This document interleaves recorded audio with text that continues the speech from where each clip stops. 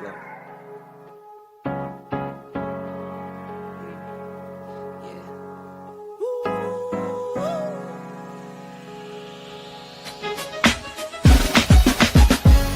Yeah, I'm watching the rise, and I wouldn't say I'm shocked, cause I'm hardly surprised.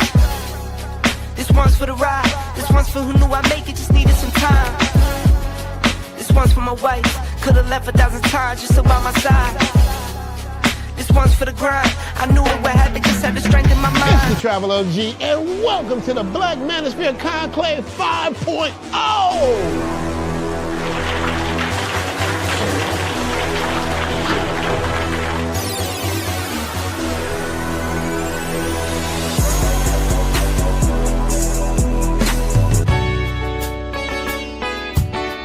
We got started in 2021 in Atlanta, united in the pursuit of excellence in all things. It's been one hell of a ride.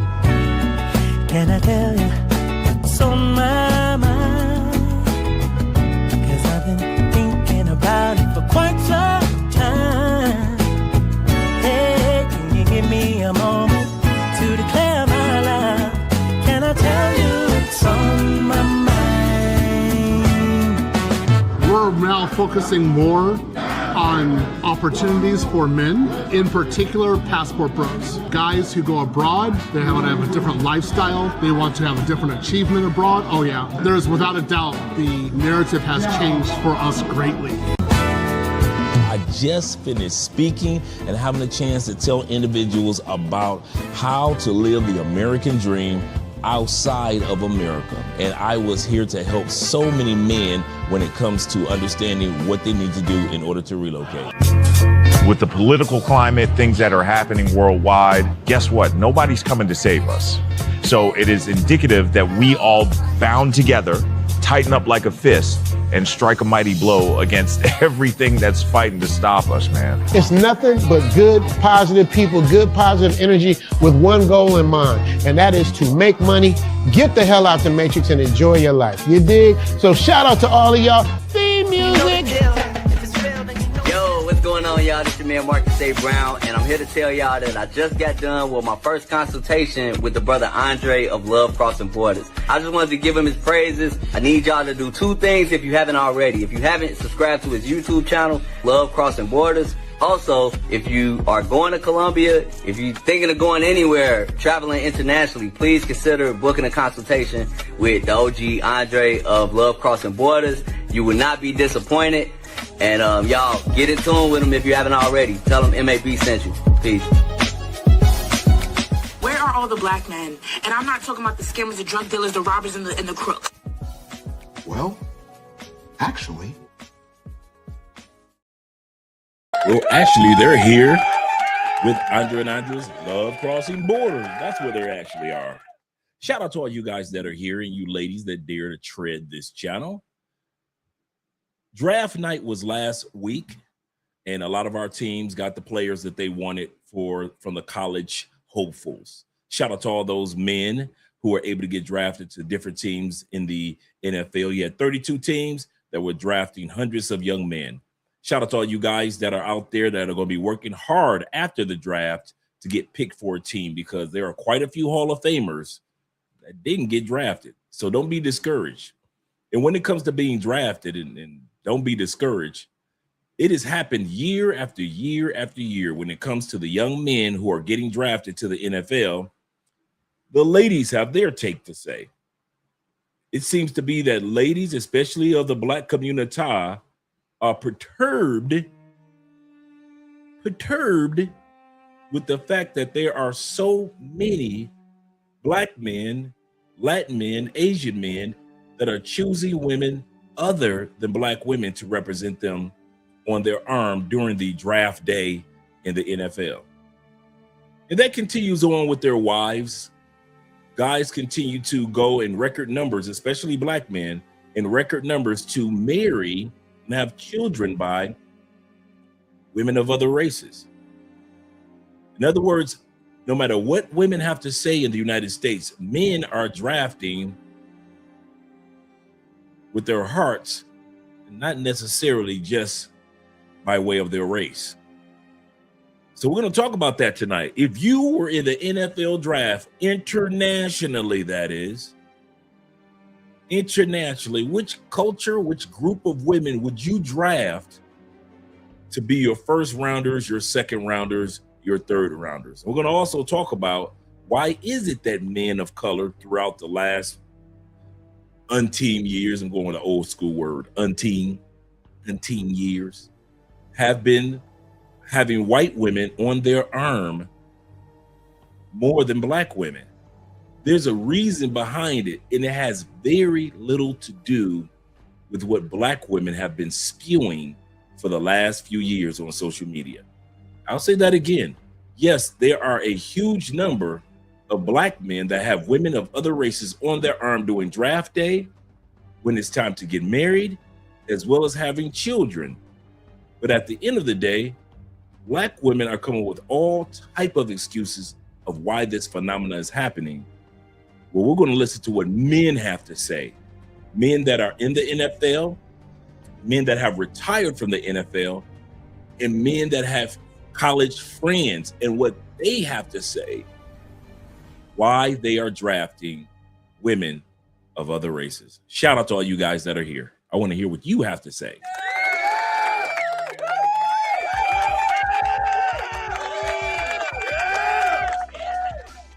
Let's get these shout outs in first. Glad to see that you gentlemen are here. This is going to be a fun one tonight. This is going to be fun tonight. Shout out to my Raiders. We got a draft grade of B+. We didn't get an A. You know, a few teams got an A. Shout out to the Jets. Got a great amount of draft. They had a bunch of draft picks, so they had a great draft. Other teams had a great A grade draft. We got a B+, and I'll take that. We got the quarterback in the first round. We end up getting an offensive lineman. We got great safeties and cornerbacks. We got a running back that's amazing from Arizona. And we got great wide receiver. So we did pretty good with our draft. I'll take a B. I'll take a B for our draft. We did good. I haven't been excited about a draft like this in a long time for my Raiders. So shout out to them. And shout out to you guys in the building. Shout out to my brother David Dice of the Dice family. Salute to you. He say Andre and Andrea Spence. He say salute to the brothers in the chat. Salute to all you guys. Yes, sir. He said this is an easy one. He said I got 2 first round picks. Let's see what you guys have to say as we do the intros. I want to hear who your first round, second round, and third round countries would be, or groups of women would be. I'm going to say this again. I want to know, while we do the shout outs, put in the comments right now who your first round, second round, and third round picks would be when it comes to the ladies in any country, any culture, any race. Could be the sisters in the first round. You can have somebody else in the second round, or it could be Latin women in the first round and sisters in the second round, and white girls or women in the Philippines in the third round. Whatever it may be, let me know while we're doing the shout outs, guys. Shout out to you. And shout out to my brother JC. I still got to get your information over to you too. He said, let the discussion begin. Iron sharpens iron. Yes, it does, brother. Yes, it does. I appreciate you being here, man. Hey, man, you got great energy. I'm going to say that right out the gate, man. If you guys ever get a chance to meet Jay, I'm telling you, man, this dude has wonderful, wonderful Gen X like me energy, man. Kid, you know, I'm really glad to meet you in person. Shout out to my brother Katie Peoples in the building, who always sending me some great content along with you guys to do reactions to. My brother Kenny said, good evening, Trey. He said, mine is, okay, let me know, half Vietnamese, half Venezuelan, half Colombian, half Chilean, half Mexican, and half Spanish, Spain, just in general, with a splish splash of black hair, with green eyes, tan complexion, because you got to have a little Brazilian tan. I throw the Brazilian tan off in there.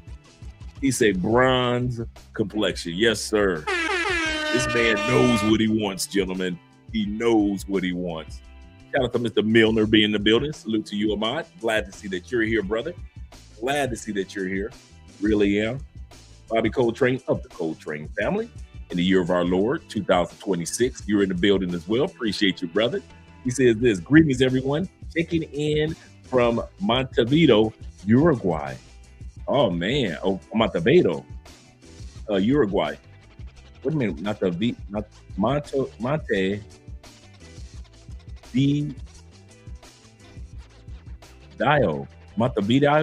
Did I pronounce it correctly? Montevideo, because I know the E makes the A sound. Montevideo, Uruguay. Let me know how that is, man. I know it's Uruguay and Paraguay is getting so much praise over the last couple of years, man. I kid you not. They really are. Shout out to E-Man Perry. He says Latin, and more Latin. Once again, guys, while I'm doing the shout outs, let me know who your first round pick would be, your second round pick would be, third round pick would be. Mine, my first round pick is, of course, the Latin lady. I married one. My second round pick would be, I ain't gonna lie, I love Philippine women. So if I wasn't in Colombia, I've said this before, I would be in the Philippines if I was a single man. I'd be right there with Ronin Travelers without a doubt. So shout out to the Philippines. Number 3 would be, it wouldn't be the sisters from the States. It would probably be like Ethiopian sisters or Jamaican sisters. Well, Jamaican sisters somewhat like Americanized.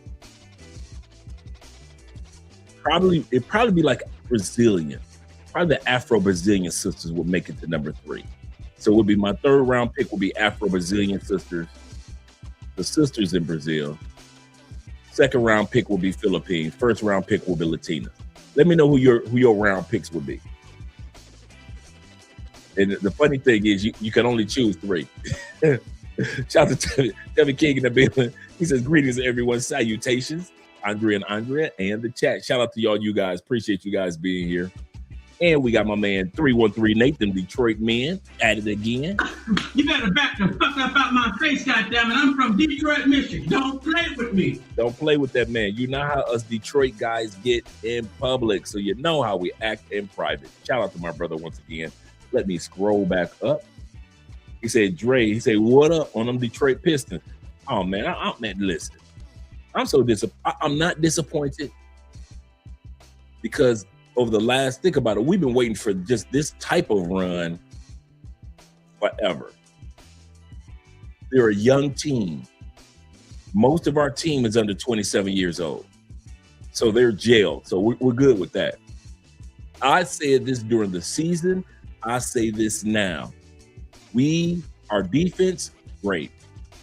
Our stars are stars. We rank at the bottom, I think it was like bottom 3 teams for 3-point shots. I saw that at the middle of the season. I was like, yeah, we're running good. We winning all these games, but you cannot win a championship in today's league without at least 1 or 2 really, really good 3-point shooters. And we don't have that. We rank at the bottom for 3-point attempts. Every team that has beat us, we won over 60 plus games. Shout out to the Pistons. But every team that has beat us, from San Antonio to now Orlando, every one of them beat us with one thing and one thing only: 3-pointer. We never could keep up with other teams by way of 3-pointers. So when we get some 3-point kings on the Pistons, it's a wrap. It's a wrap. We got 2 or 3 championships back to back, because like I say, our team is jailed, but we just don't have any 3-point shooters, and that's what killed us. And I saw it coming. I did not expect I didn't think we would lose in the first round, but I did not think that we were going to go to the championship. I never thought that, not one time. And that's based off of the 3-point shooting. Shout out to the Pistons. Appreciate those guys, and they did just some wonderful things this year anyway. My brother AMSM in the building. Appreciate you being here. Salute to you as well, kind sir. Salute to you as well. And everyone in the chat. Shout out to Charles B in the building out there in Mexico. Yes, sir. Appreciate you, brothers. Hey, Charles, man, I got a question for you, man. I heard that in Mexico, they're making everybody register their phone numbers with biotech. So you got to use either your eye, retina, or you got to use your finger in order to have your phone account in Mexico.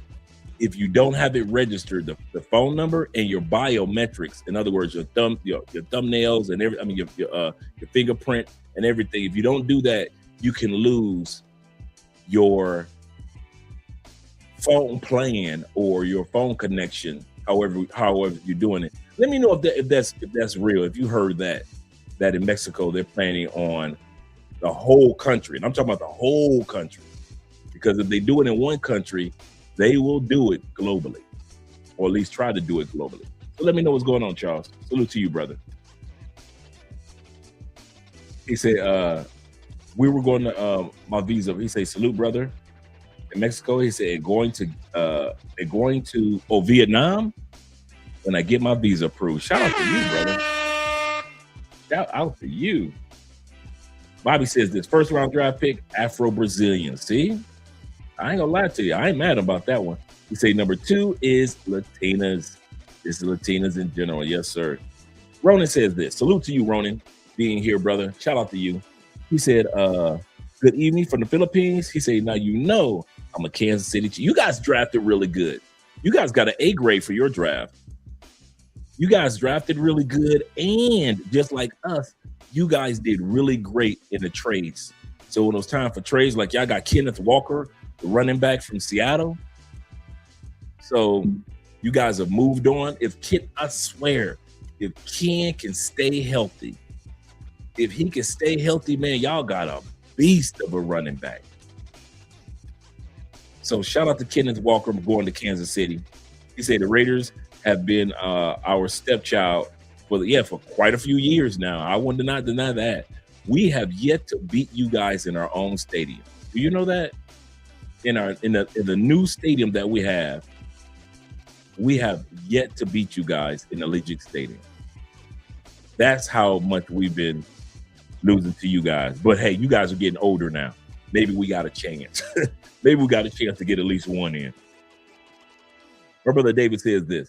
He said other groups of ladies are more supportive, more peaceful, respectful, great wives, mothers. Their families are also full of wives. That's the reason. That's an excellent point. Every single one of them. Every statement that you made, man, I see that in many of you guys' wives, girlfriends, serious ladies that you guys date. All those qualifications. I kid you not. Guys think they see me smile a lot. I see you guys smile a lot. I see you guys on Facebook, and I see you guys on Instagram and on WhatsApp groups and on other platforms, and you guys are happy and at peace. I see you on YouTube doing your videos like Ronin Travelers, and just that peace, man. You can see it in a man's life that these type of qualifications are running rampant by way of the woman that he has decided to choose for his life. And I'm gonna tell you guys something. These qualifications right here that Dave just mentioned, and true story, these are some of the reasons why we never get jealous of you guys that are still single in them streets. We can be happy that you guys are still traveling and you're single and you got women here and women there. And we're happy for you. Why? Well, one of the reasons is exactly what Dave said. We have women that are supportive, peaceful, respectful, great wives and mothers. Their families are full of wives. And that's the reason why we chose our women, and we can be happy for you guys that are still single, enjoying your lives. There is no jealousy. There's no envy. Oh, man, everybody should be like me. We don't think like that. We think that you guys are enjoying your times in Thailand, in Europe, in Brazil, Colombia, Panama, Costa Rica, Mexico, just having a great time in Vietnam. And we're happy for you dudes, man, because we have women that hold those qualities. That is a great point, Dave. Great point. Let me scroll back up. Let me make sure I don't miss anybody. Bro, here. I saw Charles, Bobby. All right, James says this. He say draft pick Latinas, first round draft pick, Brazilians, and second round draft pick, and his third round in drafts are the Asian women. That's a good choice. That's a good choice. That's kind of like the same choice I have, but just a difference between my second round and my third round. Just turn them around. So me and Jay on the same plane. Okay. Montevideo. Montevideo.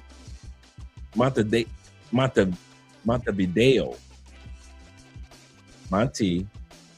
Should have been Monte. Is Monty? Okay, Monty. Montevideo. Was it Montevideo? Montevideo. Okay. Because I do know this, that in Spanish, if it's a name, you don't necessarily always have to change the pronunciation of the letter. So if it's an I, if it's a name of something, it's still an I quite often. And if it's an E, it still makes the E sound. But if it's just a regular word, E makes the A sound. So I'm with you, brother.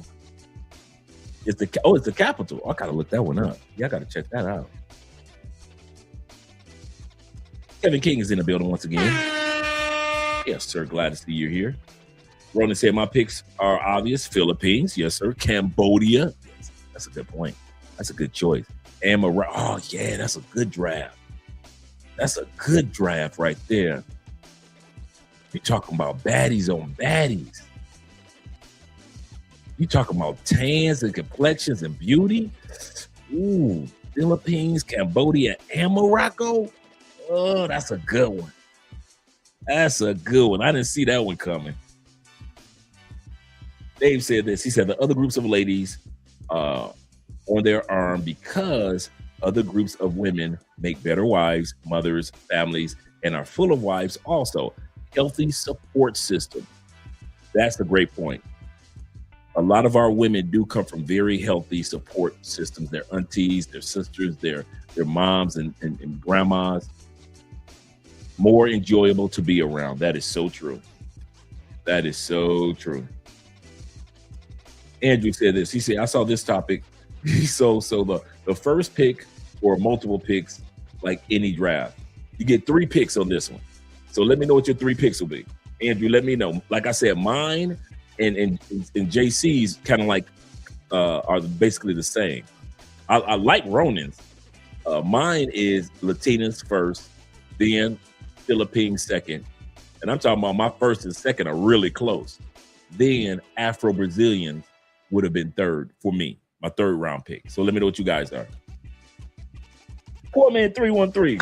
You better back the fuck up out my face, goddammit. I'm from Detroit, Michigan. Don't play with me. Yes, sir. Them Detroit boys. He said I was born and bred in Detroit. He said I know not to put faith in Detroit teams. Hey, I'm gonna tell you something. The only team that I have ever been able to hang my hat on with no complications, blindfold me. I know it ain't gonna be no problem. We go get us a championship, whether it be every other year or every 5 years. It's guaranteed. Live and die. You can live and die by it. The Detroit Red Wings. The hockey. That's why they call Detroit Hockey Town, USA. There is no other team, no other town that loves hockey the way that Detroit does. I know a lot of teams that have hockey teams. No, Detroit is AKA Hockey Town, USA. That's one of our monikers other than Motown. And one thing I can hang my hat on, if going to the playoffs or going to the championships, dang near every year of my life, I didn't say every year, but dang near every year of my life, the Red Wings have gone to the playoffs or gone to the championships. It is what it is. It is what it is. Yeah, poor man said, my mom loved the Red Wings. So do I. I got to get me another Red Wings jersey, come to think of it. We got so many Hall of Famers. Yes, sir. Bobby Space Ghost in the building. Salute to Ronin Travelers. Yes, sir. Let me scroll down a little further. Let me see what else I got here. Shout out to Cool T being in the building. Glad that you're here, Cool. He say, what's the Chiefs Kingdom? He say, what's from the Chief Kingdom? So shout out to all you Chief fans, man. We're in the same division. I always represent. If we don't go to the Super Bowl, I still represent the AFC West. So all the times the Chiefs went to the Super Bowl, I never hated. I roll with the Chiefs. And if it's not an AFC West team, I'm rolling with the AFC every Super Bowl. So when New England went, I was rolling with New England. I'm an AFC man. I'm AFC. AFC for life. Yes, sir. Shout out to Pharrell being Mr. Ishmael himself, the Pharaoh himself. He said, my first pick is all natural land, aka Africa. So you got to choose which. See, it's 54 countries of Africa. Are you talking about the sisters from Mongolia that look like Brazilian chicks? Are you talking about the gorgeous Ethiopian women? Are you talking about those beautifully tanned Egyptian women, Moroccan women? Are you talking about our South African women? Are you talking about the Kenyan women? Are you talking about sisters from the Congo? What about Nigerian women? You can't just throw Africa up there. You got to be specific. You got to give me 3. If you're going to say the continent of Africa, cool. Give me 3 particular countries of women in Africa that you would choose. Give me that one. Give me at least 3. Yes, sir. Yes, sir. Let me go back and look like I got everybody here. Andrew says, a Magic fan, it felt bad watching Duran getting postered. Yeah, for real. Winning the 4th game won't be easy in Detroit. It won't. But like I said, if we don't go any further, I'm not tripping. I'm not mad. I'm proud of this team. I really am. I'm very proud of them coming from the pits of hell that Detroit Pistons have been in for the last 10, 15 years. So I'm proud of this team. I see this team going to a championship. They didn't win 60 plus games for nothing. I think they won like 63, 64 games. So that's not a happenstance. But we don't have a 3-point. We don't have a 3-point. And we got the one dude, he started kind of ramping up toward the end of the season, but we need some true 3-pointers, man, at least 2 or 3. All thanks, poor man 313. I'm going to look it up and do some study on it too. All right, here we go. Charles says this. Numero uno, Venezuela. Okay. You kind of like my man that was the coach for who was that was the coach for Dick Butkus. You kind of like Dick Butkus when he was a coach for New Orleans Saints, and he gave away all his draft picks. He gave the whole draft team away just so he could get Ricky Williams. Remember that? Some of you guys who are true football fans, remember when Dick Butkus, I think it was Dick Butkus. I forgot the coach. Who was the coach for the Saints? He gave away their whole drafts just so he could get running back Ricky Williams, who turned out to be just an all right running back in the league. And he gave him away to the Cowboys. And the Cowboys used those draft picks to not only in their own draft picks to actually draft that Super Bowl back-to-back winning team that the Cowboys had. So the Cowboys kept going to the Super Bowl based off of getting all the draft picks and their own draft picks from the New Orleans Saints. Mike Dicker. Thank you very much, gentlemen. Mike Dicker. Correct. Curry. Thank you very much. Oh, speaking of Curry, guess who buying some land and buying some apartments and condos in Medellin? The quarterback for the Arizona Cardinals, Kyler Murray. Kyler Murray has been spotted down here in Colombia, in Medellin, with realtors buying property. Did you not? Did you not? Shout out to Black Chairman. What up, brother? What up, though? What up, though, brother? Let me scroll down a little further. Montreal says this. He said, "What up, Dre? What up, though, brother?" He said, "I tried to reach out to you by email to get a copy of Sunday's topic. Montrez, let me know what Sunday's topic is and send me that email again tonight, and I will send you that copy tonight. I will send you that copy tonight. I won't do anything else. I'll send you that copy tonight. Just send me an email. Let me know what that Sunday's topic was. Let me know what it was. Or if it was it the one from the one from yesterday. Let me know if it's the one from yesterday. The one that was the one yesterday was the one that we did with Meg the Stallion, I think. Meg the Stallion one.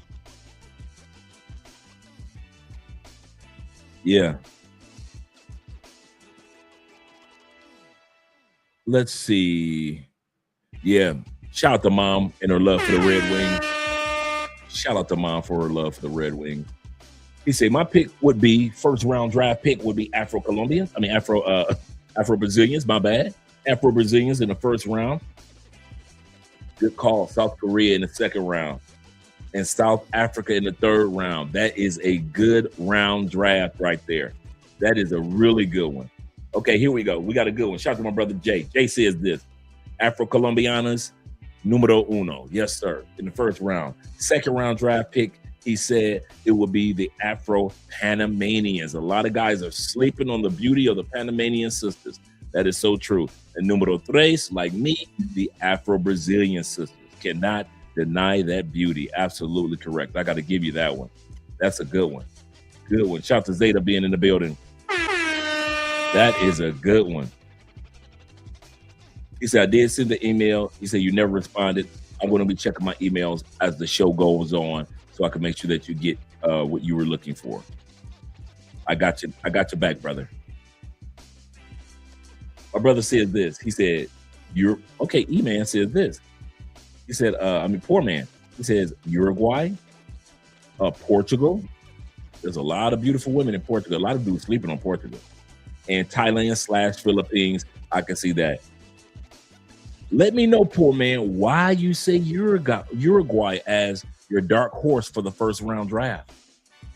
Let me know why you say Uruguayan women in your first round draft. Andrew said, my top picks are this. Colombian, Brazil in the second round. Third round, Cambodia. That's the second time we've heard that, and I can agree with that. He said, if fourth round needed, yes. The Moroccan women. I can, Ronan said that earlier, and I can definitely concur. Shout out to my brother Curry for letting me know about Mike Ditka. Absolutely correct. He said, yeah, Kyler Murray said, hip that he's buying property. Yep. A lot of guys don't realize that. We've had Keith Sweat down in Medellin. Quite a few entertainers have coming from the States that aren't super famous in Colombia, so they don't have to worry about, paparazzi type of thing, and they can live their lives. So yeah, now Kyler Murray is coming down to Medellin. He say, no lie, no smart move. He say, no lie, smart move by Kyler. I don't blame him. Getting out of that matrix. He say, Dre, can I get the video, tonight's video? Yeah, definitely. Send me an email, because I'm going to be sending a copy of last night's video out to Montrez. So send me an email, Dave, so I can just send tonight's out to both of you guys. He said, I'll need a fifth pick. I knew somebody was going to do that. Go past 3. He said Germany. And I agree with it, the German chicks. I ain't going to lie to you, bro. I done had me a couple of them, boy. And yes, they are tall. Yes, they are fine. My brother says this. Show Enough is in the building. Shout out to Show Enough. He said, Dirty Birds, baby. Atlanta Falcons. You know, I did not look at who y'all drafted as far as y'all draft grade. Somebody got a bad draft. Oh, Jacksonville.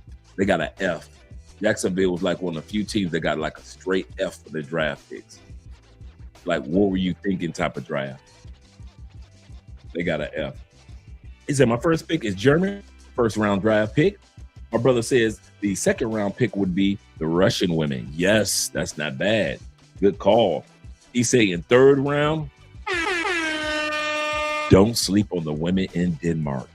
Yes, sir. That is a great round of your locations in Europe. And I have dated a couple of those women, Russian and German. So I ain't gonna lie to you, man. Dudes kind of sleeping on some of them European women, man. They really, when they into you, bruh, they are into you. I ain't gonna even lie about that one. They are into you. They are not, let's put it like this, they are not easily distracted. European women are not easily distracted, bruh. My brother says this.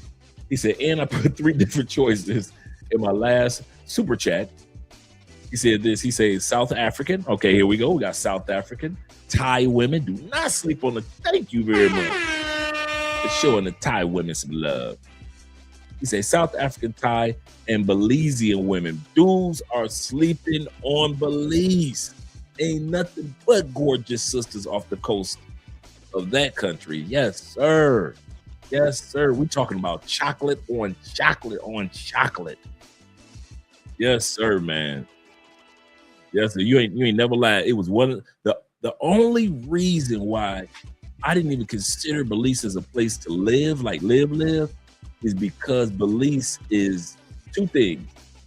Belize is going to be the new Phuket. It's going to be so touristy in the next few years. They are building in Belize, bro. I mean, like crazy, right? So they're really making Belize a tourist spot, and I don't blame it. It's gorgeous. You can have Cancun-ish atmosphere at a fraction of the price in Belize. And you got chocolate on chocolate on chocolate sisters in Belize, bro. Some bad ones. Yes, sir. But it was the medical that got me. Belize's medical is kind of, I'll be 60 now. I can't be in no country where the medical, it's okay, but it's not like you about to go to a hospital for major therapy, for major surgery type of country. That was the only thing that threw me off from Belize. Zeta said this. He said, my first round pick is Cambodia. Can't blame you for that. I ain't gonna even lie to you. If you guys have not seen the gorgeous, beautiful, chocolatey Cambodian women / Blasians all over the country, yeah, I understand. Numero 2 is the Panamanian women. Yes, sir. Second round pick will be Panama. I do not blame you for that. I understand completely. And Romanian. Oh, we got the sleepers coming through. I kid you not. My brother also says this. He said, my choice of country is the safest South American country, and that is Paraguay area. Absolutely correct. It is considered some of the safest areas in the world. That is so true. Show Enough says this. He said, number 1, he said first round draft pick for him would be the Afro-Brazilian or Brazilian women in general. Secondly is the Cali, Colombia. Is Cali getting some love? Cali getting some love because we do got some bad sisters here. I ain't gonna even lie to you. We Cali got some nice looking sisters. I ain't lying to you, boy. I ain't lying to you. He said, and Medellin, yes, sir, with the beautiful Afro-Latinas. Yes, sir. I will not deny that either. I will not deny that either. That's a good, well-rounded South American combo right there. That's a strong team right there. Our brother Jay says this. He said, Jags didn't get a pick until the second round. No, the second round. That's why they got an F. Yeah. Jags, they're not a bad team. They're not a bad team. It's just something that's missing with the Jags. They just gave their quarterback a whole bag of money. They got receivers galore. The running game is iffy. I thought my man was going to be a beast for about a few years, but he wasn't. So their running game is iffy. Their running game hasn't been top tier, really top tier, since my man Robinson was there. Remember that one brother that was there? He was like sitting on the bench, minding his business. The main running back got hurt. That brother came out there and was a superstar. Got the bag and went to another team. They gave him the bag. Yes, sir. He said, fourth, I'll take Ethiopian women. Yes. Oh, yes, sir. Yes, sir. Let me scroll down a little further. Montreal says this. He said, I miss the NBA golden era. I do too, man. I ain't even lie. When it was competitive and physical with a lot of hand checking and toughness. Yes. He say also, Miss Marv Albert voice, especially during the playoffs. That's a good call. Shout out to Marv Albert. You are so correct. Oh man, I can hear his voice now. I can hear his voice now. Ronan says this. He says, Snow Bunny Heaven, Dr. Umar, Panda Bear Jackson just walked in, hiding your pics. Yeah, I know, right? Yes, sir. Shout out to you, brother. Let me scroll down a little further. I think I got everybody. He said Cali is 10x better than Cartagena. A lot of guys don't realize that. He said, but I'll never tell. He said, I'll never tell that to any other chat on YouTube. Laugh my ass. For real. I don't say nothing. I keep my mouth shut. I let everybody think Cali is like, it's okay. All right. We got David says this. This is a good one, man. South America. Okay, cool. You're going to have to just South America's a continent. You got to choose a country. You can't choose all 12 countries in South America. So you got to choose at least one country. Laos, good call. A lot of dudes sleeping on those ladies.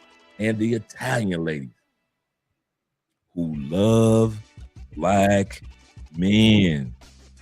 Do not let the Italians in New York fool y'all.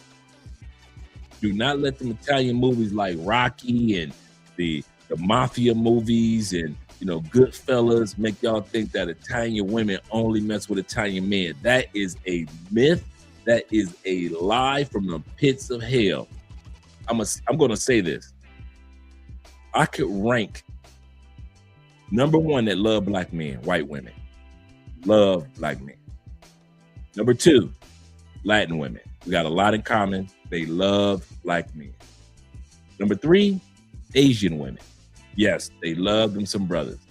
I'm going to tell you right now, everybody else comes after this, Italian women. Italian, bro, I done been with so many Italian women, bro. So many Italian women. And I ain't had to put no work in. And any of you brothers that's ever been with an Italian woman, you know exactly what I'm talking about. Don't ever sleep on Italian women. Do not let the Italian men in the mafia movies, Goodfellas, and a Godfather, and all that. You see those, and you think that the women are tamed and controlled.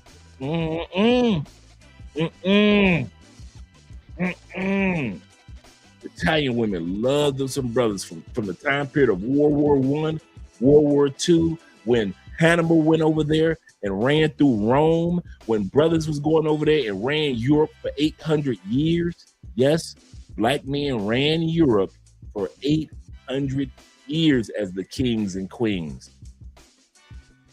They love brothers. What do you think one of the reasons why Italians are considered white? Because they have that like little tan about them, right? Where do you think they got that tan from? The Kush, the Kush Mountains, where all the rest of the white folks come from? Yep. When Hannibal and all them boys went over there and was running through some European girls, especially in Italy. He ain't never lied. Never ever lied. Don't let the myths fool you. Do not let the movies fool y'all, man. Italian women love them some brothers, boy. That is crazy how much they love brothers. You hear people on YouTube talking about Italy is racist, this is that. You ain't never heard them say that about an Italian woman was racist. You ain't never heard no brother say, I went to Italy and the Italian women were racist towards me. Shh. Okay. E-Man Perry says this. He said running back game ain't been the same since Jones Drew. That's a long time. Shout out to Jones Drew. That was my dude. Let me scroll down a little further, make sure I got everybody. Yep. That's a good call. Yep. as the Bucks fans, Ruben Band personally fits the Bucks and the NFC South. Yeah, you guys drafted okay. It wasn't bad, fortunately, but it wasn't like top notch. So you guys knew exactly what you needed, another running back up there. And another receiver. I think you guys drafted another receiver too. He said, I would agree on you, Guyana, but I think that it might be a little something with the oil in the future. Absolutely correct. That's what they're doing with Guyana. My brother in the building, he says this. He said, I am going to Peruvian. He said, I'm going to go with the Peruvian women first. He's saying, if it's Colombia, it has to be Cali. He said, I like the sisters and the curves. Yes, sir. So shout out to Peru as a first round draft picks for my brother. Keith Mack says this. Oh, he's talking to Show Enough. Let me get out the conversation. All right, my brother, Mr. Scholar himself, he says this.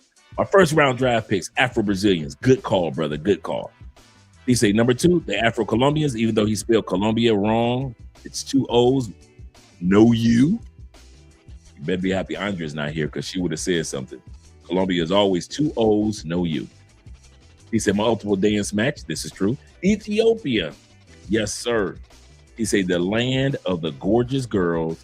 I will want my daughter to look like. That's a good call. I will want my daughter to look like. Yes, Lord. Yeah, the Ethiopian daughters, the Ethiopian ladies make me feel like I got to kill somebody if my daughter looked that good. See, y'all gonna make me have to kill somebody. I don't trust nobody. The paper boy can't come to my house. No boys. Yes, sir. Shout out to Keith Mack, my dude, in the building. He said, salute. Yes, sir. Salute to you as well as we enjoying the panel. Yes, sir. And let me make sure I got everybody. Zeta says this. He said, Italian women like black men and it's so true. He said, when I went to Italy, he said the Italian ladies just couldn't leave me alone. He said leave me alone. He said, I had seen a few that just had to come up to me. Dude, I'm telling you, a lot of dudes are sleeping on Italian women. And and they so down to earth, bruh. They are so down to earth, bruh. Yeah. I used to run through me some Italian chicks, bro. I ain't gonna lie to you, bruh. Oh, stories to be told. Ooh. Yes, sir. Salute to you as well, T-Mac. Salute to you, brother. Keith Mack. Shout out to you, brother. Glad that you're here. And Andrew said, I almost had an Italian chick once. Thought she was Latin. Yep. Yep. He said that the curvy in South Italy women. He said, yes, please, Sophia Loren type. Yes, sir. Yes, sir. You have never lied. Okay, Kenny says this. First round draft pick would be for him Panama. Second round draft pick would be Brazil. And his last of a fourth round wild card would be Philippines. Yes, sir. Yes, sir. Alan says this. Shout out to Mr. Richardson in the building. He said, born in New York. He said, I'm now living in Florida. All you New Yorkers coming through Florida. He said, for 20 plus years, Latin women love us. Absolutely correct. Absolutely correct. And my brother Young said this. Young Restless said this, or Reckless says this. He said, first round draft pick will be the Ethiopian, Eritrea women. In other words, number 2 will be the Persian, Armenian women. Yes, sir. He said his third round draft pick, which cannot be denied, the Dominican. Yes, sir. Do not sleep on the beautiful Dominican women and South American Brazilian women. Yes, sir. Good call. Good draft. You guys have got some good draft picks going around. He said Rocky's wife was Love Clubber Lane. Wow. Yeah, that's right. He said Italian girls in Jungle Fever with Wesley Snipes. You know what? That's true. There was an Italian girl in that. And they do love. I ain't gonna lie, they love brothers. That wasn't just no movie, bro. They love them some brothers, bro. All right, sexy boy.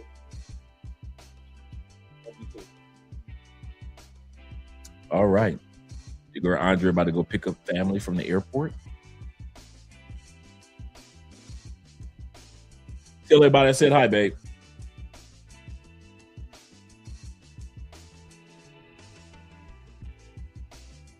Okay, let's get started right here.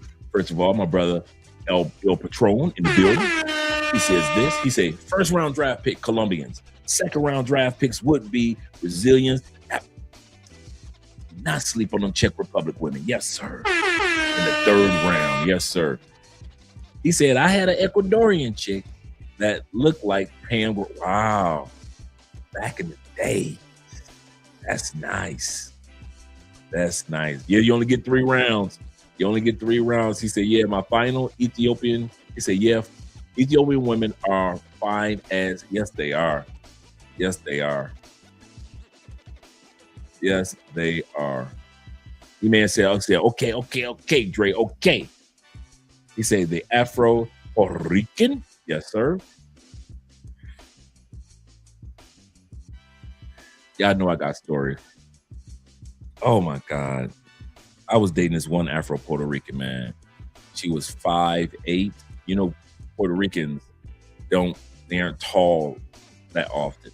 She had just a beautiful, oh man, goodness gracious. She was flawless. Flawless. Ethiopian, number 2. And Philippines for his third round draft pick. My brother said if I had picked number 4, I would pick some. Man, listen. Man, bruh. Hey, they sleeping on them. They sleeping on them thick Samoan women, bruh. I'm telling you now, y'all sleeping, man. Yes, sir. They got some of the prettiest, beautiful women. The tan. Oh, big women. Yes, they are. Yes, they are. I was messing with a Samoan for like about 4 months.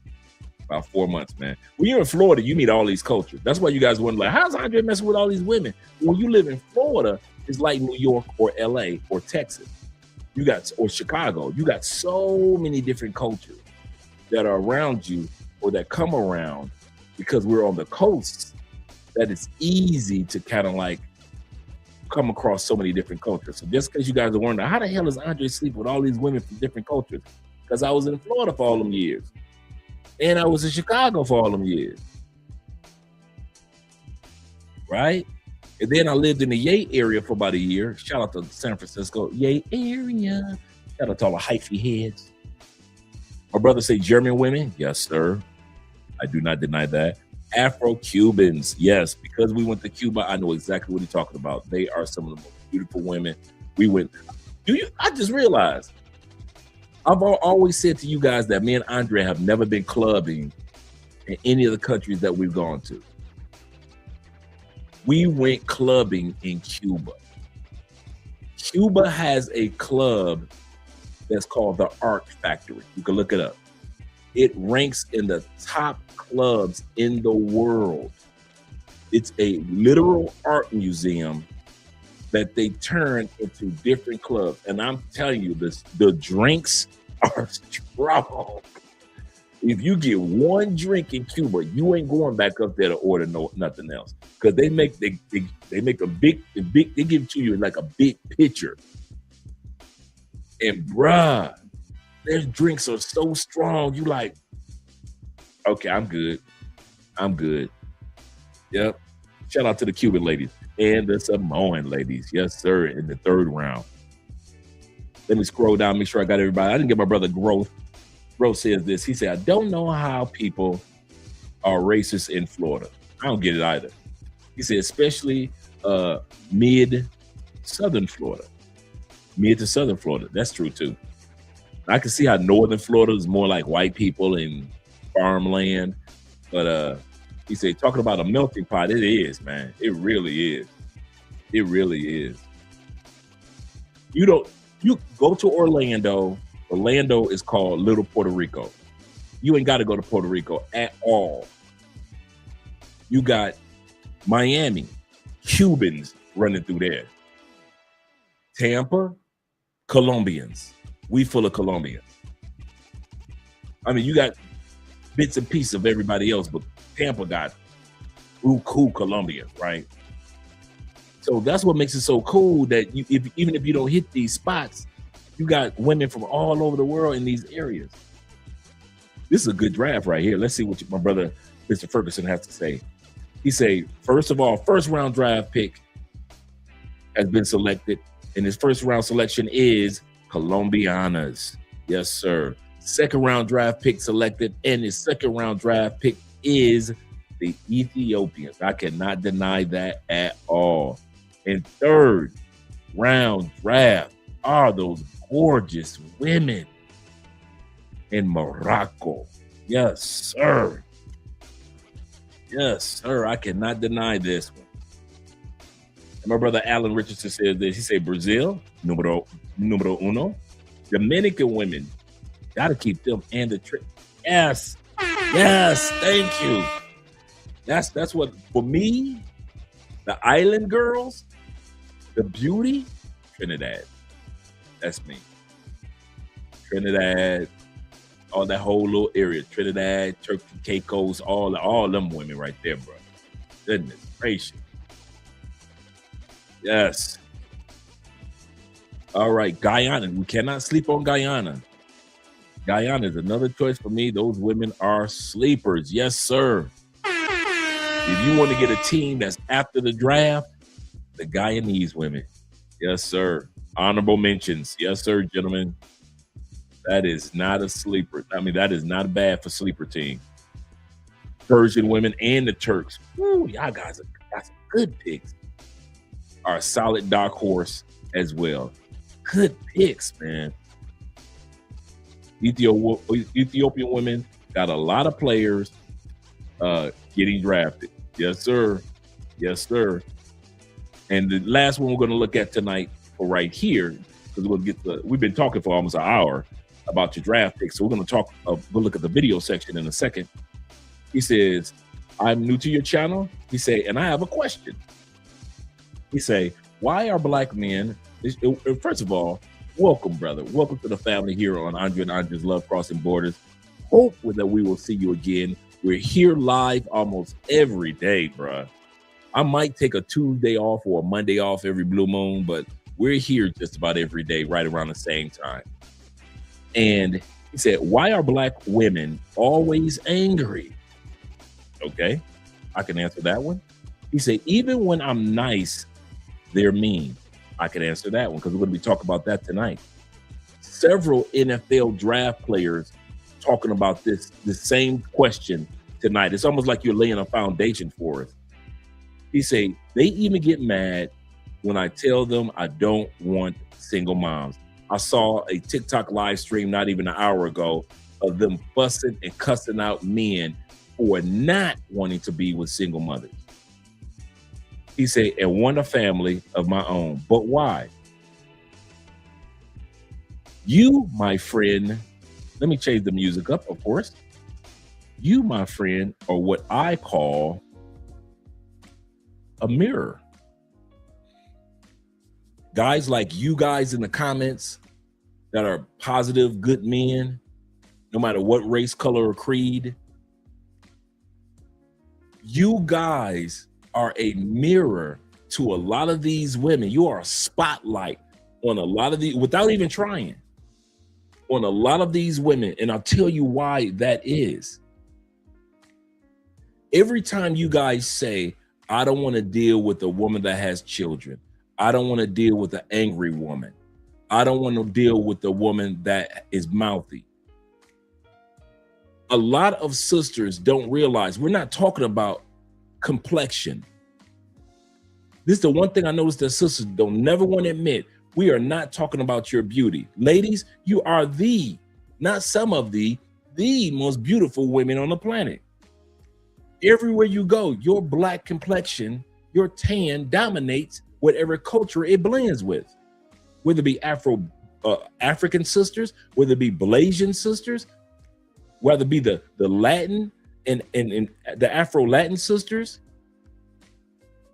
Black men aren't talking about your beauty, ladies. So when y'all try to tell us you don't want us because we're Black, no. Stop it. Get some help.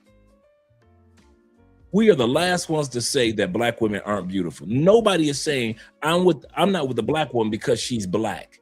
Nobody's ever saying that. Your beauty stands out. God created it.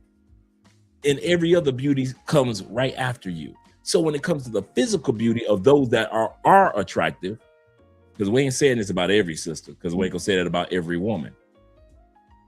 But of those of you that take care of your health and take care of your body, your beauty cannot be compared. Here's the problem. And what my brother was saying too. Black men are saying that you do not have inner beauty like you used to have. We're not saying that you don't have inner beauty or never had it, but you don't have it or display it like you used to. And I know some of you ladies will sit back and say, well, you just mean that we used to put up with men and now we're independent and y'all can't handle it. That's the problem. You used to ask us what we thought. Now you assume what we think. That's the problem. Sisters, we love you, but we refuse to love your harsh terms or words or that mouthiness. We refuse to love or embrace that negative demeanor. Now, I'm not putting all sisters in the same category, so do not think that. But there are too many. That's the problem. I'll say this again. Not all, but there are too many sisters that have this negative outlook on life, and you expect us, men, no matter what race, color, or creed, to embrace how you see life. You see sky is falling. You see life by way of your ego, and you expect us to accept it. And then when we go to other women, you actually think we went to them because of their complexion. You think that these NFL players are going to white women because of their whiteness. You think that Black men and Latin men are going to white women because we have an issue with thin that's going on. No, ladies. No. We don't even go to all white women. There are certain white women that we go to. And those are women that carry themselves with a certain demeanor, certain behaviors, respectful. They come from a mom and dad atmosphere. They learn certain things from mom. They learn certain things from dad. We're not saying all white women are created equal and all Black women are created equal. But what we are saying, we are not going to sit back and let you try to tell us we are with these women because of their whiteness. All men are with most women of any race based on how that woman treats us. And all men deny any woman of any race, sisters, based on how you treat us. You think it's a skin thing. We think it's a sin thing. Once you get the sin within together, once again, we're not talking to all sisters, then you'll start seeing more brothers with you. And I'm going to tell you something. You ready? You should be happy that a lot of brothers aren't with you just because you're Black. You sisters should be offended if a brother is with you, not because you're a good woman, not because you're supportive, Not because you're a person that can build a legacy with, but he's only with you because of Hugh. You should be upset about that. All you sisters talking about the black man with me, black. There are some brothers that divorce sisters just as fast as a sister try to divorce a brother. You know why? Because all y'all that try to act like Hugh gonna keep us together, love gonna keep us together, black gonna keep us together. Black don't keep you together, does it? Our divorce rates are the worst divorce rates of everybody. But guess what? We married each other because of our colors. Didn't help us, did it? Doesn't help us at all. So sisters, I'm gonna say something to you. Do not marry a brother because of our color. Don't walk up to me. If I was single, don't walk up to me and tell me, "Oh, I love you, black man." I'm a good man. And if you want to be with me because you see something good about me. Don't let my skin make you assume that there is something good about me. Number two, sisters, I don't care if you can relate to me. I don't care if we had the same recipes of macaroni and cheese and fried chicken. I don't care if both of us can quote the years that slavery took place and the years that slavery ended. I don't care that your grandmama grew up in Alabama and my grandmama grew up in Tennessee and they both were picking cotton back when they were young. I don't care. Because you think because we can relate to each other, we need to mate to each other. And I'm gonna tell you something, sisters. We may have all those things in common, but if you are not a good woman within, and I'm not a good man within, all that other stuff about us relating to each other, police brutality, I can relate to that. Having black kids, I can relate to that. That don't mean nothing. Sisters, has us relating to each other equated to a huge statistical marriage grade for us? What I mean by that, because we can relate to each other, has that caused us to not divorce each other in record numbers? Oh, we still divorce each other? But wait a minute, we can relate to each other. My people went through slavery. Your family went through slavery. Your people know what it's like to eat hot water cornbread. My family know what it's like to eat hot water cornbread. Your family know what it's like to have a family reunion. My family know what it's like to have family. We can relate to each other, right? Then why the hell are we getting divorced in record numbers then? The sin within. But then some men and some women. And men are waking up earlier than women. Some of you women are waking up now, but men, black men, are waking up earlier and say, listen, if that girl over there just so happens to be white, just so happens to be Asian, just so happens to be Samoan, and she holds all the qualities of a long-term relationship that I'm looking for, I'm not going to sit back and go through 50 other sisters and ignore that white woman that's got all the qualities that I'm looking for, or at least most of the qualities that I'm looking for. Black men are not going to ignore that white girl. If that Latin girl holds most of the qualities, because nobody's perfect, sisters, most of the qualities that black man is looking for, she might not be able to relate to him by slavery and all that. But within her heart, she holds all the qualities that man is looking for. Black men ain't got no problem with ignoring 50 to 100 of you sisters just to get with that one who holds the qualities. We're not going to waste time trying to chase down 50 sisters to see which one of y'all act like y'all got some sense.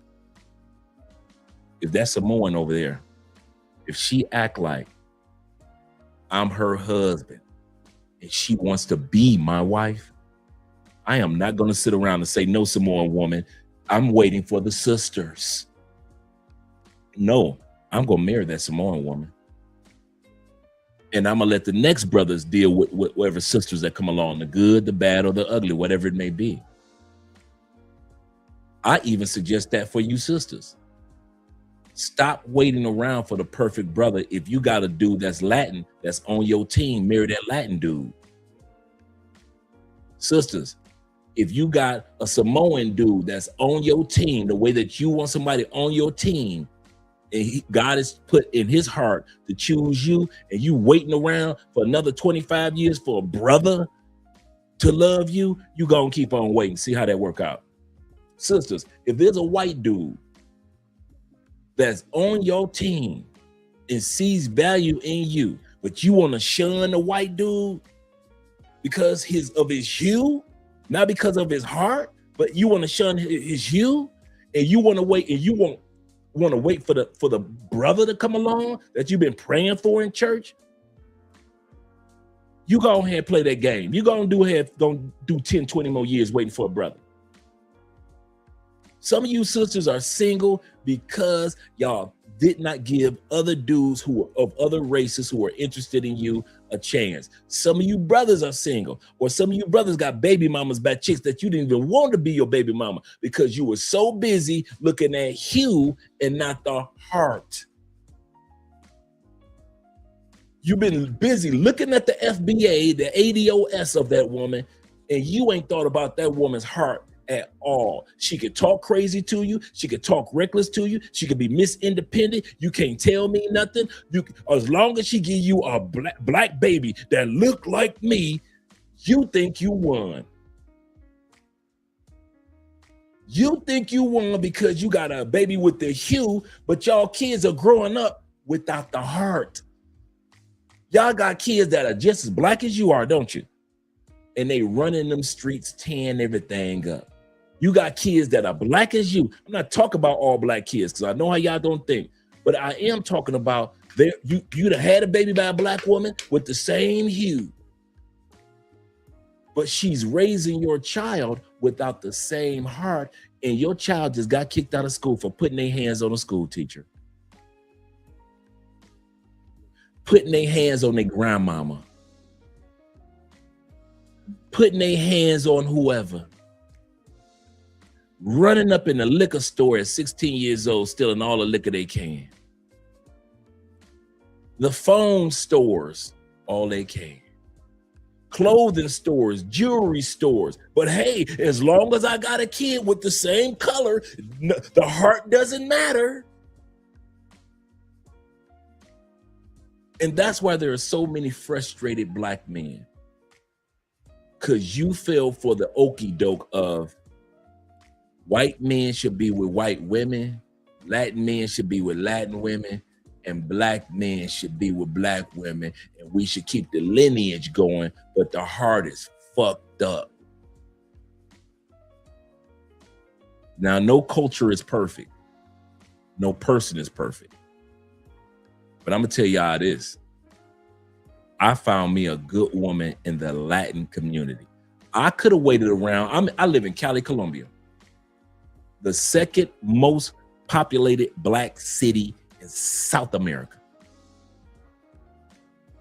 I could have told Andrea, nope, you are a European, Eurocentric, Spaniard descendant, because Andrea's descendants is the indigenous and the Spaniards.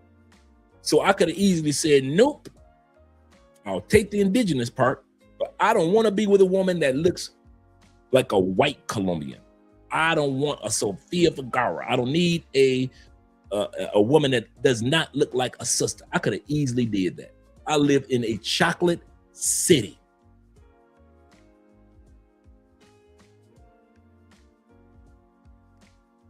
I could have easily threw away a woman that had the heart that I was looking for because I was busy chasing the hue.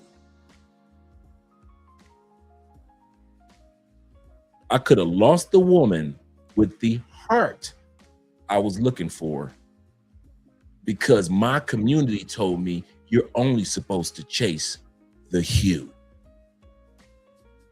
the complexion, the skin tone. You should have been with the Afro Colombian, Dre. Maybe if I'd have told Andrea no, maybe the next chick would have been Afro Colombian, had all the qualities. Guess what? I'm not stupid enough to throw Andrea away to find out. I'm gonna say that again. I could have easily said, well, no, I won't date her. I'll wait for the sisters in Cali. And maybe I could have found Andrea among the Afro-Colombian sisters. No denial. Was it worth the gamble, Andre?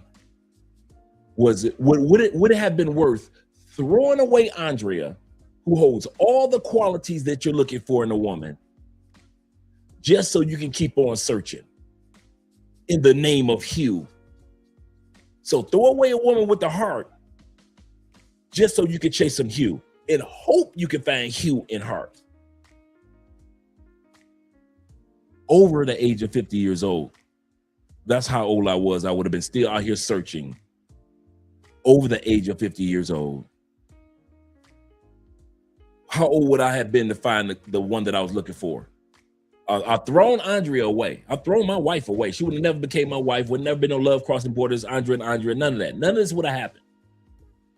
Would have never met you guys. None of this would have occurred. I'm 63.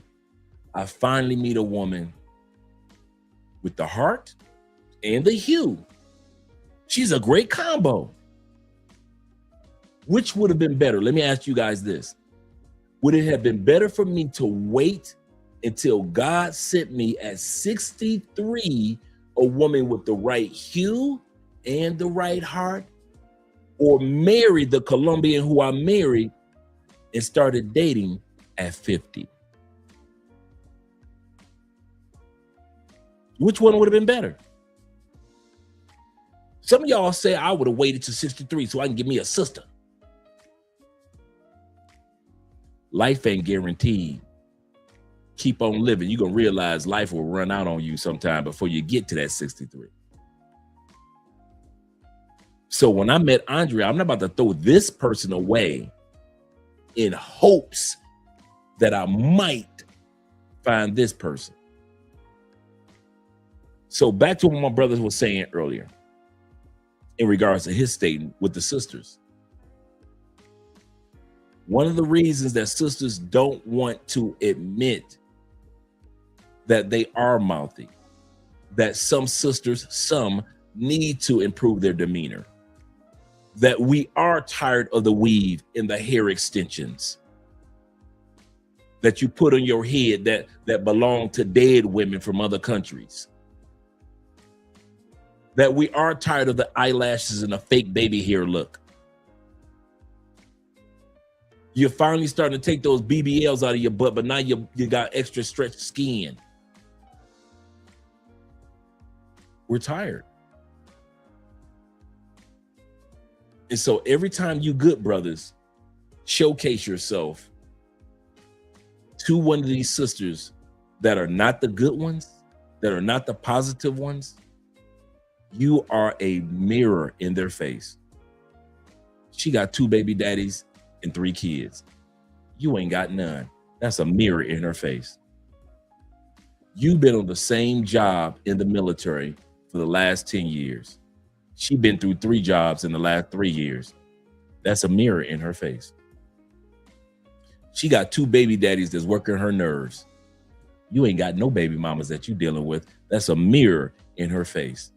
And a lot of sisters get very, very offended at the mirror in their face. I'm going to end it with this.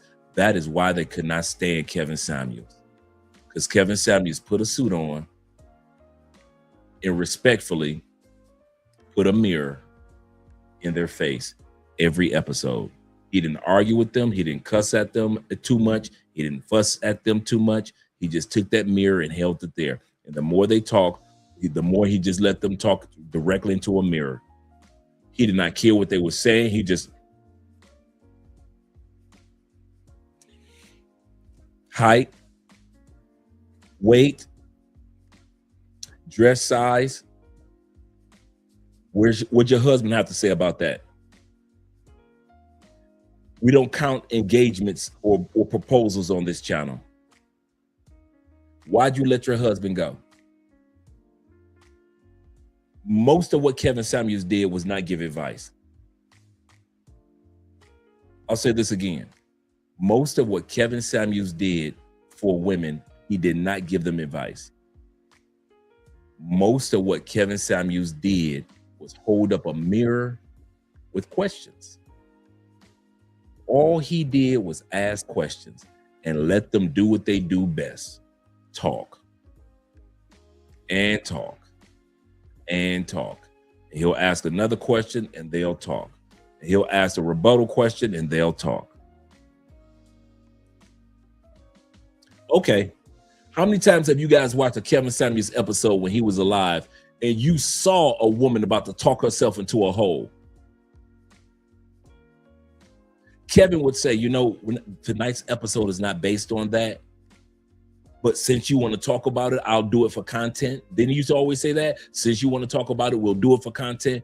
And you will literally see Kevin ask like 3 questions, and these women are literally with a shovel digging themselves into a hole. And you sitting up there at your house thinking to yourself like, she don't even see she digging herself into a hole. She might as well just shut up and just get off the show. I've seen plenty of women do that, dig themselves into a hole, and all Kevin did was ask questions.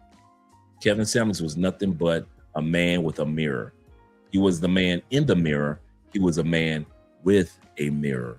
And how he used the mirror was to ask women questions. And a lot of them did not want to admit to themselves after they heard their own answers. They didn't want to admit to themselves they had work to do. And that's why they're perturbed at guys like you, brother, and the rest of us guys, because we're nothing. Guys with passports, you're nothing but a mirror. Guys without kids, you're nothing but a mirror. Guys with emotional intelligence, you're nothing but a mirror. Guys that's focused, you're nothing but a mirror. Guys that's on monk mode and ain't sleeping around with every woman in the United States, you're nothing but a mirror. You know why? Because she's still passing her coochie around. And she's like, how dare you not throw your sex life around to every woman anymore? I'm still out here throwing my sex life around. I've got 5 kids. My sex life is active. Why don't you black men do it anymore? What do you mean you're on monk mode and you're not sleeping around? You are a mirror.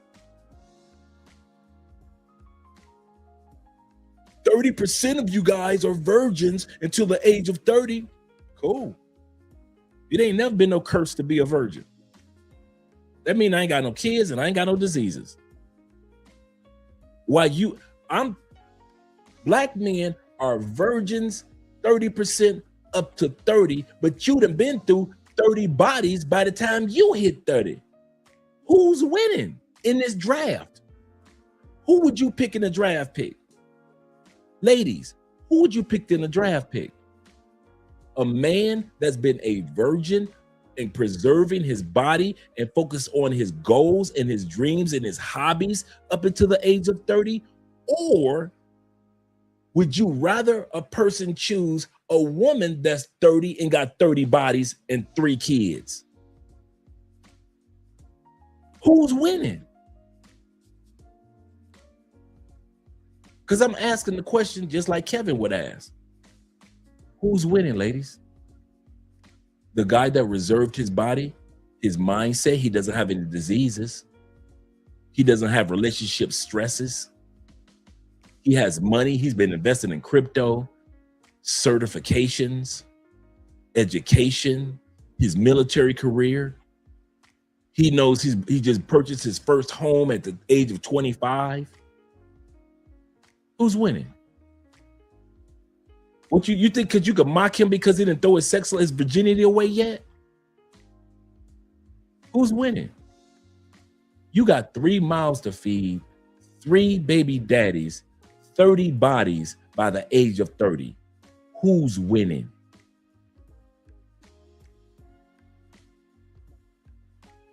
This is why black women are pissed with black men. Because you got 56% of black women with multiple baby daddies, but 52% of black men in the country ain't even got kids. ain't even got kids. You think they met y'all? I'm not surprised that black women are angry and upset and perturbed. I am not surprised, man. I mean that. I understand when I see dudes go on panels with black women and they get argumentative, and the first thing they do when they can't make a point, what do? They call us gay, they call us sassy, they call us all these other rude terms. It's amazing how black women pretend like they cool with gay dudes until they try to use gay as an insult. It's amazing how they got their gay friend, gay hairdresser, gay partner, but then as soon as it's time to insult a heterosexual man who's making a point, first thing they want to pull out is some gay insults. So ladies, our question is, are y'all cool? Are y'all all right? Are y'all cool with the LGBTQ brothers for real, or y'all just smiling in their face? And y'all really see it as an insult to manhood to be gay. Because when y'all talk to us straight men and you can't make a point, the first thing you want to reach out of your purse is with your gay ass. Which one is it, ladies? Do you support LGBTQ dudes, or is it an insult? Because when you talk to us as if it's an insult. All because anytime we talk to y'all on these panels, we're holding up mirrors. Always. And that's what Kevin Samuels did. He held up a mirror. He held up a mirror. My brother David says this. He said, brothers, he said, it bothers me that us quality brothers have to explain the reason why we date ladies from other cultures. We don't owe sisters a motherfucking thing, honestly. That is so true. I'm glad you went in that direction, because I was heading that direction too. Guys who are married women from other countries or other cultures, I'm here to tell you. I was going to save this for the end, but we can start off with this. That's a good point. You men don't owe anybody anything. You with the white woman that loves you and she loves you from the heart, you don't owe a sister a damn thing. Don't you ever think that you owe sisters an excuse on why you with a white woman, why you with a Latin woman, why you with a Brazilian woman, why you with a woman from Asia. You don't owe them sisters a motherfucking thing. Guys, realize, let's be honest. 99% of the sisters that give a damn are total strangers. They're not your co-workers. They're not your relatives. They're not your friends. So 99% of these females that be cussing and fussing on social media, I don't give a damn what they think. They don't know me. I don't know them. They don't care about what I have to say. If they with a white dude, that is cool with me, because I don't care what you have to say because I'm with a Latina. Don't ever think. I mean, I was watching a video. I don't know if I put it in this clip or not. I don't know if I put it in here or not. Let me see if I can pull this up. This is just directly off of what we're talking about right now. What we're talking about right now. Give me a split second to pull this clip up. Let's see. Give me a second. Give me a second, gentlemen.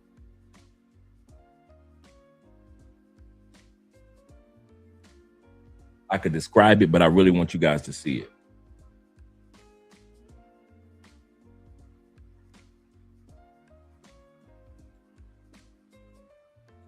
Give me a second.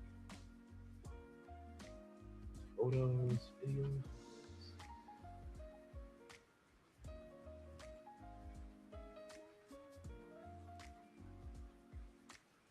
Oh, man.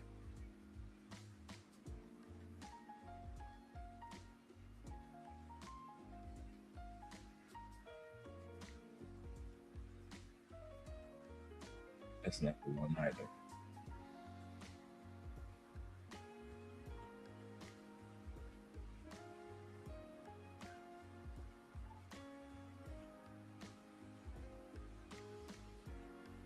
That's not the one either. Oh, I had this clip too that would just gel right with what we're talking about.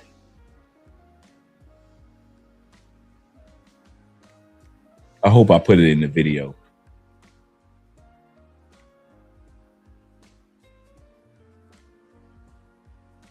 That's not it either. I thought I had it. I probably decided not to use it. Nope. But let's continue on with the video. The video is a brother that is at a HBCU football game. And he was making a joke about, could you imagine being a brother walking up the stairs with a white woman and see all these black women?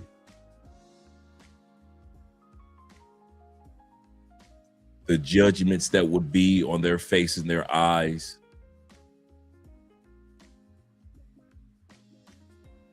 I'm gonna tell y'all something. I would take my wife, a German chick, a Brazilian chick, an Asian. I wouldn't give a fuck. It ain't nowhere on this planet I wouldn't go based on the judgment of sisters. Don't ever let black women thoughts fuck with your head based off of who you are dating currently. A lot of us will sit back and feel guilty or have a split second of discomfort because, not because of the black woman thing, it's more of the woman thing. Most of us were raised by women. So you feel a little discomfort when you walk past a black woman, you got your white girl. That's not because of the black part, it's because of the woman part. Your mama raised you like my mom raised me. So you have a split second of like discomfort. But that shit only lasts a split second. Cause you realize them sisters ain't looking at you cause they want you. Them sisters are looking at you because they're jealous of her. I'm gonna say this again. A lot of times sisters look at you, it ain't because they looking at you like he should be with her sister. They don't care nothing about that. They are looking at you because the white girl got a brother. We done lost another one, girls. Well, we didn't want him anyway. He ain't the type that we would want. If he would go with a white girl, like I said, sisters are so busy trying to judge you men because you aren't with them because of hue. They don't realize that you with the white girl because of her heart. I'm not talking about all white girls. I'm talking about the particular one that you chose. Brothers, be with that girl because of our heart. Be with that Brazilian girl because of our heart. Be with that Philippine chick and Philippine woman because of our heart. That woman in Thailand because of our heart. Fuck what them sisters talking about because of hue. If you get the hue, it's a benefit. If you go to the Philippines or to Thailand, you guys know if you get a woman that has a nice little tan about her, that's a bonus, ain't it? You come to Colombia, you get a chick that is like what's considered white in Colombia, but she's got a tan. That's a bonus, right? But what's the number one reason why you got with her? Her heart. Her heart. That's why you still with her to this day. It's been 4 years. You still with her. Why? Her heart. Don't matter if she's Thailand or Philippine or Malaysian or Cambodian. Her heart. Doesn't matter if she's from Laos or she's from India. Her heart. Vietnam or South Korea. She got a good heart. Don't let them sisters try to get y'all, make y'all feel bad because of hue. I'm serious, bruh. Man, fuck that. I'm about to sit around for 63 years hoping that God sent me a good woman of the same complexion and got a good heart when I've thrown away good women at the age of 47. So you threw away some of y'all sit back. If you sit back right now Some of y'all threw away some good ass white girls because you was worried about what a fucking sister would say about your future. Some of you dudes have trashed and threw away a good ass Asian girl that was on your team. Too busy trying to follow what the fucking sisters was gonna say. Some of you brothers have thrown away a Latina that was down for you because you was too busy caring about what them damn fat ass sisters had to say in the States. Some of y'all, you know how they always say, you know, the one that got away, you know, she was the one that got away. You know, if I had another chance, dog, I ain't gonna lie, man, I would try to work it out with her. She was the one. I knew she was the one. They don't come along like, they don't make them like that no more. She the one that got away. That old term, the one that got away. You know, some of you brothers, the one that got away wasn't just black. You do know some of you brothers had a girl that was from Ethiopia. It wasn't Black American that got away. You do realize that was your one that got away. Some of y'all listen to me right now. You like, you know what? Y'all ready? How do I know? How do I know? Even though I'm happily married, my one that got away, Wendy, white girl, treated me like gold. We were both 19 years old. Gorgeous, blue-eyed, blonde, white girl. Loved everything about Andre. Ready to spend the rest of her life with Andre. Treated me so well, I didn't even know how well I was being treated. I'm too busy trying to be in them streets. She did not care. She was like, you gonna grow out of that. You're gonna be a good man someday. I ain't even tripping on that. Sisters, they were just glad that I was party Dre. They did, all they cared about if I had a bunch of money in my pocket. Big money, big dick. That's all they cared about. As long as I was black, right? I got money, got a big dick, and I got money, right? That's all and I got the hue. That's all they cared about. That white girl, Wendy, nobody, not even my ex-wife, nobody cared about me like that until I met Andrea. Until I met Andrea, no woman was like that. Some of you brothers, the one that got away is not just black. It's not just some of y'all, it was a Latin girl. It was an Asian girl. It was a Native American woman that treated you well. And you were dating a Native American woman, but you were so busy worried about what the fucking sisters had to say about you dating outside your race. You kind of treated it like it was a novelty. Yeah, the sister's right. I really want to marry a sister. So you got rid of that white girl. You got rid of that Native American girl. You got rid of that Latin girl. And you've been dating sisters ever since. How many of you married? How many of them did you marry? None. None. You've been running through sisters. You ain't married none of them. They're the least to get married. And when you did marry them, how many of y'all got divorced like me? You divorced their ass, didn't you?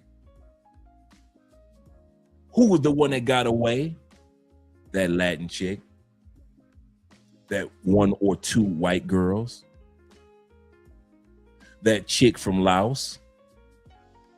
That Native American chick that was just so down for you, and she was trying to teach you about her Native American culture, and you just loved her so much, and she loved you so much, and that complexion and that long jet black hair, and you like, man, I'm dating a real Native American woman, and she treating you so good, and her family treating you good, but you only like 23. You ain't really catching on how valuable this woman is. I'm only 23. I'm only 27. I don't realize how valuable this woman is. Some of y'all ones that got away was just like Wendy, dog. So when I tell you The one that got away ain't always black. For black men, I'm here to tell you, I'm living proof. The one that got away ain't always black for black men. Just like the one that got away ain't always white for white men. There's some white dudes that dated some quality sisters and took it for granted and cared about what his clan granddaddy had to say and threw that relationship away. And to this day, that white boy wish he was with that sister. It wouldn't have listened to his granddaddy and his grandmama and them complaining about race.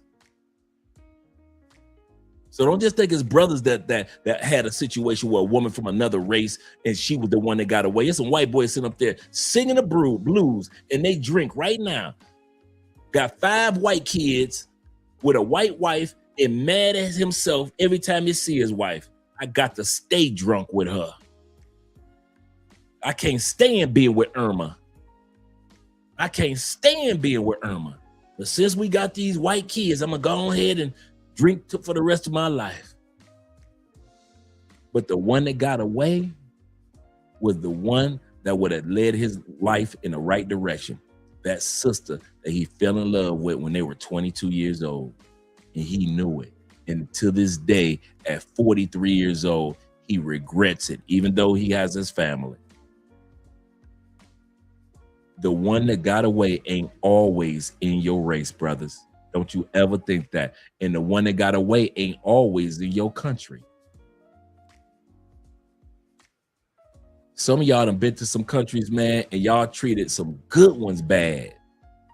Y'all treated some good ones bad. And you've been running around from country to country for the last 5, 6, 12 years. And ain't nobody treat you like that one in Thailand. You done been to Brazil, Colombia. You done been back to the States running through them. You been to Mexico, and you know not one of them women can compare to that Thai chick when you were in Thailand. That time when you went to Germany, that German chick spoiled you so bad. She had all the qualities of a lifetime, but you had to go get you some French coochie. You just had to shoot over there and get you some Belize coochie. You had to go down to Mexico to get you some Mexicana. But no matter where you go, not one of them treats you like that one German chick treated you. Sometimes the one that got away ain't even in your home country. And that's facts. That's facts. I'm about to read you guys' comments and then we're going to go to the video. Shout out to my brother being in the building. You better back the fuck up. No, the Canadian brother. Once I establish this as a place of truth, oh yeah. Let's do that again. I told this guy where I was from. He said, "Oh, Canada." Shout out to my Canadian brothers in the building, Black Nubian, and all you brothers coming from Canada. My brother says this. He says, Dre, and I'm gonna go to the super chats, the other super chats as well I saw come up. He said, Andre, my mom dated a white man before. She can't judge me. Shout out to mom. My mom too, for real. He said, but Dre, we gotta protect the queens. No, queens say they all right. They don't need us. We follow your lead, queens. Queens, you said you don't need no man. You are independent. You said you got the white man. So be it. We ain't tripping. You got somebody to protect the queens? Let the white dudes do it. Let the white dudes do it. Y'all have fun with that. He says this.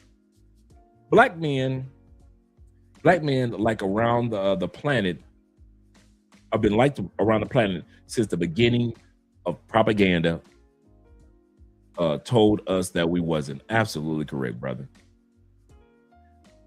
David says this. I'm not sure if I read. Yeah, David already read this. This is where I started with Dave.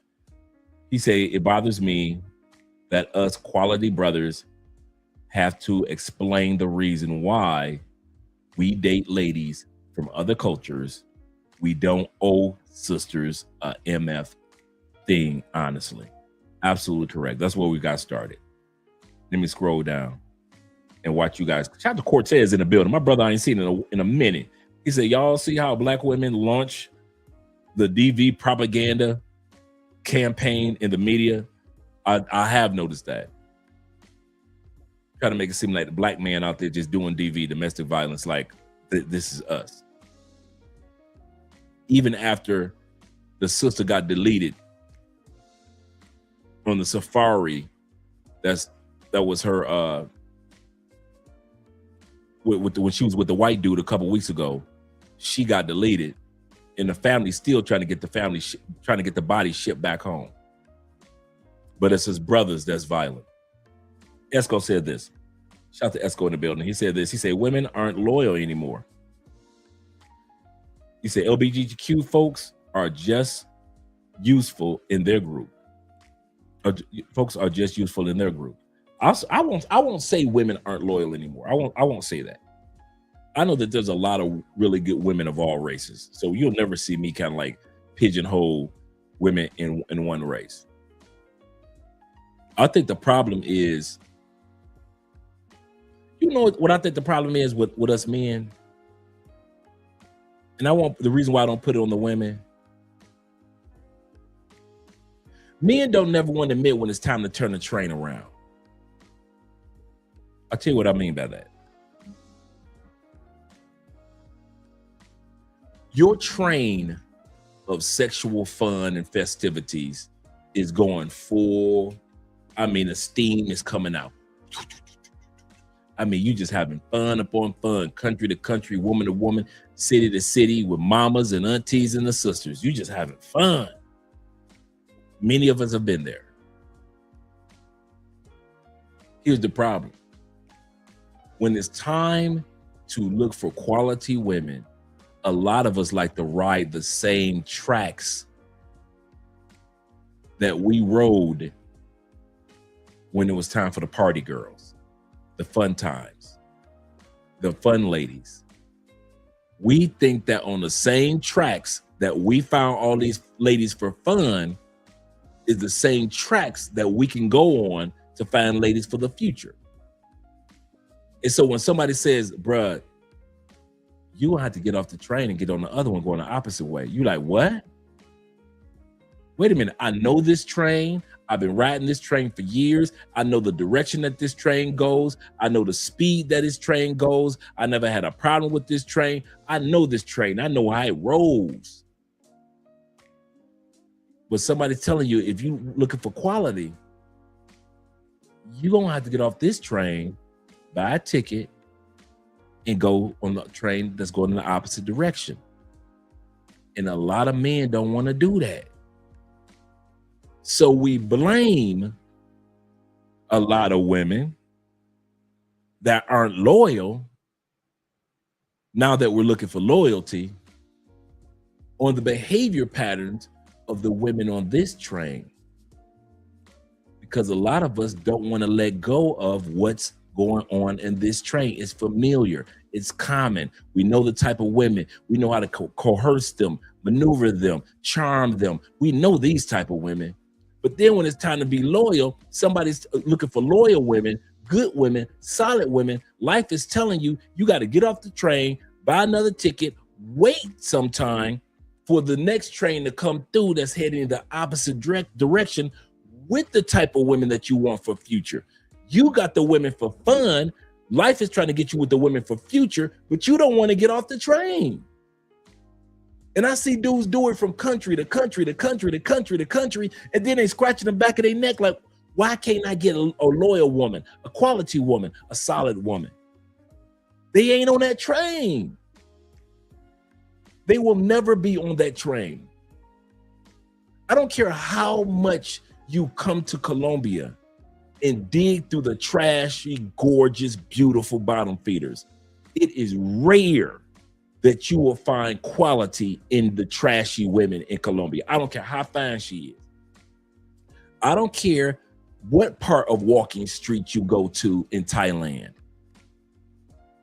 You are not gonna find 9 times out of 10 the one in any of those bars among those thousands of women on walking street. It just ain't gonna happen.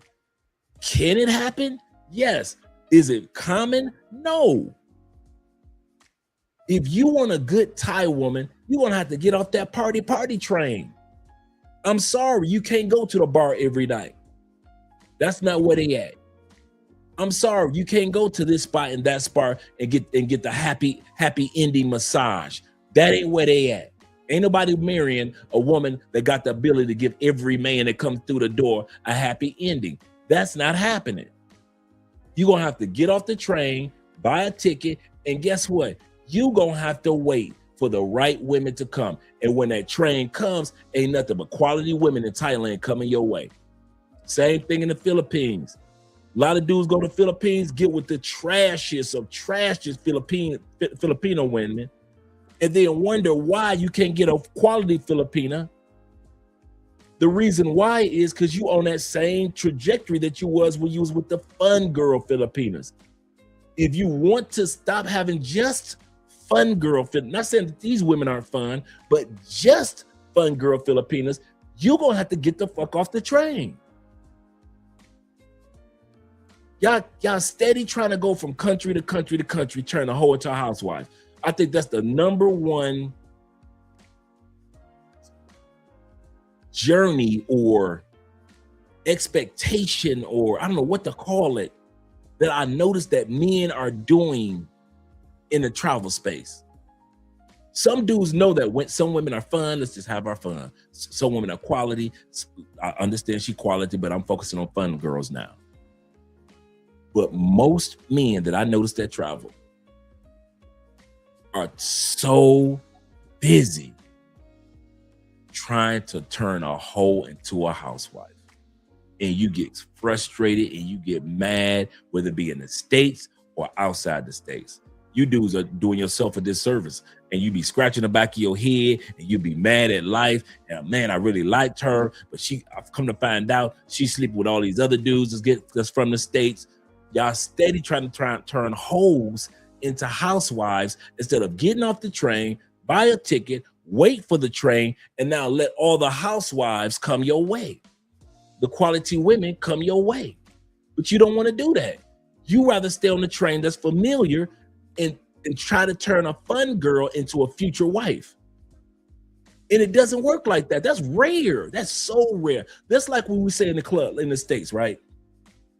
Nobody meets their future in the States. I know one couple in all my years that met each other in the club. And this couple is extremely successful. They've been married going on 14, 15 years, children together.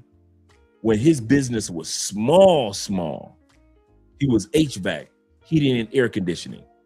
All he had was one truck in a dream. Now, this brother has 10, 15 trucks, a warehouse, all type of staff and everything else. He's bought land, this in the States, bought land, built a big house on it and everything, right? Put all the kids through college and everything, right? That's the only couple I know that ever met each other that's successful and literally met each other in a bar, in a club. Most of you will never meet your wife in Parque Yaris. You'll never meet your girlfriend at the clock tower. You will never meet your true hangout friend, if only for just that time period you're in Colombia, in Thailand, on Walking Street. Stop acting like you're gonna meet them there. I'm gonna say this again. I don't care if you're in Barcelona, one of the party capitals of the world. I don't care if you're in Rio. There are certain places you're gonna meet only fun girls. And it frustrates you that you keep on meeting nothing but fun girls. If you are serious about quality women, get your ass off the fun girl train. Buy a ticket. Wait for the train where quality women are going to be coming your way. Other than that, I don't want to hear nothing about y'all crying about that there are no loyal women, because there are. Y'all just on the wrong fucking train. Y'all just on the wrong train. And then y'all continue to get frustrated. And I watch y'all. I sit back and I watch. When you ain't in the game no more, you can just kind of like sit back. I'm kind of like a retired NFL analyst. You know, I used to be in the game, Hall of Famer, and now I can analyze the play like Tom Brady does now. He's an analyst, right? He can analyze the game and give you a breakdown from a bird's eye view. He knows exactly what's about to take place with each play. I'm like that too. I could tell y'all moves 15 steps ahead. Why? Because I did it over and over again. So I know what it's like to have all them fun girls, fun women, fun. I know what it's like to be on that train. I know how exciting that train is. And I know what it's like to try to find a quality woman on that train. She ain't there. She ain't there. And I know what it's like to have to get your ass off that train, buy a ticket, and wait for the next train to come. And all of a sudden, now you ain't meeting nothing but quality women. Everywhere you go, quality women. Because you ain't on that fun train no more like that. Like, once again, I didn't say quality women aren't fun, but you know what I mean when I'm saying fun girls. I wish I could put it in a different way. Zeta says this. He says, Black men are liked around the world, around the planet. I think I read this one. Shout out to Zeta being here. Let me scroll down a little bit.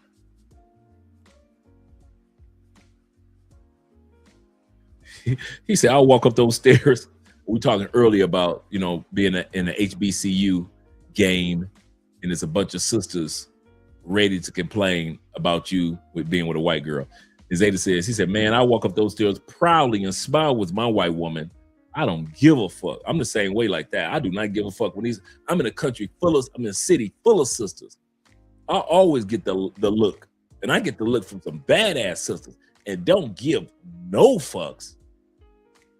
Bruh, hey, check it out, Zeta. Them sisters don't know the best thing that ever happened to black women in Cali, Colombia is Andre ass got married. I'm gonna tell you that, all you sisters, you better be happy that it's dudes like me that sat our ass down. I'd have ranked every one of them sisters that give me that look like, do you know if I wasn't married, I'd have ran through you, your mama, your sisters, and your aunties, and probably a couple of co-workers. The best thing that ever happened to you sisters was you could just walk past Andre and Andrea, give me a look, and keep it pushing. Because if I was single, I'd have fucked all y'all. I'd have fucked all your friends. Y'all better be happy I'm not running through this city like a plague. That's the best thing. The best thing that ever happened to Cali, Colombia was Andre Spence got his ass married and sat down within the first 2 years of being here. Because if I hadn't, you bitches think you staring at me now, you'd have been staring at me with a broken heart and tears in your eyes. I'm the dude that make you cry in the middle of an orgasm. Cry because you hate me and cry because it feels so good, bitch. You better be happy that I'm not in them streets. And I mean that one. That one, Zeta, that one, yes. The best thing that ever happened. And I'm not just talking about me. Some of them bitches in the Philippines, them bitches better be happy Ronin Travels settled down. Them bitches just don't know that Ronin Travelers could be running through them hoes. Them bitches better be happy in Thailand that Richie Mack then sat his ass down with L, because the Richie Mack from back in the day would have been running through motherfucking Thailand. Some of y'all better be happy that some of us dudes have settled down, sat our ass down out of the way. So when they give us that little look, you need to be patting our wife on the back and sending her a Christmas card. Because, bitch, if I was single, boy, I'd have been fucking all y'all family members, all them goddamn bitches in your family. If you're over motherfucking 20, you gonna get it. I'm not saying you can't get it, you gon' get it. Shit, y'all got me fucked up. Them sisters got me fucked all the way up here in Cali. Man, I've been snatching so many bitches' afros and shit. Bitches, come suck this dick. That's the best thing that ever happened to a sister. I got married. Richie Mack settled down. Ronin Travelers settled down. T Mac is chill mode. Jay Clyde settled down. There's a lot of bitches, but you better be happy that a lot of them brothers in Brazil have settled down. Because there's a lot of brothers that landed in Brazil. Yep. Hey, you Brazilian chicks, the best thing that ever happened to y'all was El Guapo settled down. Because if you let El Guapo unleashed and he was single, you bitches be in trouble. You bitches will be in trouble. Y'all better be happy that man sat his ass down and he happy. Y'all better be happy I done sat my ass down and I'm happy. Because we are the worst of the worst when we single. Worst of the worst. You know how many bitches I done seen shed tears and I ain't give a damn? I mean, boo-hoo tears like they sixth graders. 6 years old. 16. Crying like it's puppy love. Bitch, you 30. How the hell you crying on this dick like it's puppy love? Man, I had a bitch crying on my dick while she was sucking my dick. And I ain't lying. Ukrainian bitch. In tears, crying, boo-hooing, tears running down my balls. She's sucking and crying because she's so happy to see daddy. Man, y'all better be happy I done sat my ass down somewhere. Y'all better be happy I done set my ass down somewhere and got out the way. I ain't in nobody's way. I ain't trying to do nothing crazy. I'm just sitting back and chilling. Shit, y'all got us dudes that y'all see effed up. Y'all think because Richie Mack done settled down that the Mac don't mean nothing, huh? Y'all so busy enjoying the Richie part, y'all forget that the motherfucking part of the name is Mac. Y'all forget my nickname was Dre the Ripper. Fuck Jack. I'm Dre the Ripper. I'm out there. Shh, man, please. Please. I mean, one time, I think I told y'all, one time I walked into a bar / club. I walked in, I looked around, and turned my ass right around and walked back out. I had fucked everybody in that club, including the female bartenders, the bitch that was singing the songs, the goddamn female drummer in her band, damn near half the chicks that was sitting at the tables with their boyfriends and shit, bitches coming out the ladies' room, bitches that was in the ladies' room line. I had literally fucked damn near everybody in that. Oh shit, what is this? A reunion? And the last thing I need to do is sit my ass up in there. I turned my happy ass right around. I'm like, oh hell no. I know it's set up when I see one. Turn my ass right around. I mean, bitches come out the ladies' room. I said, that's oh shit. I'm looking at the line. It's about 4 or 5. It was like 7 bitches. About 5 of them I had fucked. I was like, all 3 motherfucking barmaids that was working that night, I had fucked them. Like I said, a bitch that was singing jazz on stage, I had fucked her pretty ass. Her fucking fine ass drummer in her band, I fucked her. Man, please. Y'all better be happy your boy Dre set his ass down somewhere. Shout out to my man AMS. He said, the rapper David Banner admitted the same thing. He missed out on a good, lighter woman because he didn't want to let down the black community. Wow. And I think that, you know who I think that about? Dr. Umar. If you ever hear or heard Dr. Umar's story when he was in college, there was a white girl. You'd have thought Umar was going to be an NFL or NBA draft. Umar was talking all the pro-black stuff that he talks now. But that white girl did not give a damn. Anything that he wanted, anything that he needed, it wasn't sisters that did what he needed in college. It was the motherfucking white girl. And he talks about that white girl. If you ever seen Umar talk about that white girl in college, he talks about her with such a good loving heart. It is not like he talk about like a white woman. That white girl, I don't know who the fuck she was. And he says they weren't intimate, but you could feel the nostalgia and the energy and how he said it. And I've heard him talk about that white girl in several interviews. He'll tell all y'all he don't like white people. But that motherfucking white girl, I don't know who she was, but she had that nigga strung out like Diana Ross had Michael Jackson strung out. That's for real. A lot of dudes have lost some good women over some goddamn complexion. He done let the white girl go, and now Umar got 2 baby mamas by 2 sisters and ain't married none of their asses.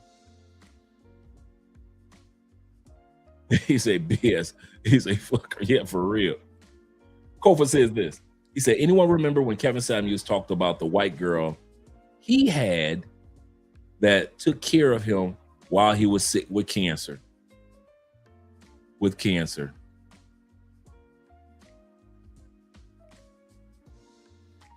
I think that's one of the reasons why I don't care what sisters got to say. Andrea does stuff for me, man. I'm gonna tell you this for real. I have never had a woman do for me the things that Andrea does just on a subconscious move. Just on a subconscious. Andrea know when I need a hug, when I need silence, when I need intimacy, when I need pineapples, when I need a walk. Andrea knows if I want to listen to salsa, and we're both jazz fanatics, both of us. We love jazz. Andrea will take me to a bookstore because she knows I want to purchase a new book. Andrea keeps me in prayer. I'm talking about how many of y'all got a woman that gets up at 5, 6 o'clock in the morning for no other reason but just to pray. Andrea has revitalized my Christian walk. I know my mouth is filthy, but as far as really being with the Lord, she's brought that right back to life in my life. I love how she dresses, her fashion sense, her style. I love when we're walking and other women look at her, no matter what race, color, creed, they look at her like, oh, wow. And I see it all the time. I love it. I haven't had everything for the most part, because nobody's perfect, but everything for the most part that I've ever desired in a woman, Andrea capsulized that 100%. 100%. If y'all guys wonder if I've ever bragged on a woman other than looks, no. I ain't had one like that, other than Wendy, right? But other than that, not a one. And I've been with women from around the world. Andrea capsulizes everything that your boy needs at this stage of life. Maybe if I met her at another stage of life, I would have effed it up. But at this stage of life, Andrea does so much for and with your boy. So much. So I can understand where Brother Kevin was coming from with that one. He said Kevin Samuels had a white girl that took care of him while he was sick. I thought that she was black, but it doesn't matter. I'm with you in regard to that. Yeah, Umar got that fever. He trying to pretend, man. I wish I could find that video of that interview with Umar, man. Because you could tell. I mean, you could 1,000% tell that. Come on, Umar, you was hitting that. The way, I mean, the love in his tone when he talks about that white girl. Like I said, I don't know who she was, but it was about a good 20, 25 minutes.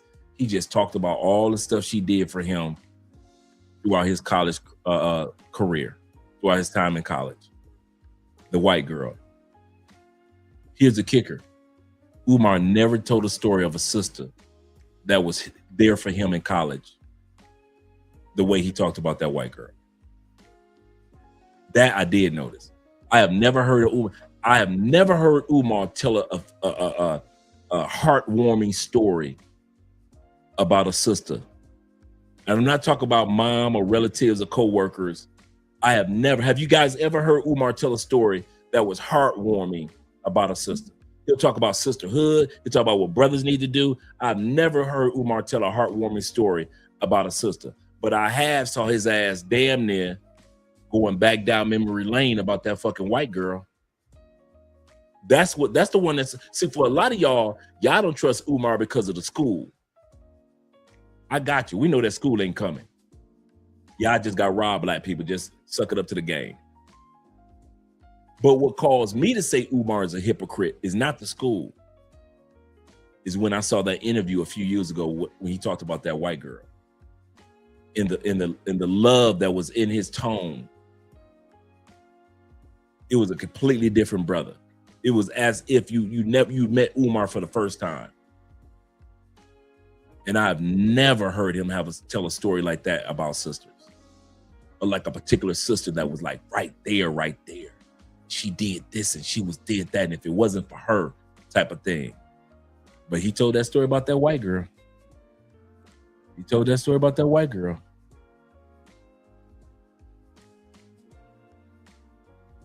You say if you ever turn a non-black woman down, that is. He said if you ever turn a non-black woman down, that is. I didn't get that. Esco, let me know what you mean by that. Shout out to Bobby Coltrane in the building. He said I was just about to say that. Yeah, for real, man. I ain't never heard him tell us a story that was like, wow. Shout out to the sisters. That was a good story, Umar. And I know he got some. I'm not saying that he doesn't have any stories, but he's never told them. Never told them. Esco said this. He said, shame is one of the most powerful, one of the most favorite tools of black women used to control black men. If you ever turn a non-black woman, oh, there we go, your statement. If you ever turn a non-black woman or turn on a non-black woman because of guilt, you brought into the propaganda. Absolutely correct. If you guys have thrown, I know guys have done this. If you've thrown away a good woman from another culture just because of what sisters got to say, you're going to regret that shit. I promise you that one. I'm glad that, here's the part with me. The only reason I wasn't with Wendy anymore, I got locked up and did 10 years in the feds. Wendy knew I was on nigga street mode. I was a ninja. She ain't care because she said, I know you ain't gonna be like that for the rest of your life.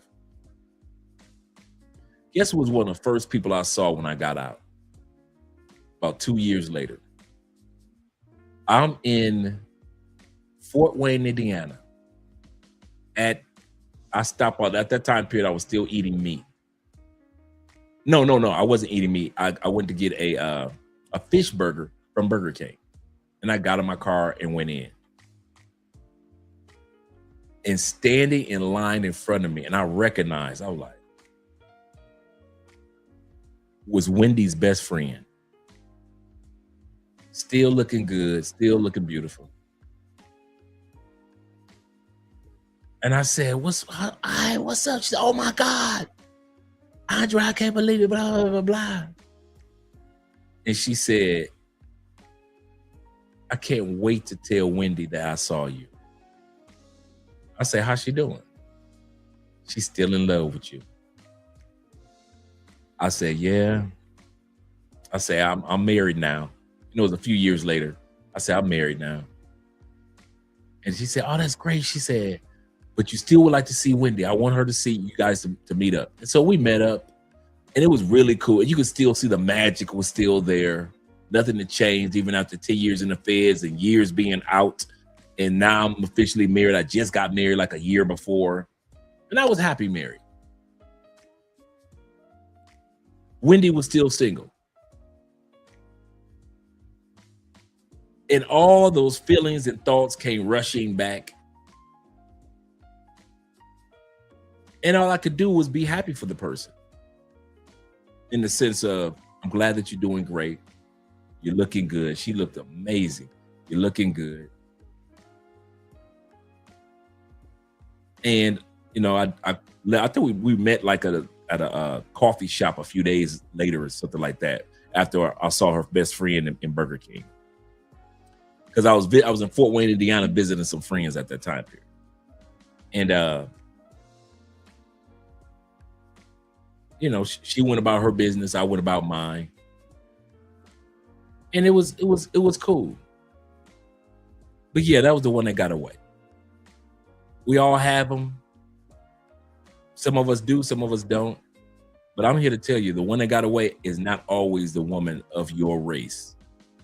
Not always, guys. And not always the woman of your country.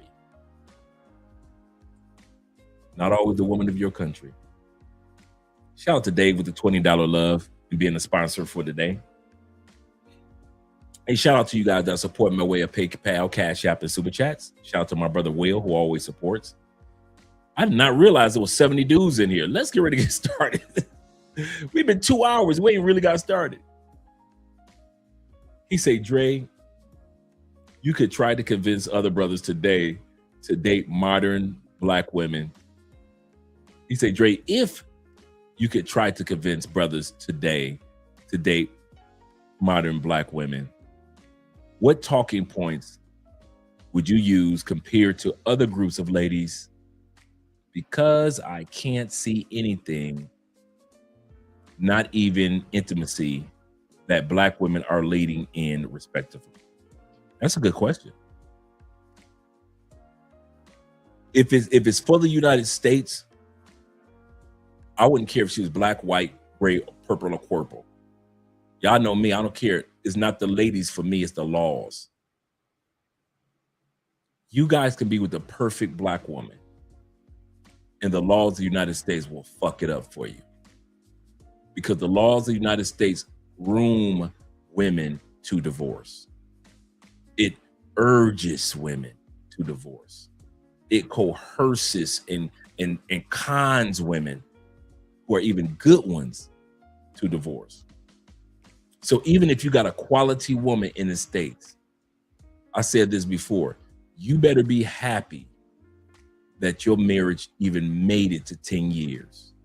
The average American a marriage only lasts 3 to 5 years in the United States. Even with good women and good men. Even with spiritual women and spiritual men. Even with professional corporate women and corporate men. That's where my argument is with. It's not just because of the Black women, because I know there's quality Black women out there, but there's not quality laws out there. And anytime you get so I could talk about quality women, but behind every good quality Black woman, there are laws looming to tell that good woman to leave you. So if you got a good woman that made it to 10 years, you better be happy. Because that Black woman had to go through hell with the laws, her co-workers, her gay friends, her family members that ain't got all the ladies in her family that ain't got no man, trying to convince her for 10 years to divorce you. And she hadn't yet. What do you mean yet, Dre? Do remember, 36% of all divorces in the United States happen after the age of 50 years old. Some of you dudes are naive enough to think that when I'm talking about the laws, I'm just talking about younger people. 36% of divorces that women are filing after you've paid for the house, after you've paid for the kids' college fund, after you've paid for the brand new roof for the house out of your pocket, after you've made sure the 401k is set up, all the investments are set up, she will divorce you after the age of 50, after the house is paid for, after the investments for the future are set up, after the kids are grown and gone. She is filing for a divorce in the United States 36% of the time. So all you dudes that think that you are 20, 29, or 31, 41, and you've been with your wife for 19 years, you ain't hit 50 yet, player. The laws are still waiting and looming around your good woman. Your ass ain't even hit 50. She ain't hit 50 yet. So you still got a 36% chance of her leaving your ass after 50. Of course she ain't gonna leave your ass while still college funds need to be paid for. Of course she ain't gonna leave your ass when this house need a new roof. Of course she ain't gonna leave your ass when there's still 2 car payments to be made. But once them car payments are made and that brand new roof is put on the house, and them 2 kids that still need to go through college, make it through college, and all them college loans are paid off, you got a 36% chance that she tells you get the fuck on. Yep.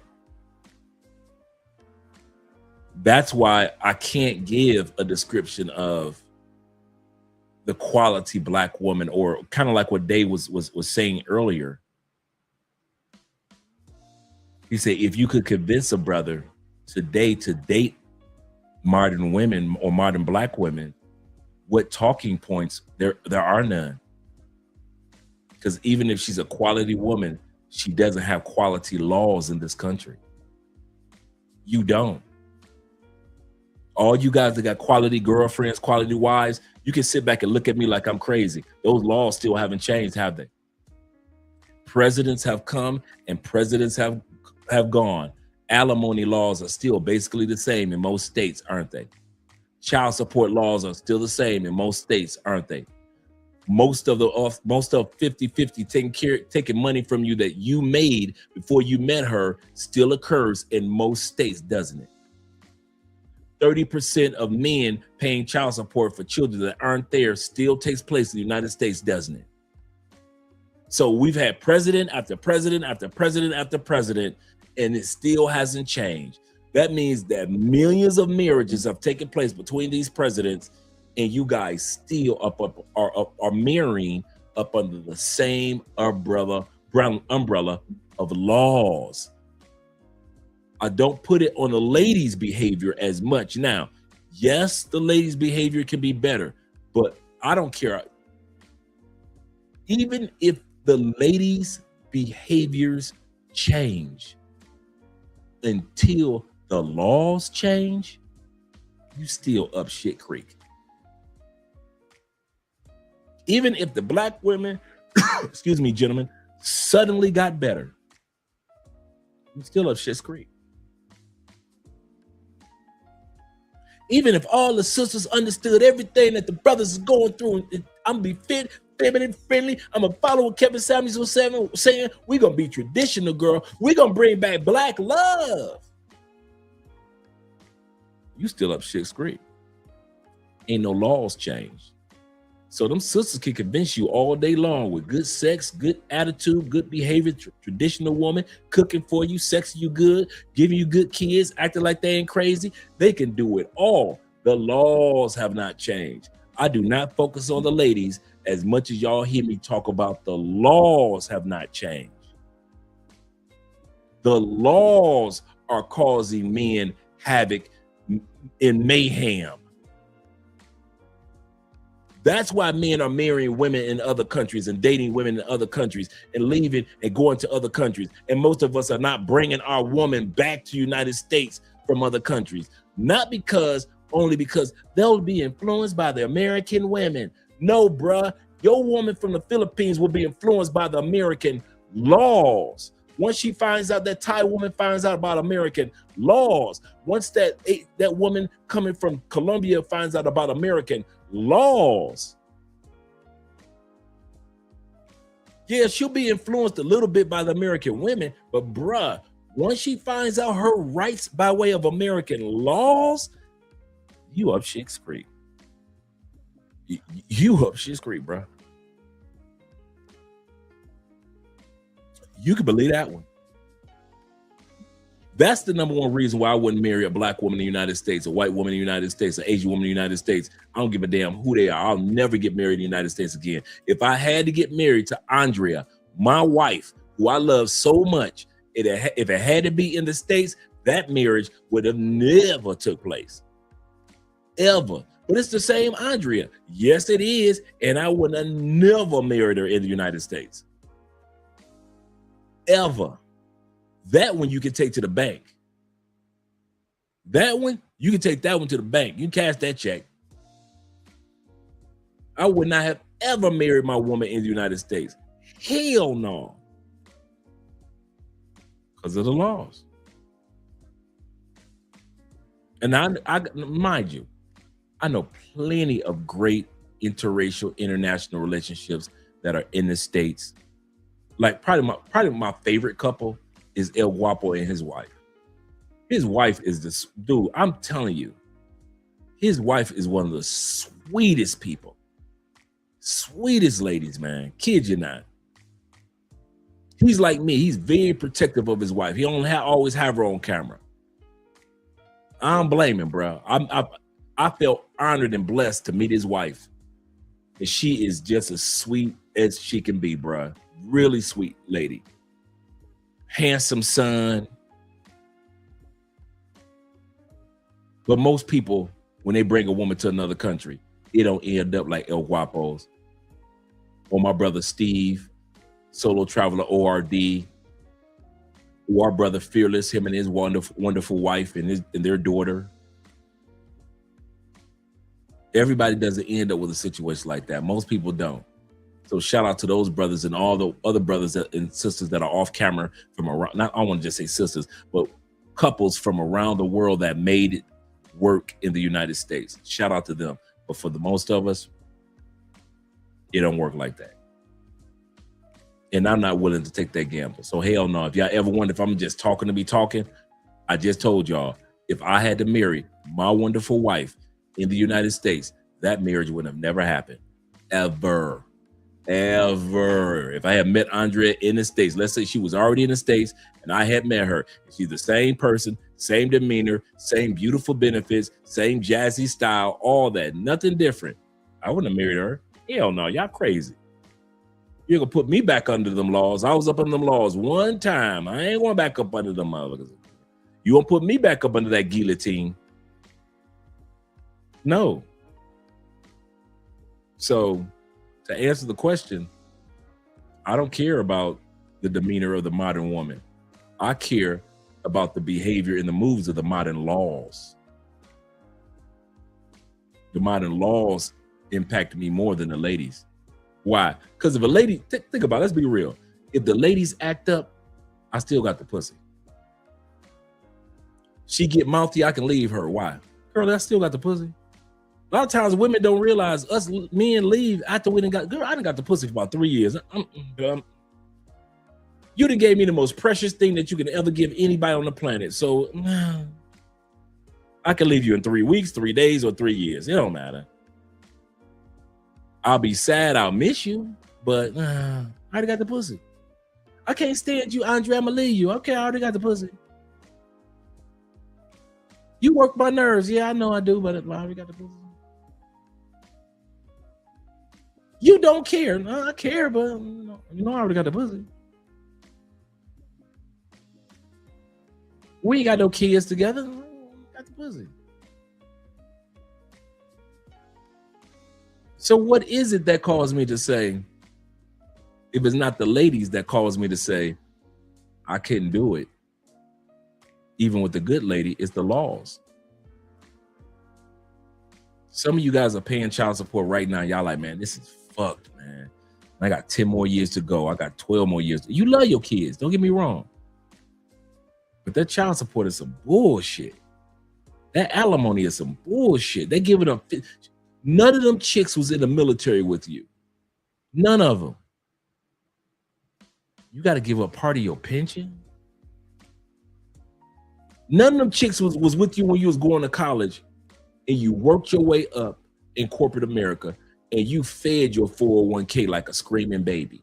I mean, you fed it. Every time that 401k started screaming, you was feeding it.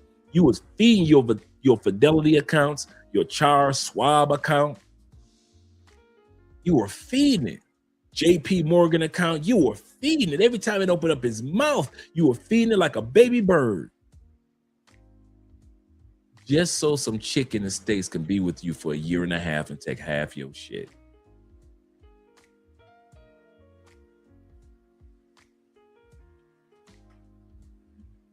I couldn't do it. No. This is another chick that was the crier. Another 3 chicks that was the crier. I had one. Let me cry. I've had 4 criers. No, 5. 5 criers. The one that was crying on while she was giving me head was the Ukrainian chick. She was Ukrainian. Wendy was just a regular blue-eyed, blonde, Midwest white gal.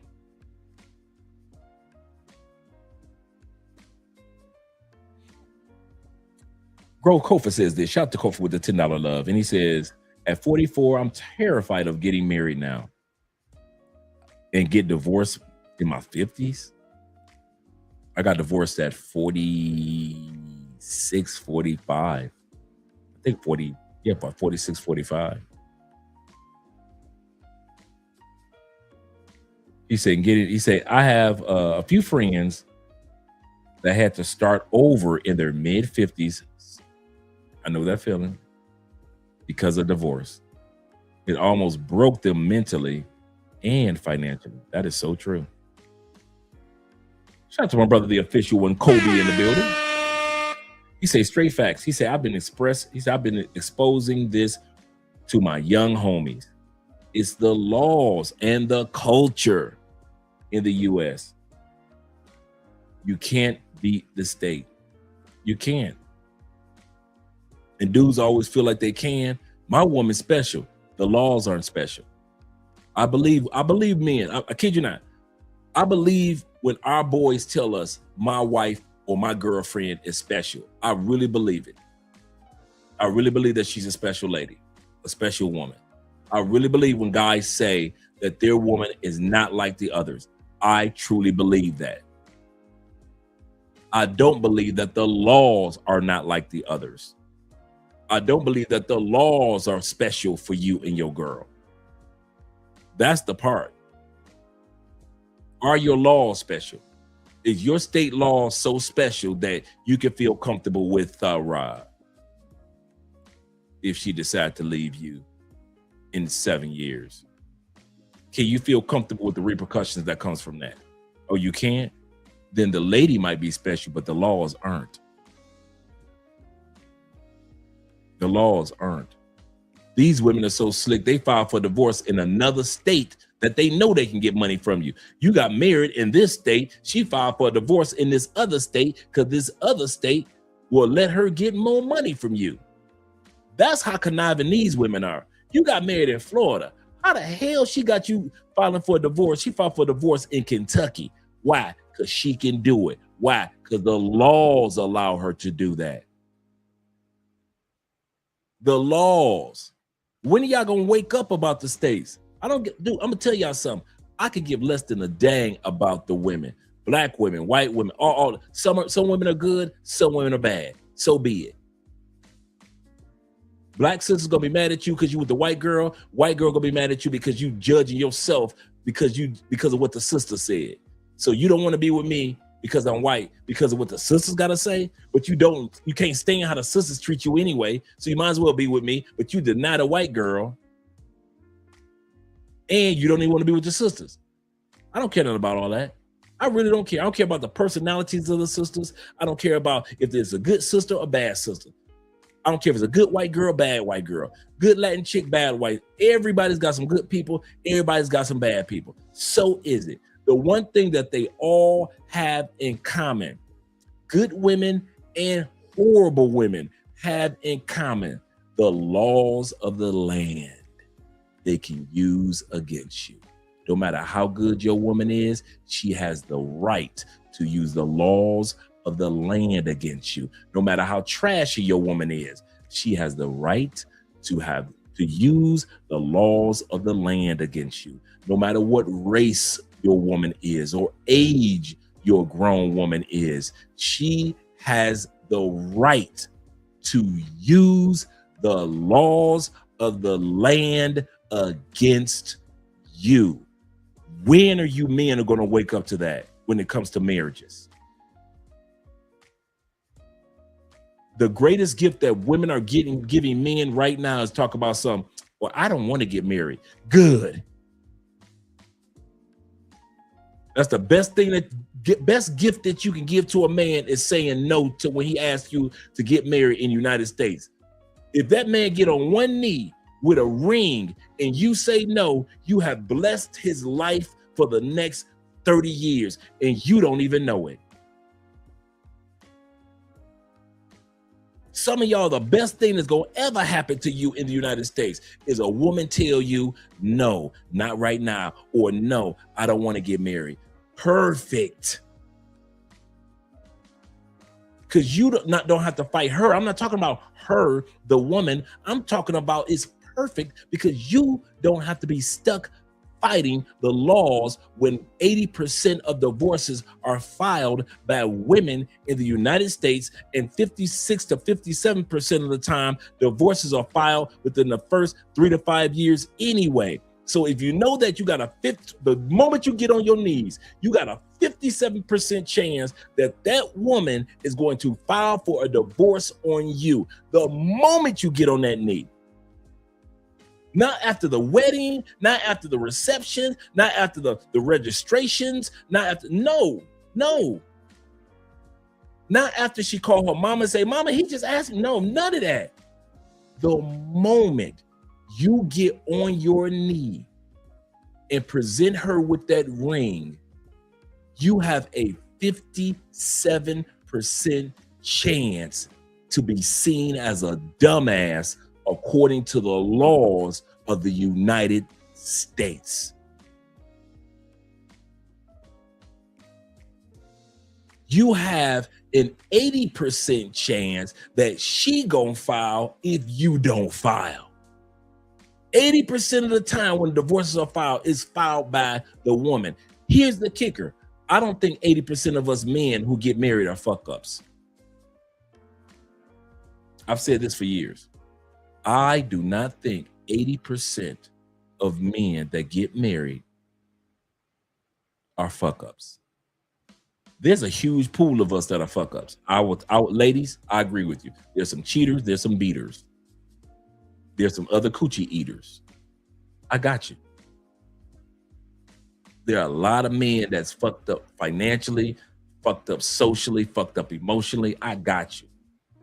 You ain't gonna sell us that 80% of us are fuck ups. So it takes 80% of y'all to file for the divorce. You ain't gonna sell meat on that one. Not 80 fucking percent. I'll even put it, ladies, I'll even give you 50%. And I'm stretching it. It's really more, I'll give you 30 for real in real life. 30% of men just on some fucked up shit, right? It just ain't working. But you ain't gonna sell me that between him filing and you filing, 80% of y'all are saying that 80% of these dudes are fucked up. So it takes 80% of us to file for these divorce. Get the fuck out of here. It don't take no 80% to file for divorces. But because they have the laws, because they have the laws, because they have the laws, because they have the laws, because they have the laws, they can file for divorce at a 57% clip. And 80% of those that are filed by the ladies. And if it's a professional woman, it's 90% of the divorces that are filed by women because of the laws. I don't put the pressure all on the ladies because the ladies are only, I'm going to end it with this and go to the super chats, right? In the comments. During the debate, Trump and Hillary Clinton, some of you guys remember this. Hillary Clinton came after Trump, talk about his tax evasions and let us see your taxes and all that, right? and said, you are taking advantage of tax breaks for corporations and this and that, just accusing him of all type of stuff. And she thought that she really did it, right? Trump turned to her ass in a national debate. And this was like a town hall type of atmosphere. So it wasn't like the regular big time debate. It was like a town hall atmosphere with all type of Americans in a little small circle, right? And Hillary thought she did something. She thought she ate. Yeah, Trump, taking advantage of all these unnecessary breaks and this and that and that. Why the average American, you taking advantage of all these millionaire, billionaire breaks. Trump turned to her quietly and said, you're right, I do take advantage of them. And if you don't like it, it looked at all of American people and looked right in that camera, and Trump said, change the laws. I'm not doing anything illegal. I'm following the laws of the land. Every tax break, every corporate benefit that I get by way of US laws, I'm following. And if y'all Americans don't like what we rich do, change the laws.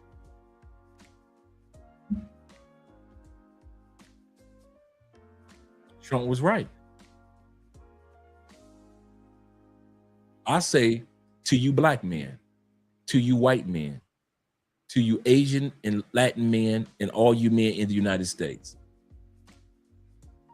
either you stop complaining about the women in the United States when it comes to divorce, alimony, child support, and all the other things, the 50% that they take from you that they didn't earn, and so forth and so forth. You either change the laws or change your location. You can't have it your way. It's not Burger King.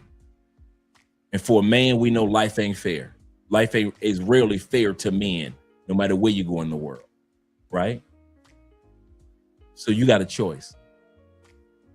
You either rally as men to change some of the laws in some of these states, or the easiest thing to do, like I did, and many other men are doing, change your location. I'm not going to put the pressure of my relationship future on the women. I'm not going to complain about American women. I don't care about what the black woman doing or the white woman doing. I don't care what the Asian woman. I don't care about what none of those women are doing if I'm not rallying to either change the laws or change my location. So I didn't rally to change the laws. I took option B. Change my location. And now I ain't got to deal with the American style of divorce or separation. If Andre and I get a divorce ever, which we don't plan on it, the laws of this country are not like the laws of the United States. Same thing in some of the countries where some of you other guys are located. You're at ease because if it doesn't work out, it's not the same type of laws. Every country's got good women, bad women. Every country's got women of different races, different colors, different complexions. What's so different? The laws. So if you can't change the laws in the United States, men, the one thing that you do have control over, and you don't have to have a lobbyist to do, change your location. And for all those being out there that sit back and say, I ain't going nowhere, don't. Just don't fuss or cuss when your wife or ex-wife comes after you with the laws. Don't be angry. Don't be when she tells you we got to go back to court for this. Why? She's not breaking the laws. You could be frustrated and cuss her out all you want. Doesn't matter. She's following the laws. You might end up on suicide watch trying to argue with American women because of the laws. Y'all fuss at American women, cuss at American women. Y'all make all these videos about American women, but they ain't doing nothing but following the laws. So you can stay there. Nothing wrong with that. Get married. Nothing wrong with that. But when she uses the laws in a country with a 57% divorce rate, and 80% of those divorces are filed by the women, no matter what race, color, creed, don't be surprised. Get mad, but don't be surprised. Because that's what they do. They use the laws. When you could have did like many of us and used locations. Many of us are so happy in relationships, whether we got married or we're not married in other countries, whether we got a girlfriend or two girlfriends in other countries. We are so happy, so at peace. Why? There's no such thing as good and bad women in those countries. Nope, there's good and bad women in every country. Why are we so at peace? Because we do not have to deal with America's laws. Not just America's ladies. Social media will try to sell you that we're happy because we don't have to deal with those American ladies. We don't care about the ladies in the United States. We cared about the laws. That was the headache. I can walk away from a woman that's a headache, but I couldn't walk. If I'm married, I couldn't just walk away from the laws, and they know you can.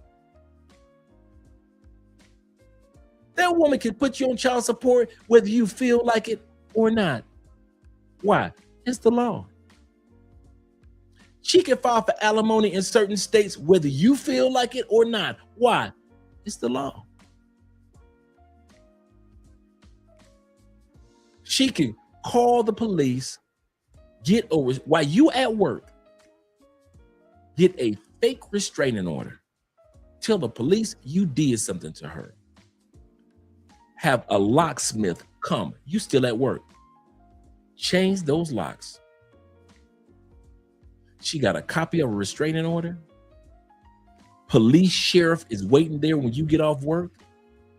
You got 20 minutes to get a duffel bag of your own stuff out of that house. She can do that because in many states, that is the law. So keep on getting on one knee. So be it. Keep on finding quality black women, quality white women. So be it.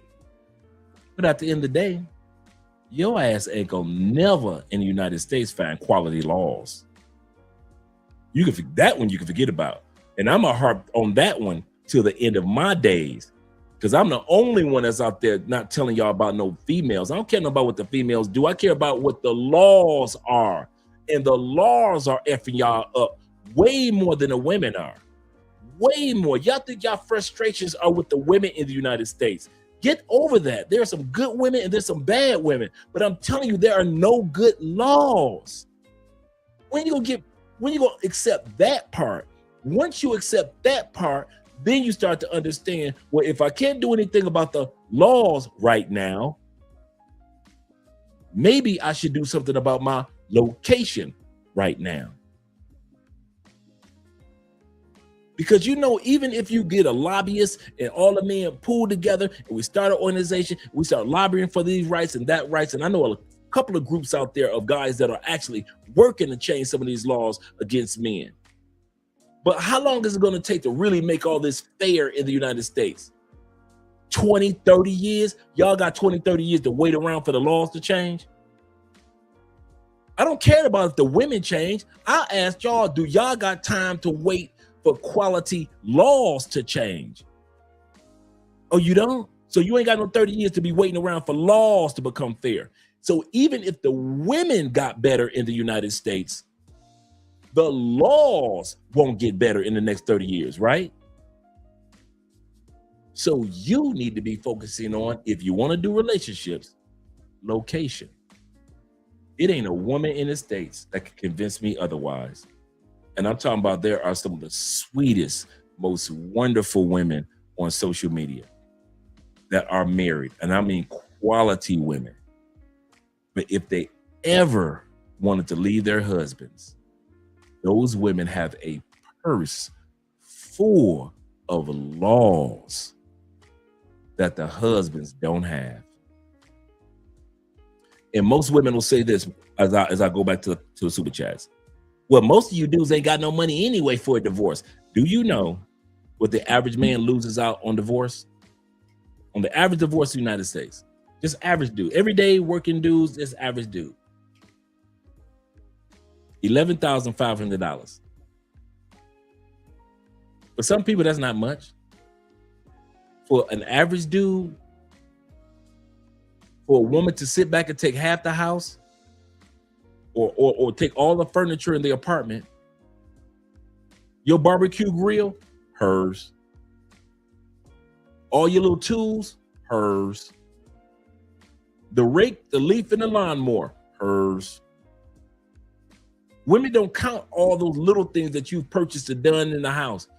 From every screw to every hammer to every screwdriver to every wrench, hers.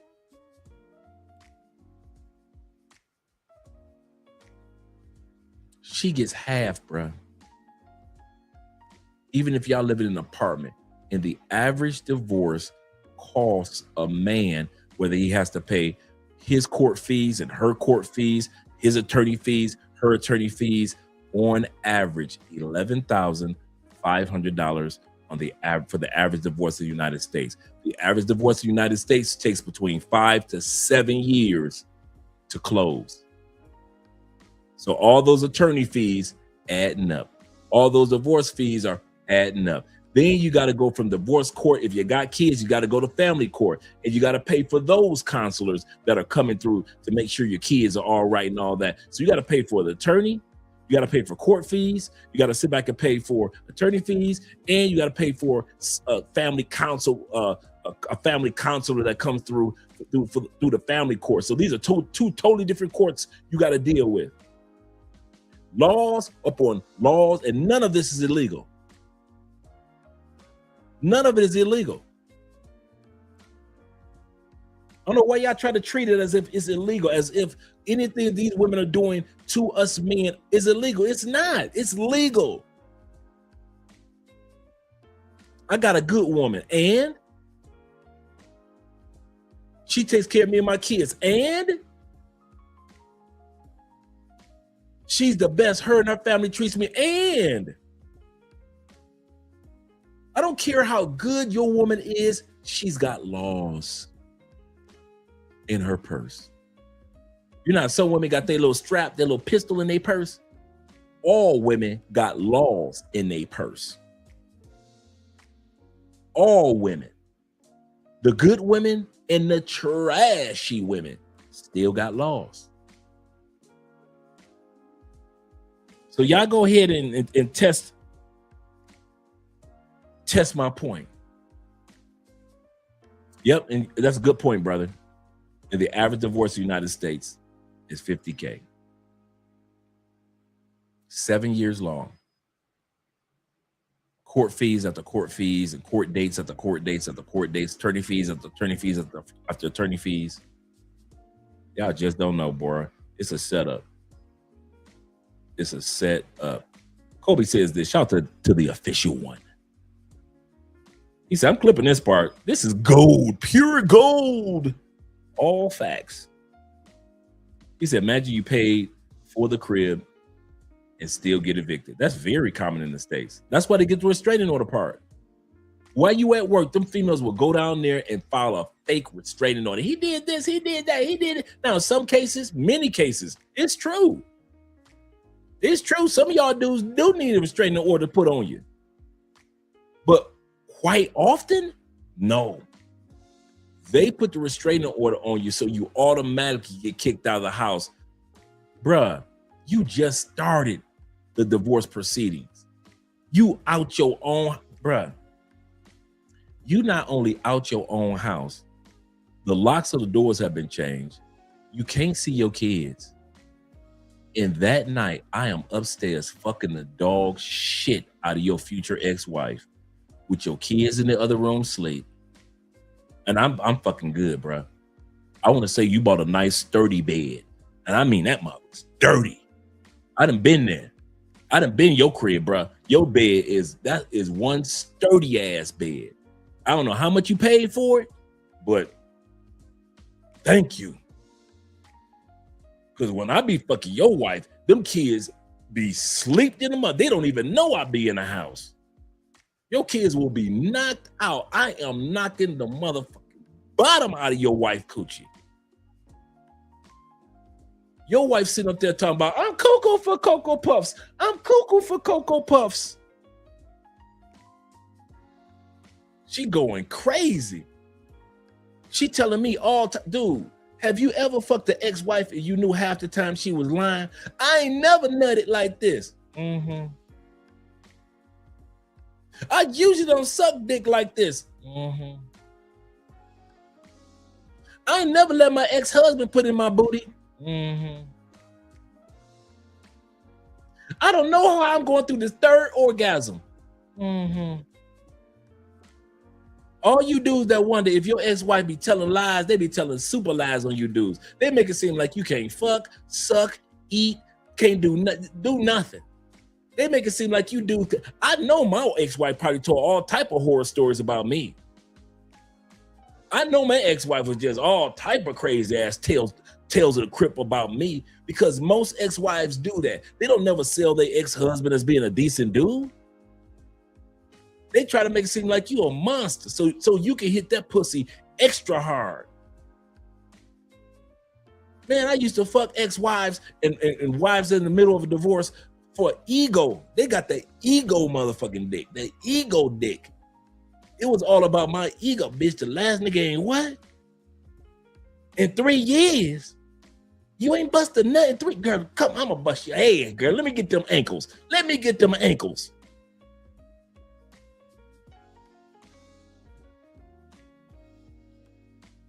You gonna cry on this dick. And here's the part, guys, ex-husbands, I'm gonna tell y'all that. We know she lying, but we fuck her like we believe them lies. You ain't busted in 3 years. We know this bitch lying. She lying on you, dog. She lying on your dick. Hey, bro, I'm telling you, ex-wives and ex-girl, put a 1 in the comment if you know that ex-wives. I put a 1. God damn it, I put a 1 in the comment. Put a 1 in the comment if you know that ex-wives and ex-girlfriends will lie on another man's dick. That's how grimy women are. They will lie on another man. You ain't even ask. This the part you don't even ask, because you ain't asking her about her sexual life. Damn, when was the last time you bust a nut? We don't be talking like that to them. They be volunteering information about shit we ain't even asked for. Am I lying? Go ahead. I know I ain't the only one. Them bitches be lying on another man's dick. Man, you should hear this shit your ex-wife say about you. Over coffee. Over with a glass of wine. I ain't cooked dinner like this in about 4 years. That bitch in there cooking like a professional chef. Bitch, don't tell me you ain't cooked in 4 years.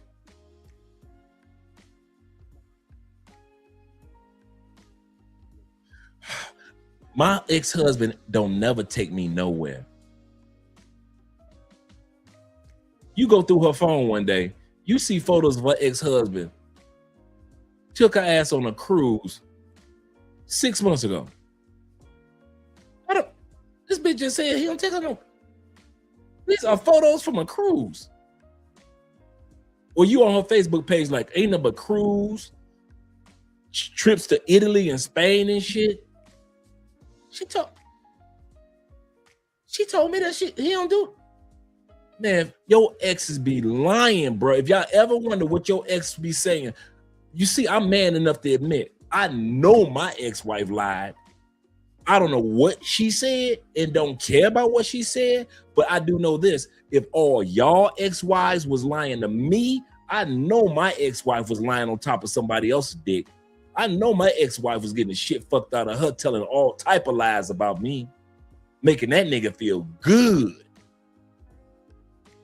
My bed was sturdy, so I know that nigga in there fucking his ass off listening to them lies. Because I was in your bed, listening to your ex-wife tell me a Kentucky Fried Chicken bucket full of lies about you. That's how grimy them women are, bruh. Because they got the laws on their side, even the good ones. Even the good ones. They lie their ass off, bruh. That's for real. We've been here almost 3 hours. And we have not hit the topic yet. Okay. He said that's why they exes because of their mouth. They lie too much. And at least in my case, shoot, you are not alone, brother. You are not alone. He said they say that you got a small dick, bruh. Facts. But you made her orgasm and squirt and scream. Yup. Bruh. If it was up to your ex-wife, man, she tell us shit. You don't pay no bills. You don't take care of the kids. Kids love you.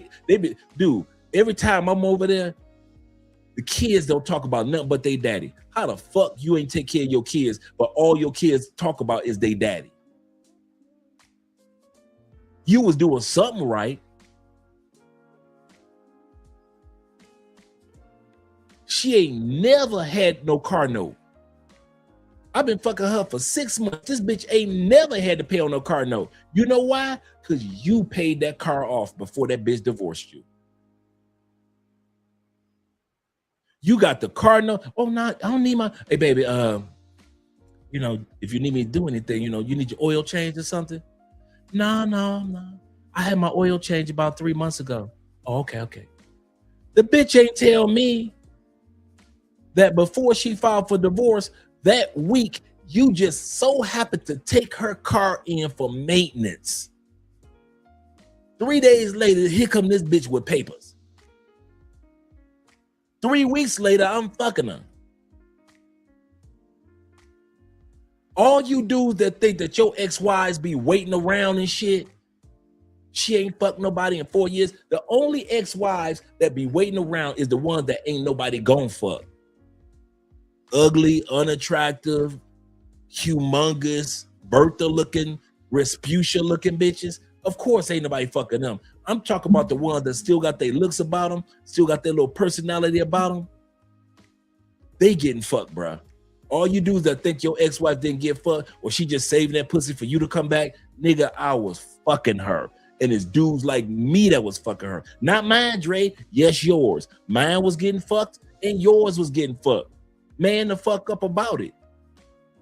Man up. Don't cry about it. Well, nobody fucking my ex-wife. Yes, we were, nigga. I was fucking your ex-wife the day you got divorced, nigga. I was there the morning when she woke up and got dressed for the divorce proceedings. Don't you ever think ain't nobody fucking your ex-wife. Unless she just unattractive like that and don't nobody really want her like that. Shit. Fucking your ex-wife is faster than Kim Kardashian after she left Kanye. Kim Kardashian left Kanye, that pussy was getting fucked by the one bald head brother that was on the news on CNN, and then the white comedian from Saturday Night Live, he was fucking her, and a couple other dudes was just running through Kim. Kim was spreading the motherfucking legs. That goddamn ink on that divorce with Kanye wasn't even dry yet before that one brother was running through her for about a good 6 or 7 months. Remember the brother? Some of y'all don't remember the brother. Yeah, the brother with the glasses that was crying on TV. We got a black president with the glasses, little spectacle glasses, chocolate brother, bald head. On CNN, I think it was on CNN, MSNBC. Shit, that nigga was fucking the dog shit out of Kim. The moment Kanye walked out that house.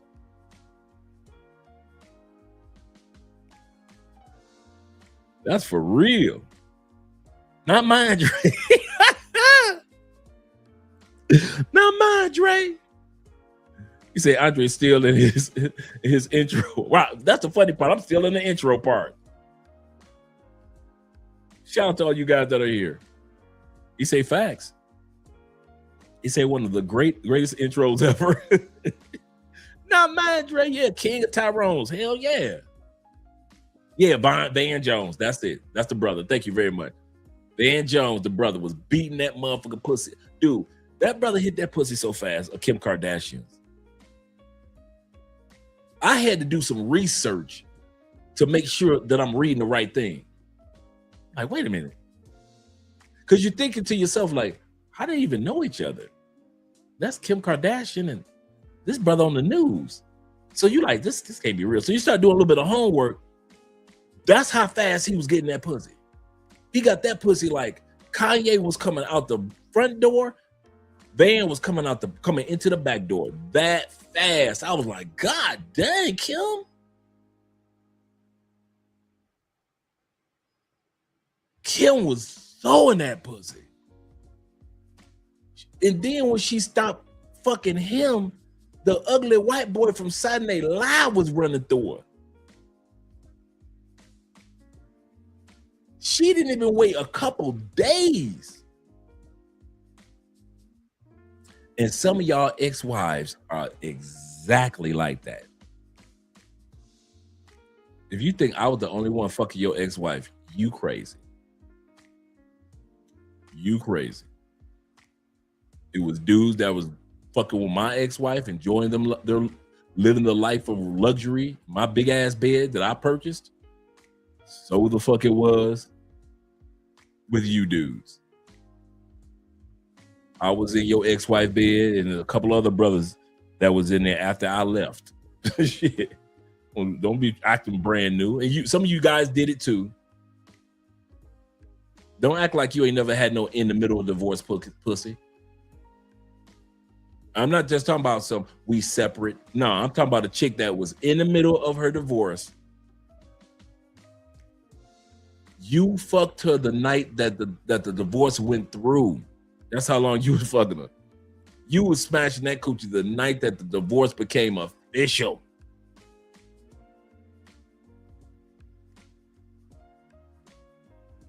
I've been there before a couple times.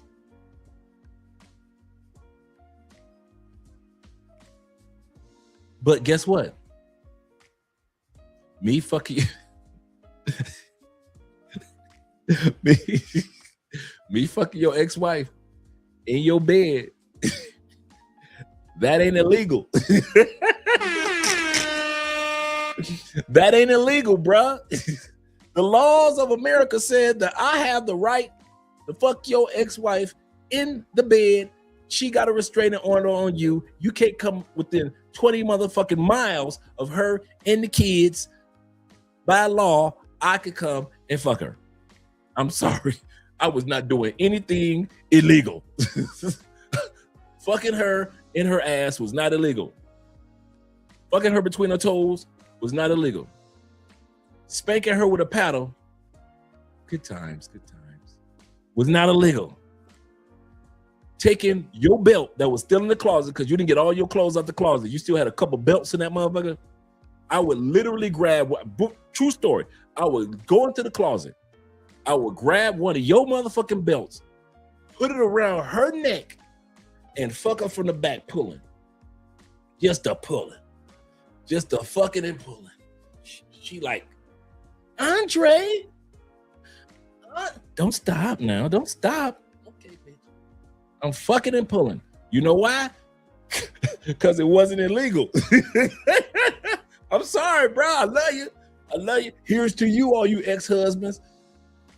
Thank you for leaving the belts in the closet because I was spanking your woman ass with the belt and tie that motherfucker around her neck because she would be drunk. Because you know how much your ex-wife liked to drink wine. I was bringing that damn wine to her ass. She would get drunk and tipsy and shit. I'd take that goddamn belt, one of your belts in there, tie it around her neck, had that motherfucker like this. fucking. That shit be snapping, and that shit is not for real on some Kentucky Derby type shit. Hell yeah.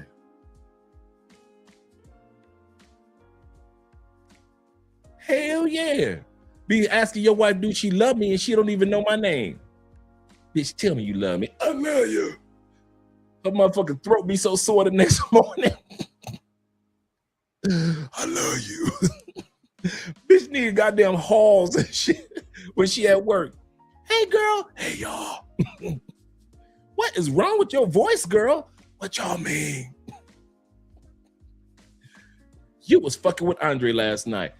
Bitch, that ain't none of your business. I'm here to go to work. Well, bitch, how was it? It was better than my husband. Andre, you ain't right. You ain't right, Dre. I'm telling y'all, leave a belt in y'all closet you want to around me. I'm gonna show you how to use that motherfucker. Leave one belt in your closet and I was coming over, that motherfucker was gonna be used. And it was not gonna be used to hold up pants. I'm tying her motherfucking legs together. Hell yeah, I'm tying her legs together and pushing them goddamn legs all the way back. Fucking a dog shit out of your motherfucking ex-wife. Her throat raspy as hell. It is not illegal to leave your wife with a raspy voice. It is not illegal. The laws in America say I can leave that bitch with a raspy voice. She calling me the next day, Andre, we can't do this again. Bitch talking about we can't do this again. Andre. What, girl? We can't do this again. My co-worker's talking about me. Fuck them co-workers, girl. You better gargle, like you better do like your mama say, gargle with some salt. You better gargle with some salt. Oh yeah, I'm gonna go ahead and do that. Shit. Better gargle with some salt. Hell yeah, sound like Miles Davis and shit.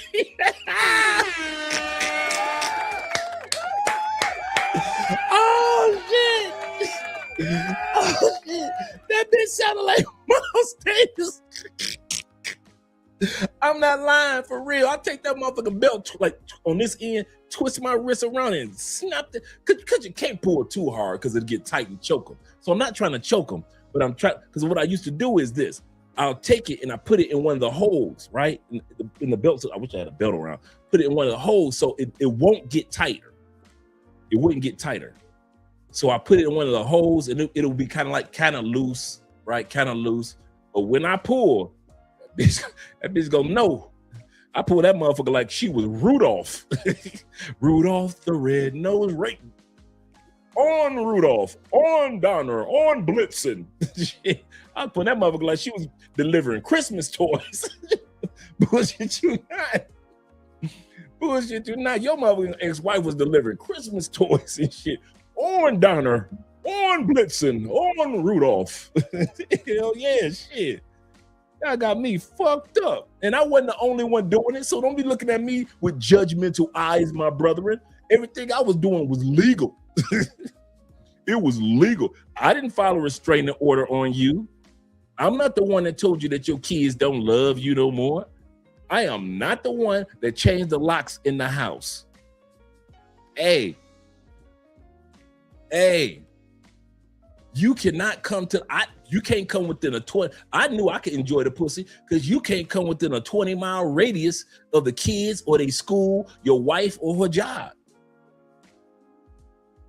Nigga, if you get caught in the same drive-through at Burger King as your wife, they coming to lock your ass up with that restraining order. You can't get caught in the same drive-through. So I knew I ain't had to worry about your ass showing up to the front door. Man, shit. Like I said, some of y'all got some of the most sturdiest motherfucking beds. Them motherfuckers are sturdy. Them beds don't move, boy. Them strong-ass mattresses. Y'all had them thick-ass mattresses too? The Pasta PD 5000? The Hashitashi 3000 mattress? Y'all got the Hashitashi 3000 mattress? Shit. Goddamn mattress to make you go, nah, nah, nah, nah, nah, nah, nah, nah, nah, nah, nah, nah. Make you say, nah, nah, nah, nah. Thank you for the mattresses, gentlemen. All the money you put off into the mattresses. He said, oh yeah, Dre, I forgot to mention that there are jazz fans like me. Oh yeah, I'm a jazz man. Yes, sir. Miles Davis was a passport bro. Yes, he was. Yes, he was. Yes, sir. Yes, sir. They love Jeffrey, the Toys R Us giraffe, more than they love Beta Simp husband. Yes, they did. Yes, they did. He said he did a segment on an interview talking about how America, I have to look that one up, with Miles Davis.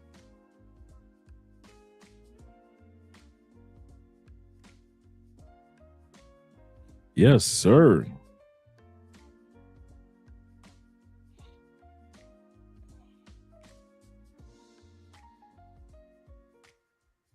Yeah, I'm gonna have to look that one up. Okay, guys. I know, right? I told you I got stories to tell. Yeah, sturdy ass beds, man. Y'all did not. Hey, thank you very much. You did not go cheap on the beds. The thread count was the Egyptian. Dude, I'm fucking your wife in 1,000 thread count Egyptian cotton. I appreciate you. Wait a minute. You thought I was coming to your house with my own set of sheets? No, I'm using your sheets. I'm talking about them same sheets that she put in the washer machine, and she made sure she had the downy. She put the downy in the machine to give it the fabric softener. So when it came out the dryer, it was oh so fluffy. Yeah, I was fucking your wife on that. It is not illegal to fuck your wife on 1,000 thread Egyptian cotton sheets. I'm sorry. You just gonna have to chalk it up to the game. And all you dudes that's getting divorces next year, don't think that your ex-wife ain't getting fucked. Because if mine was getting fucked, yours was damn sure getting fucked. He said, I'm sending it to you. He said, I got to see the timestamp. Okay, cool. Bad. He said, on the jazz part, Dre, he said, how's the jazz late night during a scene in Colombia? Excellent, man. There's a lot of jazz spots here. Man, my neighbor, Carlos, shout out to Carlos. I think I mentioned this to you guys the other day. I know I was talking to Jeffrey about it. My neighbor, Carlos, I don't never see him, right? And I'm like, okay, why don't I see Carlos? I see him every once in a while. So I saw Carlos coming into his apartment like 4 days ago. I said, what's up? Now his son goes to FSU. USF in Tampa. Right? So he goes to USF. And so we were talking, his son just graduated last March. And so we were talking and everything. And so he said, yeah, this is my man cave. I'm like, what? He said, yeah, this apartment is my man cave. Come on in. Bruh, I didn't even think about getting an apartment because they're so inexpensive here, a 1-bedroom apartment that's my man cave. Y'all know I had to run to Andrea with it, right? I ran, as soon as I got done talking to my man, I went straight to, hey, Andrea, man cave, my own apartment. She was like, that sounds like a good plan. Have you ever heard a woman in the United States that's cool with you having your own man cave outside of the house? Andrea said, that's a good idea. That's your own little man cave. What? My brother Bobby said, I thought of it. I didn't. Man, this dude jazz collection is crazy. He just going in there to drop off some new albums that he had gotten. The BB King collection is wild. That's what blew me away. A Colombian. He said, man, BB King is my favorite. He's got the CDs, the collection edition of BB King. He's got I counted personally in my hand of just BB King CDs, 4 original CDs and the box collection of BB King CDs. This brother had the collections of Duke Ellington, Dizzy Gillespie. He had James Ramsey Lewis.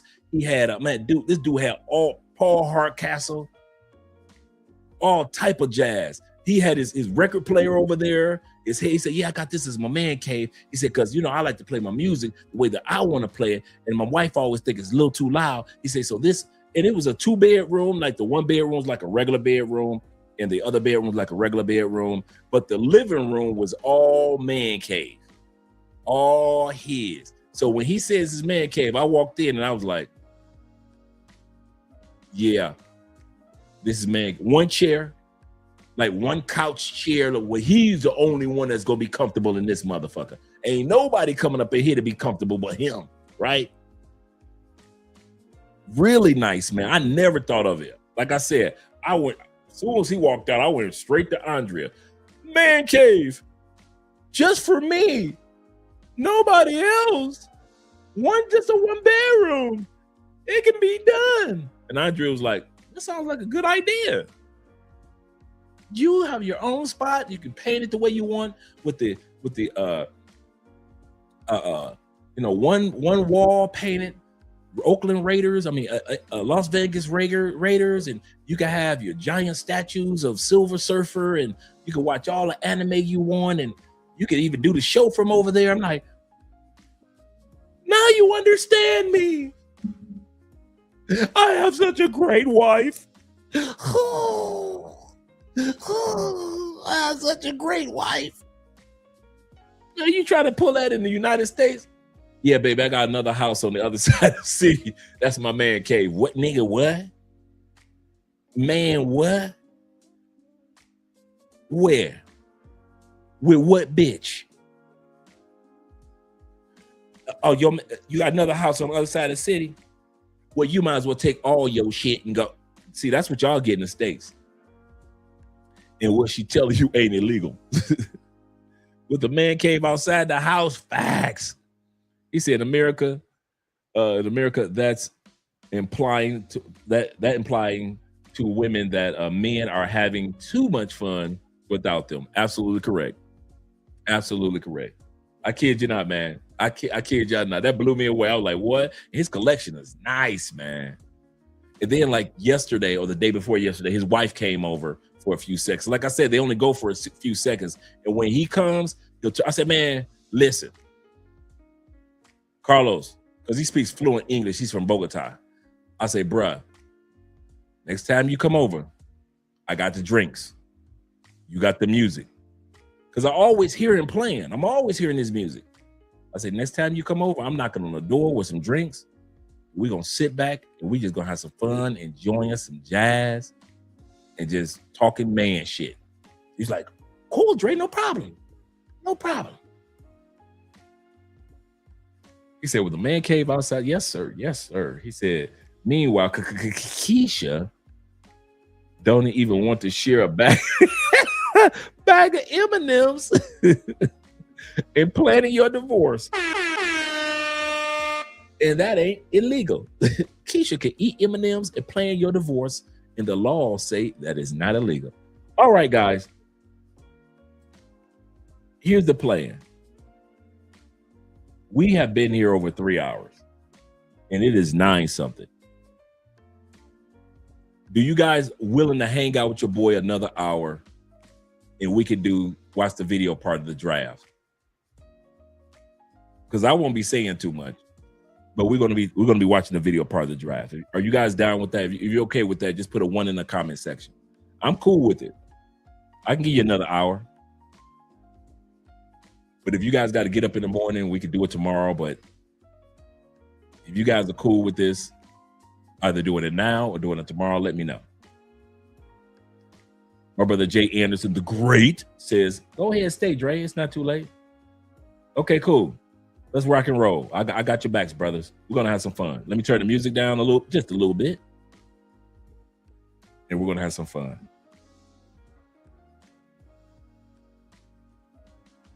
Because the video has been sitting here for the longest.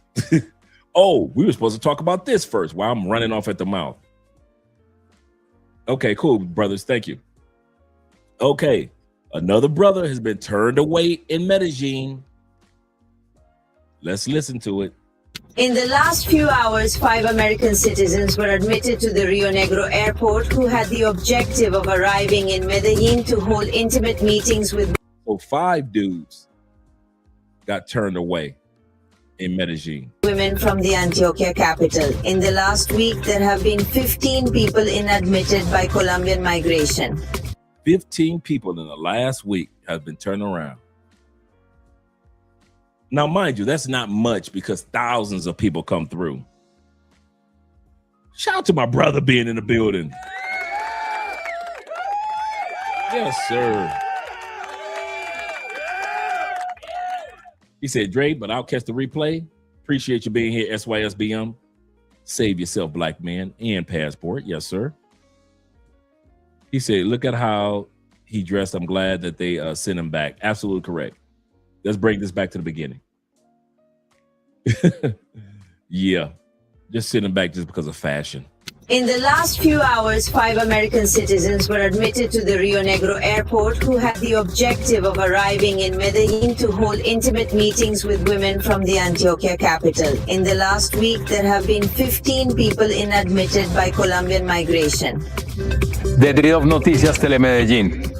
Controversy in the country due to the statements of Angie Rodriguez, former director of the Adaptation Fund and one of the women closest to Gustavo Petro, says that Julio, Ana Guerrero handles the threads of power, and Rodriguez also points out that he fears for his life.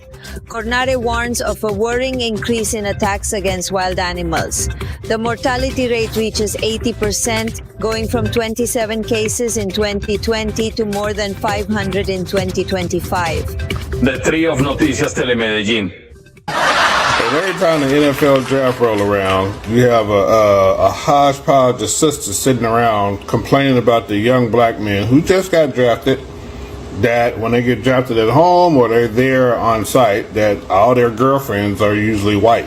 Every single time the NFL draft come around, it's always a white girl sitting beside them, the black boy, the black man on the couch. Every single time. Why they never no black girl next to the black boy? So funny, because every time the NFL draft comes up, everybody's talking about, oh my god, it's snow bunny season, it's show off your snow bunny season. They are breeding the black out of their bloodlines. So is the NFL draft making anybody else sick, or is it just me? Because I know it's making Dr. Umar sick. At least in college, it's because a lot of these white girls are male-centered pick-me's. That is what they are. I know people who want to try and be my friend because I might be in the NBA, I might have a nice contract and be on TV and famous. But I'm not friends with anybody.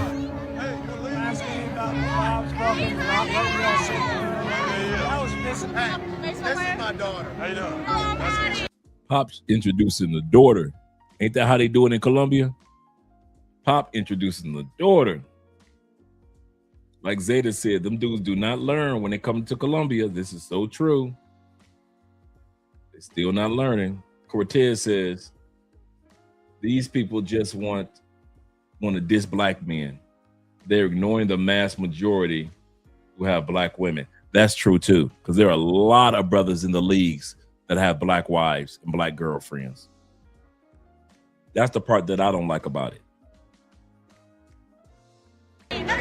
When I was a young guy, if I saw an NBA player I didn't really know, I'd get a picture with him. But you get paid, it's a job. Going to school and being in college is not a job. One woman's trash is another woman's treasure. Yo, you know what I find amazing? This shit is amazing to me, man. Like literally, I've been watching the NFL draft. I mean, 90% of these guys, they haven't even played a game yet. They haven't played a professional game yet. All of them have white girlfriends. All of them. Like 90% of these dudes, like they have a white girl. Hey Cortez, do me a favor. Send it to my email. Want to put my email up here real quick on the banners, so you'll see it. Send it to my email, brother, if you don't mind. I appreciate that too. That Miles Davis interview. Appreciate it, man.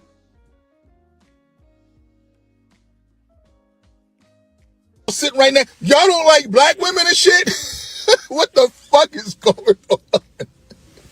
This shit crazy. Like 90% of these dudes are sitting right next to a white girlfriend. I don't get it. Like these dudes don't like black women, man. They don't fuck with black women, period. I'm throughout the video, I'm going to answer that question. Do black men who are these D1 students, do they like black women? The men have been given their answer for years that they love black women, but they are not as exposed to black women as they were when they were in high school. They're D1 students. They go to University of Arkansas, University of Iowa, University of Michigan. They go to LSU. They go to University of Alabama. They do not have, a lot of you people don't realize that these D1 students, if you look at, and I like, one brother's going to mention this. If you look at the stadium, and I have photos of this, the stadium of most college football games that are D1, 80% of the fan base are white. 80% of the fan base. You look in that stadium in it, I don't care what school it is. You can say LSU, it is in black people state, blah, blah. You can say whatever you want to. Whatever you want to. When that football game comes on and you look at that stadium, it ain't nothing but white folks. A lot of times, people don't understand when it comes to the draft, it ain't about the blackness. It's about the exposure. Does this man have exposure to black women during his 4 years of college that he did before? In most cases, no. Not like he had exposure back in high school. B, you're going to see in the video, a lot of these black men are going to explain, because this time, I didn't just show the guys with the ladies. I have a lot of clips of young D1 athletes telling why they are with white girls. I even have NFL players and even ex-NFL players telling why they are with other cultures. Even Deion Sanders, I have, with him speaking on what type of players he looked for when it came to their family dynamics. And this is also what a lot of D1 students look for in a girlfriend. When I get drafted, I can't have, you cannot be a D1 student and have Meg Thee Stallion as a girlfriend and you about to get drafted. They check everything. They checking on your mama and your daddy. They checking on how your sisters and your brothers' lives are. Your best friends in high school and your best friends, and they check everything. You are a first round draft pick, second round draft pick. You about the first round draft picks walk away with 52 million right out the gate. You gonna make 9 million, almost 10 million that year. Your ass ain't gonna be sitting up there stressed out about some damn Meg Thee Stallion girlfriend from the hood, and you can't catch that football during your rookie season because she got you stressed out. They gonna check what type of damn girlfriend you got. And black women don't want to admit that. You don't qualify quite often. Not all black women, because there are many of black men that are drafted and have black wives and black girlfriends in the league, NBA and NFL and Major Baseball League. But those women still had to have certain qualifications. Did we all not fuss and cuss at Travis Hunter last year? First round draft, I think it was second. I think he went in the first round, but he was picked like second or third. One of the reasons his draft dropped from first to like third, because not third round, but the third pick, because they saw the behavior of his girlfriend on social media.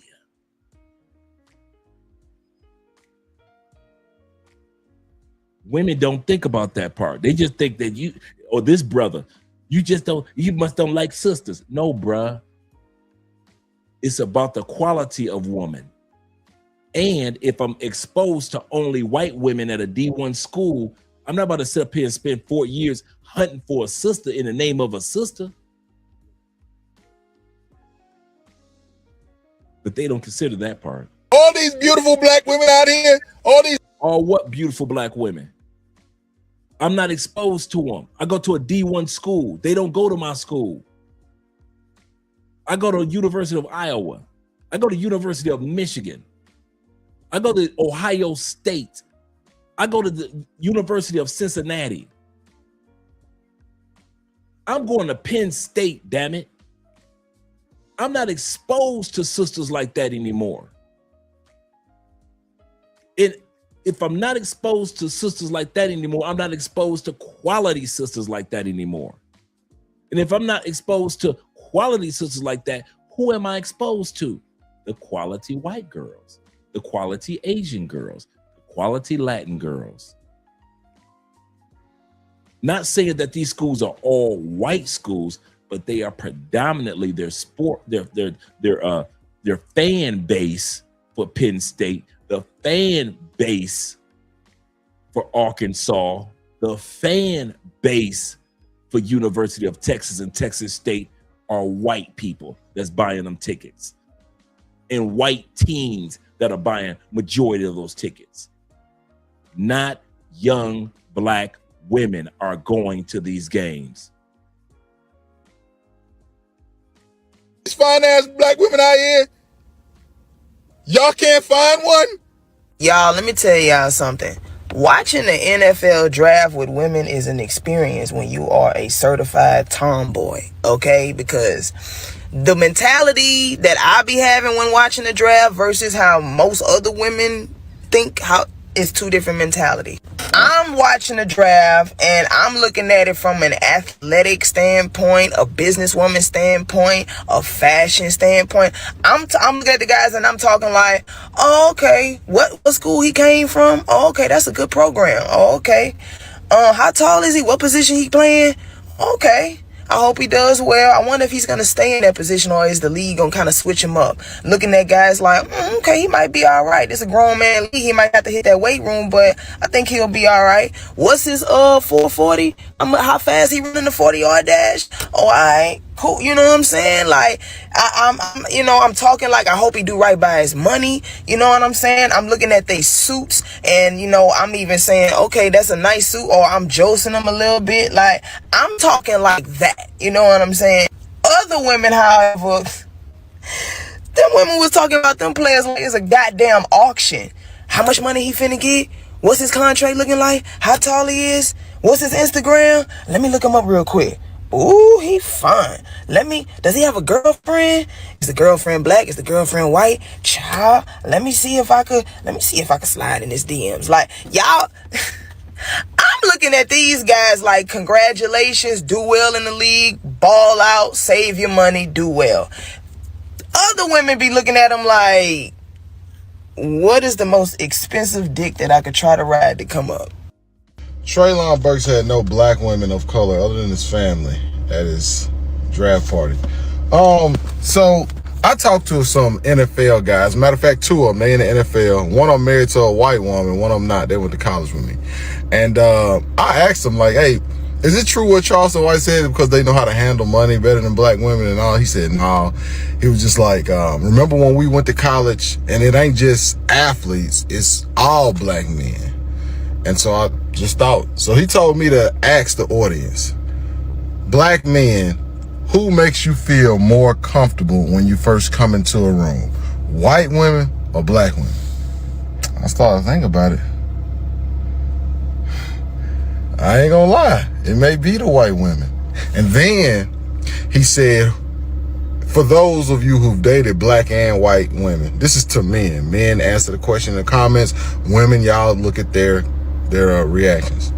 He said, ask black men who have dated white women and black women, which one of them makes them feel like a man and which one feels like they trying to snatch you down. Now, I can't attest to that. I only dated black women, but I mean, what y'all think?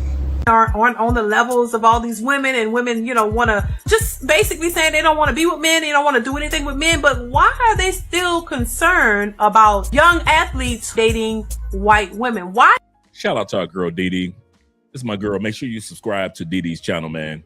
We always support positive sisters that's out there doing positive things. This is a married woman, mother, and she is always showcasing the fact that there's a difference between these quality women and the trashy women that are out there.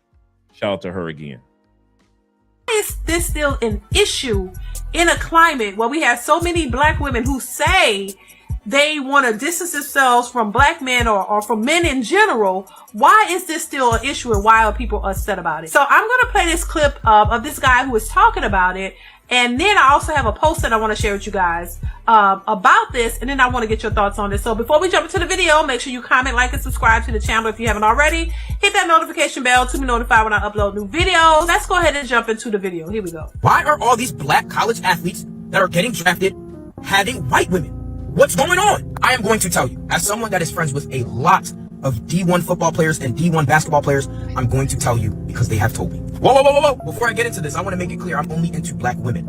I'm just telling you what they have told me. My man said, bro, how many white women have you seen do the Memphis Down Challenge? And he said, excluding the ones that think they're 2 shades away from being lotto.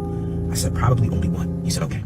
Y'all, 5 of my guys that play on Division I Power 5 football teams, and they were like, goody, you know the type of NIL deals we got. One of my men said, bro, I was messing with this black girl. She heard about the deal I got and started to request money, Applebee's and Cash Apps, for her hair and nails. I said, oh. My other friends were saying, bro, I would try to take her out to Chipotle, Kava, this and this and that. She would get mad talking about, why are we going to steakhouses? You're good for it. I said, oh. They were like, bro, the white women, they're down to go and get a cup of coffee, go and get some ice cream. My friends were like, bro, the white women we're dating, they pay for a lot of our stuff. I said, what do you mean? Facts. That is probably one of the #1 statements, and even Umar said that. Remember I mentioned earlier about the white girl that Umar was kind of cool with? She was paying for a lot of stuff while he was in college. A lot of stuff while he was in college. If I've heard nothing, I have heard that them white chicks was opening them using daddy's credit card while you in D1 buying you, if you need this new this or the new that, she's made sure that you had. White girls was making sure that your snacks were already done. If you came home and you needed, if you came back to your dorm room and you were supposed to have a special meal made, you ain't got to worry about it. That white girl already got that meal made for you. White girls knew college was for 2 things. See, white men know this. Shout out to the white men. White men know that college is for education and connections. A lot of very educated black men know this. It's for education and making connections for the future. White women, they know college is for your education, and you better not walk out that college without a husband. You better not walk up out that college and you ain't got a husband. Remember the videos that went viral a couple years ago with all the white girls at the graduation ceremony showing off their rings, You ain't never seen a video like that with sisters, have you? You ain't never seen a video with sisters showing off their rings at graduation ceremonies. Never. Do some of them? Yes. Do most of them like white girls? Hell no.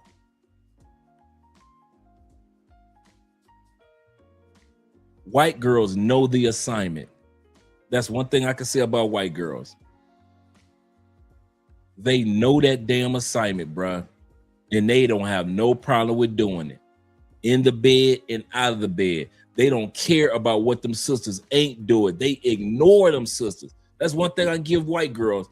You cannot scare a white girl into not being a trad woman, traditional woman that is, just because some sisters that came up in her face.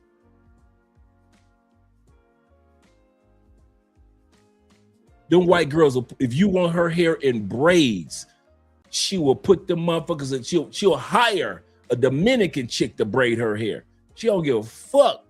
If you want it, she gonna do it. Why? She got 4 years. She saw who you were as the best offensive lineman in the state. She saw that. She saw that you play center and your team went to the state championship and won. The white girl saw that. Sisters too busy trying to get their ski-wee.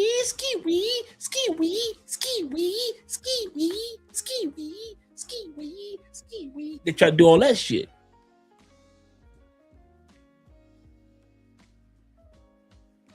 The white girls be on a mission. I bet you I don't walk out this motherfucker alone. White girls used to their mamas having a degree, ain't never used it. Unless she had to or she wanted to. See, we ain't used to our mamas having degrees and using them if they want to or if they have to. Because dad got it. We ain't used to that in our community. White girls used to seeing mom met. When you met that? We met at an LSU game. We met at a Penn State game. Where your daddy was playing for Southern Cal. Motherfuckers want to criticize OJ. I'm not black, I'm OJ. Okay. Who do y'all think OJ was supposed to be fucking? Sisters? In Southern Cal? What was it? Was it Southern Cal or UCLA? I think it was UCLA. Was OJ supposed to be fucking sisters? D1 UCLA. I think it was Southern Cal.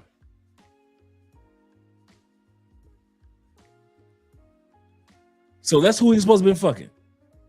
When he's surrounded by thousands of white women, who the hell do you think he was gonna be attracted to? I'm so tired of black people playing dumb like OJ was supposed to be attracted to sisters. He's supposed to save all his little teen energy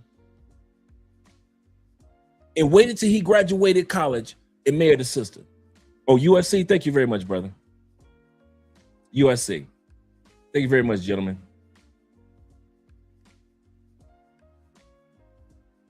Ain't no way in hell. Ain't no way in hell, bruh.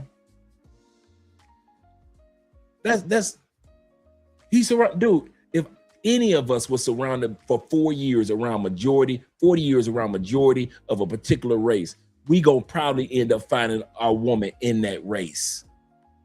And that's what black women are not realizing, and some black men aren't realizing. These brothers didn't purposely go out and not date sisters. They would just so happen to, and we're going to talk about this on the video. They just so happen to be predominantly surrounded by white fans, a white fan base with white fathers with beautiful daughters, white cheerleaders, white classmates, white tutors, and a few sisters here and a few Latins there, but majority of the people that had the audacity to come up in their face was the white girls. You guys who experience it in Europe, when y'all see white women all in y'all face, y'all know what it's like to be in a D1 school. All you ex-military dudes, when you go to a certain country and the women are all in y'all face, you know what the hell I'm talking about. Now you understand them college dudes. Because you're like, yeah, when I went to Germany, man, they stayed in our face. Yeah, when I went to Sweden that one time. Yeah, when I hit Hungary that one time.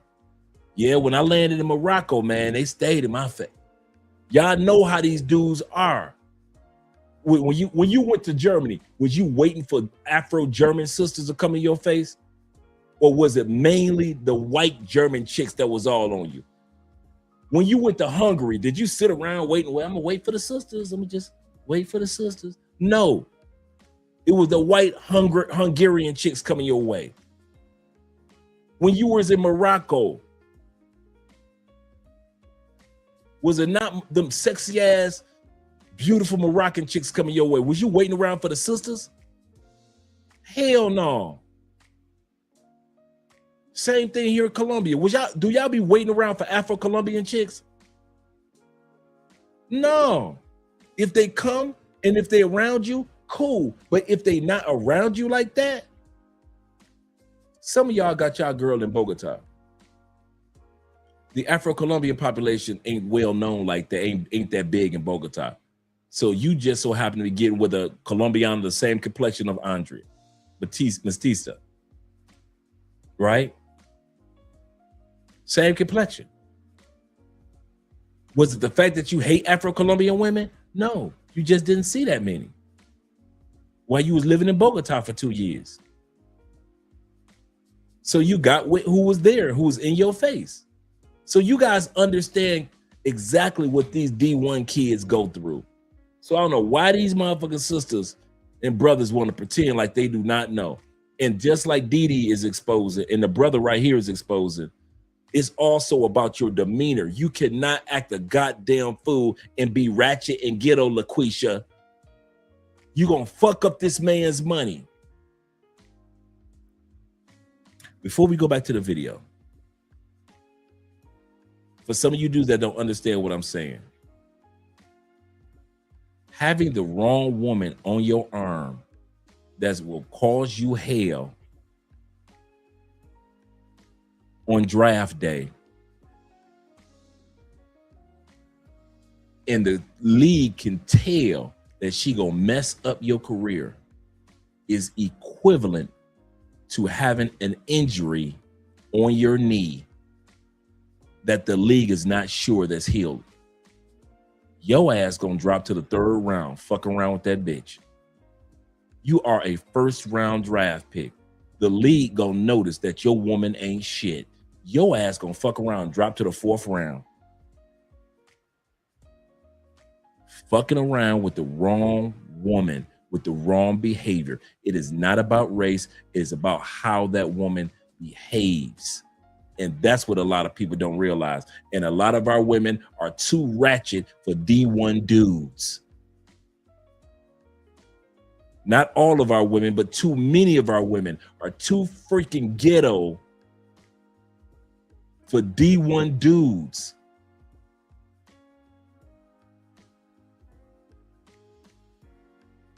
Travis Hunter, Xavier Worthy, absolutely correct. Good call, both of those. Good call, gentlemen. Let's go back to the video. Let me shut up. They said, bro, they know that we're making some money, but while we're at practice or we're at camp, they got us our favorite Cabo Bowl, double chicken, right? Waiting for them to come out of practice. Those women are playing the long game.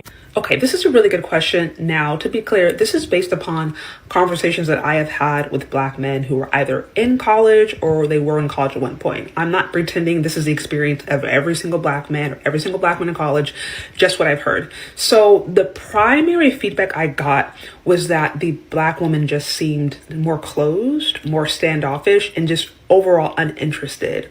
Whereas these same Black men said that it seemed like non-black women, whether they be, white, Asian, Hispanic, just essentially non-black women, were going out of their way to compliment them, whether it be in their outfits, whether it be in their hair, whether it be on just how they showed up. But they were going out of their way to try to be nice, friendly, and platonic. Whereas their experiences with black women was that they were doing the total opposite. They were playing hard to get. They seemed very standoffish. They just seemed not interested. And so it was like the non-black women were going after them and the black women were running away from them. This is essentially what I have heard. Terrell Owens speaks on his lifelong experiences with black women and how they broke his heart and didn't treat him so well. Black women growing up wasn't so good. When I started dating white girls, my first experience with white girls is when I went to college. I tried to date some black girls when I was in college. They did not like me. I was skinny. I was strong. Right.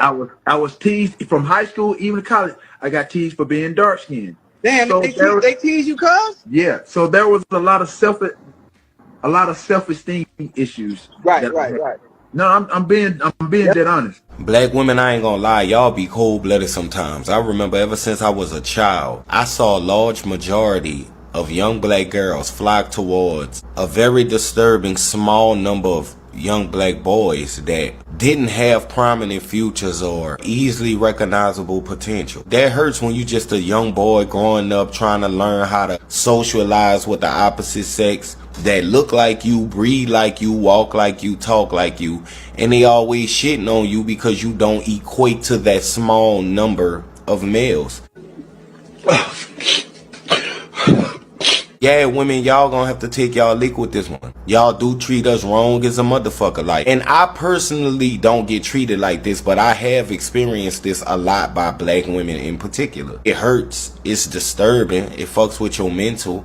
It have you emotionally rattled, like you see Terrell Owens is, He just was looking for something fit, feminine, and cooperative, as the Godfather would say. Y'all have to stop being so mean to us, basically. Like, you can talk to us, you can give criticism of us, but the way y'all interact with us is like we just pure D under you. Now, quarterbacks are different. Yeah. We want mother, father, dual parent. Mm-hmm. Now, this is very important because I never heard this before. I knew this, but I never heard this before. So we got a very famous Hall of Famer football coach letting us know what's going on with how they choose the people that they're going to play for which position in the football, in the NFL, or even in college. Ella says this. He said, you got to cover the Xavier Worthy story. He said, I fell off that, brother. And with Xavier Worthy's situation, Xavier Worthy and his girlfriend, this was the dude just started the league. She put that man through so much hell, false domestic violence allegations. 1 minute the charges there, next minute the charges drop, next minute the charges there, next minute they drop. Then he had to end up filing a lawsuit to let the world know, hey, this woman lying. None of this would have happened if Xavier Worthy would have listened to everybody else and got him a quality woman, whether she was black or white. But he got him a sister, cool. But that sister put that brother through hell. And even though his rookie year was decent, his rookie year was trash compared to what he got drafted to be. That's the problem with that. People don't think that Ray Rice's career tossed from allowing a woman to push him to the point of no return. A woman he knew he should have separated from, whether she was black or white. She knew she should have left him. They should have left each other alone. You grown people. Why you acting like little kids, not knowing when it's time to leave somebody? I'm gonna tell y'all this. I saw a brother's he had put a post. Yeah, that's true. Reuben Foster, linebacker from Alabama, his girlfriend got him kicked off the NFL. She was a sister also. Wow, you know what? I'm glad that you mentioned that. I had forgot all about Reuben Foster too. Goodness gracious. There was a brother on Facebook today, and I'm thinking about doing a video about it, or even inviting him up for an interview. He said, brothers, I'm looking for a wife. I'm serious. He said, I'm thinking about Colombia or the Philippines. Can you guys share me your opinions of either locations? So guys start putting in their opinions of either locations. And then one guy said this that stood out to me. No, man, I can't do no Philippines, all that submissiveness and supporting me and being there for me. I don't need no woman to be there for me like that. I like that spiciness of the Latina. I need a woman that's going to argue with me. I need a woman that's going to be rude. Oh, that is so sexy. Anger.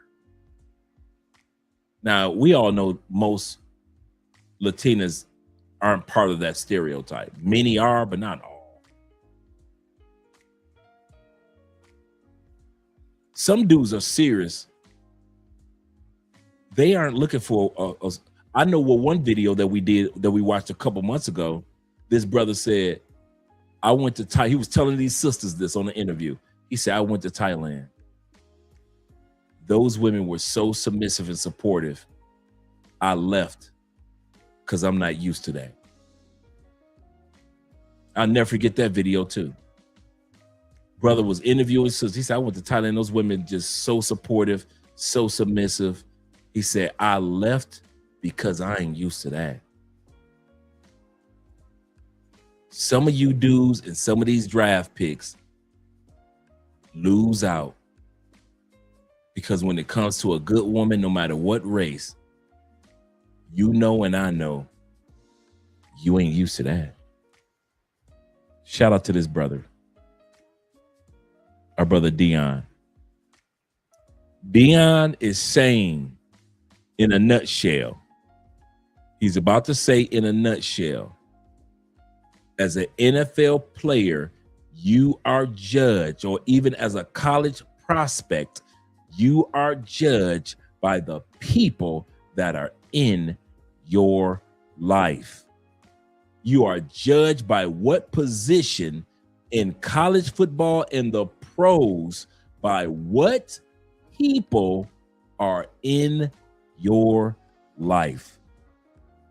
So let's bring this back with Brother Dion. Us basically, like, you can talk to us, you can give criticism of us, but the way y'all interact with us is like we just pure D under you. Now, quarterbacks are different. Yeah. We want mother, father, dual parent. Mm-hmm. We want that kid to be 3.5 and up because he's got to be smart. Mm-hmm. So he's got to have a 3.5 GPA. To be a quarterback in the NFL. A lot of times we don't notice this. You cannot, for the most part, be a one-parent household to be a starting quarterback in college or a starting quarterback in NFL. I can't even think of a story. I didn't even think about all this until Dion just said it. I can't think of one story of a single mother that raised an NFL quarterback. I know other positions, but I can't think of one NFL quarterback. That's a good point Dion made. When it comes to drafting kids in college, this is what they look for. Quarterbacks must come from two-parent household, and they must have a 3+ GPA. They look for structure. Is Lamar Jackson one-parent household? Because I was thinking the same thing, Lamar Jackson. But that is an anomaly. Lamar is Michael Vick also? Were these one-parent households?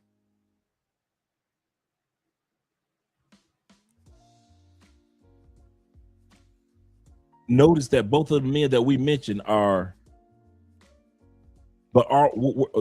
we haven't seen their father, so that could be true too.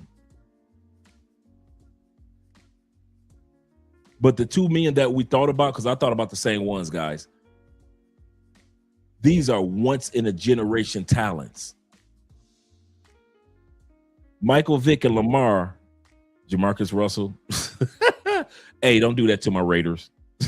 We've been trying to bounce back from that draft. That $60 million travesty. Our team has never been the same since that one draft. I'm gonna tell you this. If you are a Raiders fan, you know exactly what I'm talking about. Okay, cool. Jaden Daniel, all these guys, if you notice, Lamar Jackson, Michael Vick, Jaden Daniels, but Deion was not a quarterback. We're talking about quarterbacks. Vince Young, all these guys hold once in a generation talent. They had to get picked. These guys were the rarest of the rarest of the rarest. But the average NFL quarterback, let's follow Deion.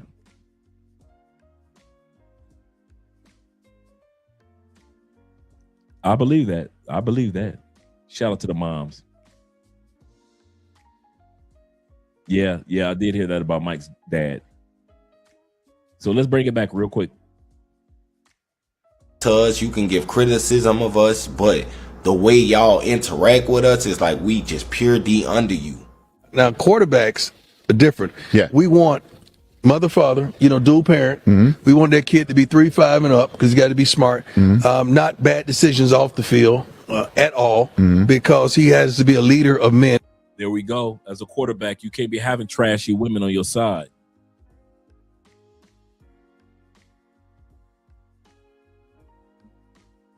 Vince Young, never known for trashy women on his side. Jaden Daniels, never known for trashy women on his side. Jamarcus Russell, never known for trashy women. We're talking about when they were in college, trashy women on their side. Michael Vick, never known for trashy women on his side. Lamar Jackson, never known for trashy women on his side. Never. None of these men have never been known for trashy women on their side. Yeah, we talked about Reuben Foster earlier. Yep. The linebacker from Alabama. Yep. Jalen Hurts, never been known for trashy women on his side. These guys are once in a lifetime talents. And one of the things that even if they didn't have a father figure around, they were still intellectual and they still were not allowing trashy women in college to be on their side. These guys monitored who were around them. Bobby says, based on the available information, Michael Vick's parents, Brenda, thank you very much for checking this out for us, Bobby. Brenda and Michael's bodies are not together. They're unmarried. Oh, they were unmarried teens when he was born, later married, but became estranged or separated. Absolutely correct. Good information, Bobby. Yeah, and the women knew it. Yep. Jalen Hurts came from a 2-parent household. His father was his high school football coach. Okay, cool. But these dudes were never known for, and Jalen is surrounded by women. His whole team, his marketing team, his wife, his publicist, and his agent are all women. He has a whole team of women around him, and he married to a sister. So we're not saying all sisters don't meet the requirement, but a lot don't. It's so many different attributes and what we look for when we see a quarterback. And like lineman, I look for dual parent homes. Right. That I did know. For all you guys that didn't know that, I did know that about offensive linemen. They do look for 2-parent households when it comes to offensive linemen. I've been knowing that part for years. I didn't know the part about the quarterback. A strong father that they adhered to. Right. Smart kid, at least 3.3 and above. You're also defensive lineman is totally opposite. What do you mean? Single mama, trying to get it. He's on free lunch. I mean, I'm talking about just trying to make it. He trying to. You say defensive lineman, totally different. Offensive lineman need a mama and daddy, need a 3-point plus GPA. rescue mama. Like mama barely made the flight. Trying to get out the mud. And I want him to just go. What he did was he reinforced every negative stereotype. We talked just earlier about black women in their hair. Maybe they shouldn't be on television. Maybe they should. It's not okay because it's somebody's truth to just say it. And as a black man, I'm going to say that he ought to know better and he ought to do better. I think the interesting thing, though, is, when I first heard it, and this is just me being honest, race never entered the equation for me. Thank you. When he said it, race didn't enter the equation for me either. When he said all this, I did not think about race. Only single mothers thought about race when Dion just said this. When he just said this, yep, the truth hurts. Preach, brother. Preach. Hit dogs holler. Dion said nothing about race, did he? But since 80% of black mothers are single mothers, it hurts them when they say your child can't be a quarterback unless he's a generational talent because he doesn't have a mother and a father in the household. And we need quarterbacks to have mothers and fathers in the household. And Dion is just saying what has been the norm in the NFL for years. Long before Dion said it out loud, this has always been the norm. Like I said, I knew this about offensive linemen a long time ago. If you're an offensive lineman in college or in the NFL, your ass better come from a two-parent household with a dominant dad. I don't mean a dad that's domestic violence or crazy dad, but you better come from a family with a strong father figure as an offensive lineman. I've been knowing about that one for years. You've got offensive linemen that get adopted by their football coach. They come from their mom is single mother. But in order to go to that high school or that college to be all that they can be, those offensive linemen will be adopted by their football coach because that's a male figure, and usually those coaches are married. So that young man, for the first time in his life, gets a mother figure from the football coach's wife, his mom back home, and the coach is a father figure to him. That's very common, very, very common for young kids to be eligible to get scholarships at a particular prestigious school, and they end up living with the coach. Because you cannot get drafted and pulled for the most part unless, once again, you're a generational talent. Yep, Michael Orr. That's a good call. That's a good call.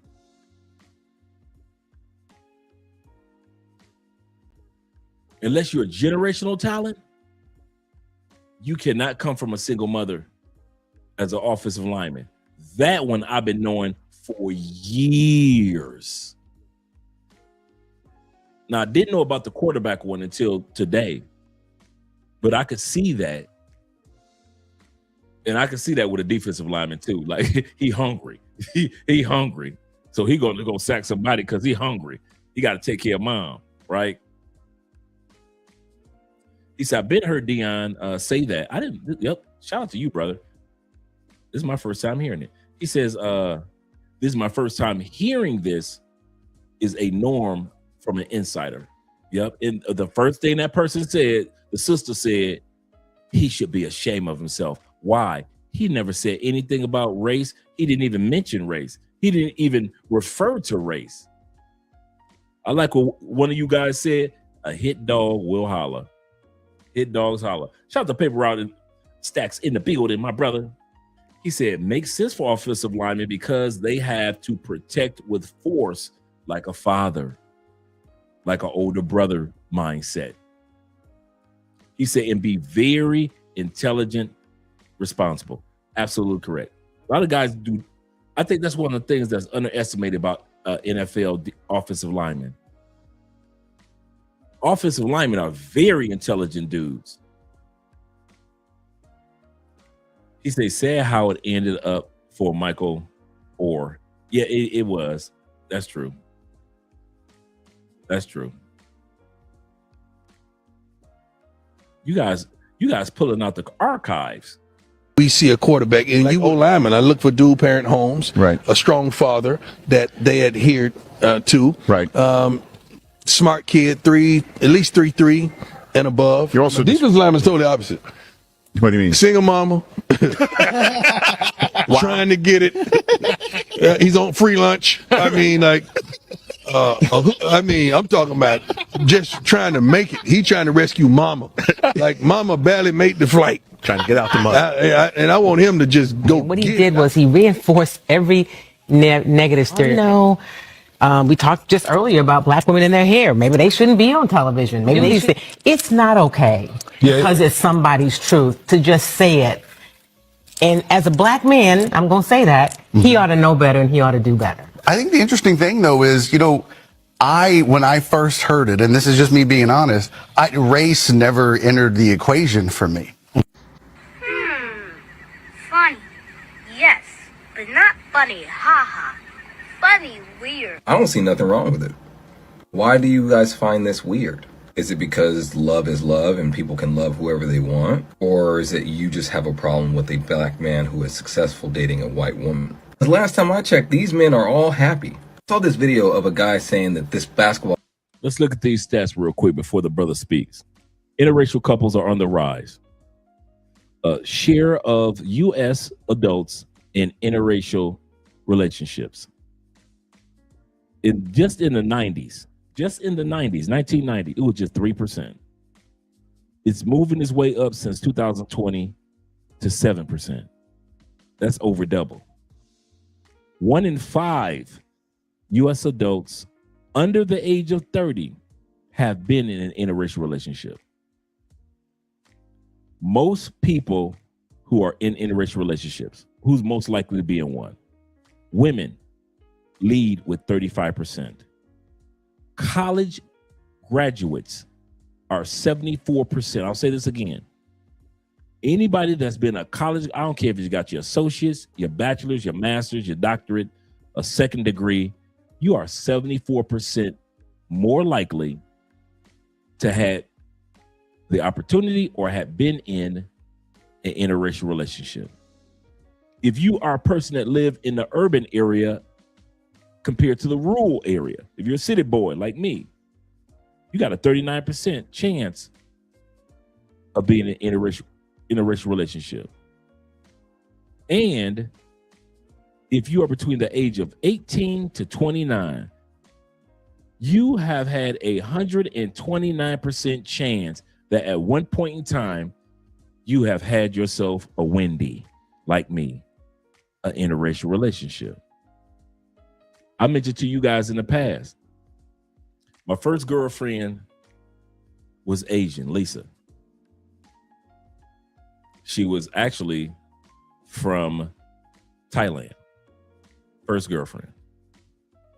Second girlfriend, Wendy, the white girl.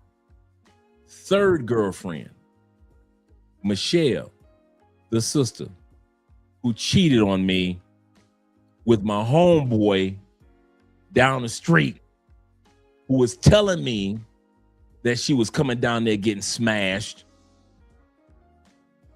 And she was coming to my house because we live next to the skating rink on the east side. Shout out to Skate Land. And so everybody would come and hang out at our house. So she thought it was cool. But she was really smashing my boy down the street even before I got the coochie. Wendy, she ain't cheap. Lisa, she ain't cheap. The sister, Michelle Holcomb, I'm throwing your government name out there, Michelle. Michelle Holcomb, capital H-L, okay. O-L, spelled with an Oakham. Michelle Holcomb, government name, CIA, FBI, title, Detroit East Side. right off a cat. Oh, my bad. Okay. I was about to put it all out there.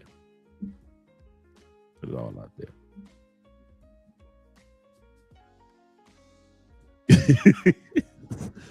Okay, did I go overboard? So I can relate, man. Age between 18 and 29. You got a 129% chance. The government name. I put out the government name. Yes, sir. The government name. My boy came down the street. He told me, man, he said, Dre, I need to talk to you because you're my dog. I said, what's up, man? He said, man, you know Michelle, right? I said, yeah. He said, hey, man, I'm going to tell you something for real. That used to be me. I said, who? Hey, dog, Michelle Holcomb, your girl. Hey, I got that. I broke her virginity. I say, nigga, you don't, what the? Michelle is a virgin. Nah, Dre, she a hoe. She my hoe. What? And this was my dog. So I knew he wasn't lying. He was coming to me on some straight grown man stuff. So I wasn't even mad, right? And he said, man, she just be coming to your house, man, because you stay next to the skating rink and everybody come to your house until skating is opening up, right? So it's not time for the next group of skaters. So everybody at your house, so she thought it was just cool hanging out with you at your house. What? Man, I be beating it up every time. Dude, she'll come to your house, lie to her parents to come to your house because her parents don't F with me, but they like you. So she'll come to your house, and when she leave your house, she'll walk down to my house. I beat the coochie up, and then she'll come back to skating and have her parents pick her up from skating. I said, what? Michelle Holcomb, you ain't You never was. I hope you got 9 babies and 9 disease. No, I don't. I don't. Let me not put that curse on that woman. We was kids. But my man was straightforward. That was my dog, man. I wasn't even high. I ain't one of them dudes. So I wasn't even like, what? I was like, no. I wasn't no tears. Yep, the game is the game, Dre. I kept it. I did. I kept it a buck. I wasn't even tripping because I knew that he was my dog enough to say, hey, dog, I was smashing her way. But I could see if it was somebody that was smashing after I was messing with Michelle. But he was like, Dre, man, dude, I was the one that got her virginity, dog. Hey, sexy boo. I was the one that got her virginity, dog. I was the one she was with, man, back in the day, man. Dre, back in the day. And, you know, back in the day it was like a year before, right? And so he was being honest because he was like, man, you ain't gonna be using my boy like that. And so I was done with her. I was done with her. Yeah, she was well traveled for real. Seriously. I was done with her, but you know, that was the first time I gave a sister a chance. What did she do? Do what hood sisters do. She was a share bear. She was a share bear. Player never smiled so much until he got a white girlfriend. And it Asian for me. Funny. Yes, but not funny. Haha. Funny weird. I don't see nothing wrong with it. Why do you guys find this weird? Is it because love is love and people can love whoever they want? Or is it you just have a problem with a black man who is successful dating a white woman? Because last time I checked, these men are all happy. I saw this video of a guy saying that this basketball player never smiled so much until he got a white girlfriend. And it offended that man so bad that this player was happy with a white woman. Love has no color. Love is love. This is a phenomenon in my opinion. Because last time I checked, it's always an issue when it's a black man getting a white woman. Especially when it's a successful black man. They don't really care about the broke black men getting white women. I mean, they care a little bit. A rich black man? Oh, no. You better not get you a white woman. But it's funny that broke black women will be like, get you a white man. Get you a rich white man. So quick to want to get a white man. Because they see money involved. When a black man is truly happy with a white woman, and he just so happens to be successful, it eats a fucking hole in their soul. I'm talking about right now. If you were to look up this subject on TikTok, you would find hundreds of videos of black women upset over dudes that will never look at them. What makes me laugh about this whole thing is that these women be mad at these white women for no reason. Because these white women are actually more successful than you'll ever be. These basketball and football players are not just picking up random white women off the street. They also date successful people. It just so happens that these white women that they're dating are either successful models, have successful business careers. Plus, there is plenty of black athletes marrying black women. I don't even understand why this is a fucking problem. Maybe black athletes just like real hair when they're pulling it. Look, what? See, this is the part where, unfortunately, a lot of sisters, they don't get it. You want everything up front. You're thinking that this is what you should, what you deserve and what you should be getting up front. If you're dating an athlete who has the potential of going pro or whatever and making a substantial amount of money, if you know that, why are a lot of these women looking for things up front? He's not good for the money right now. He's good for it later. And it just shows a level of desperation from a lot of these women who are expecting so many things from these men right away, just because you know he has the potential to make a lot of money. Which, when it comes to other races of women, the white women or other women, they understand the long game. You know what? We're going to cater to this man. We know his potential. We know where he's going. So we want to make sure that we secure our spot with him. So when he do get to the pros and he's making these millions of dollars, we want to be right there with him. We want to end up being his wife. We want to have the children with him. I see a lot of women forgot that whatever you're not fulfilling, another woman is willing. You will lose your man if you don't know how to cater to him, and he ain't got to cheat. He's going to leave. Do you date white women? We're gonna come back to you after this program. Honestly, I've been asked that question a lot. You know, being an athlete, being an entertainer, and me personally, growing up in Atlanta, I'll say this: like, I really wasn't attracted to white women until I went to college. So my attraction to white women probably didn't come until I went to college. Do I date white women? I don't discriminate against no race of women. Now, I posted these photos to let you see the fan base. You see the one little sister in the corner, right in the middle at the bottom, like she in second row.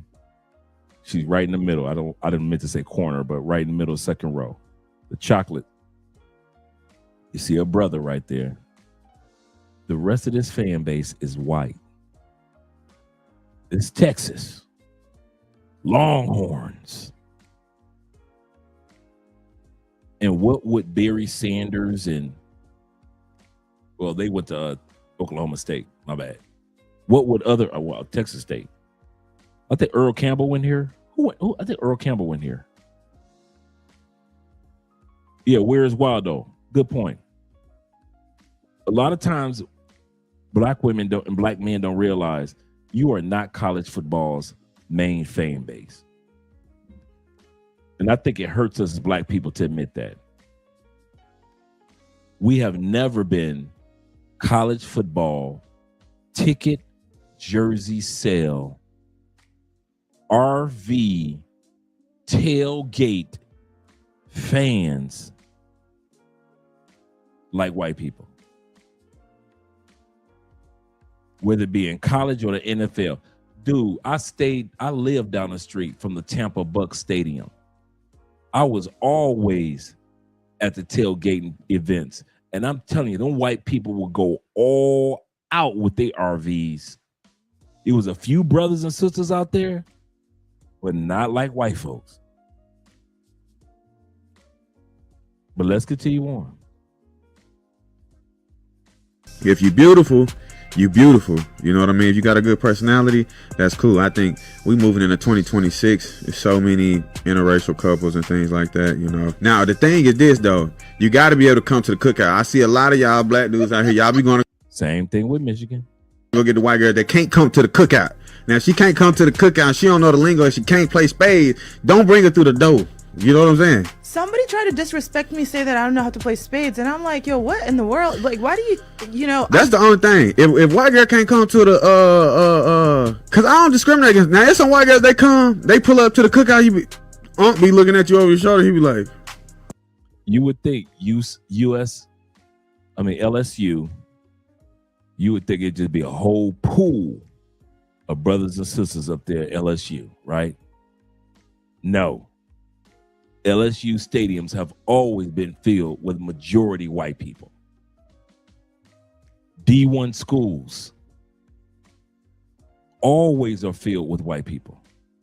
That means more white women that black men will be exposed to than black women.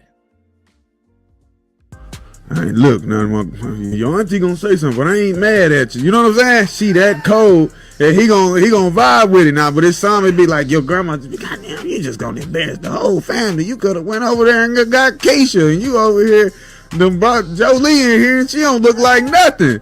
So if you do bring a white girl to the function, she gotta be so cold that the black women, they just like, you know what? I can't even get mad at you for bringing her in here. Well, let me explain something to you, just in case you forgot. Majority of these guys go to PWIs. If you don't know what a PWI is, it's a predominantly white institution. They go into Oregon State. They go into University of Oregon, USC, UCLA, University of Florida, Penn State, you name it. All these top-notch PWIs with top-notch football programs. Now, when these kids go, these young black men go to these colleges and play football, and they excel. Majority of their friends are what? They're white. So if majority of their friends are white, who do you think they're getting ready to date? They're going to date a white woman because all their friends are white. Man, leave these kids alone, man. They not on what you own. If you Gen X like me or millennial, whatever, leave these kids alone, man. If they want to date a white girl, let them date a white girl. If they want to date a Hispanic, if they want to date a Filipino, whatever, that's their life. You had your chance. I mean, you're still here. I guess you still got a chance. But you were young once. Let these kids live, man. Don't sit there and be dogging them out just because they with somebody of another nation. That's their choice, because all their friends in college are probably going to be white if they play football at a PWI. Why do so many black athletes who get drafted often choose to date or marry white women? This how they girl look. I'm not lying. Where's the melanin, man? A lot of the time, these mainstream athletes don't always be at HBCUs. Many attend mainstream colleges like Kentucky, Notre Dame, or Alabama, which are mostly predominantly white. In these environments, they meet white women who are supportive, caring, and responsible. And it goes from there. So when they get drafted, all that type of stuff, they take them women with them because they actually fell in love with them. So a lot of the times you cannot fault them for them being there for them. Another creator had this to say about this conversation. They were like, bro, the white women, they're down to go and get a cup of coffee, go and get some fucking ice cream. My friends were like, bro, the white women we're dating, they pay for a lot of our stuff. I said, what do you mean? They said, bro, they know that we're making some money, but while we're at practice or we're at camp, they got us our favorite Cabo Bowl, double chicken, right? Waiting for them to come out of practice. My friends are telling me these girls are getting their group projects done, getting their essays done, online tests done on time. One conflict that I see going on between light-skinned people versus dark-skinned people is the fact that some believe that just because you... Why do only 28, I didn't know this before, why do only 28% of black NFL players marry black women? Well, we know it's not that many black women married in general, but 28%, I did not know it was that low. Years ago, people thought that lighter skin was more attractive. And this is the mistake that black women make. They blame it on skin. They don't say that it's their behavior. They say it's the skin. They say that we are infatuated, not with the behavior. It don't matter how many times black men have put out videos to say that we like this type of behavior: fit, feminine, friendly, supportive, submission. No matter how many times we say that, no matter how many times we say a man wants respect over love, they don't hear it. That can't be true. It's got to be because she's white.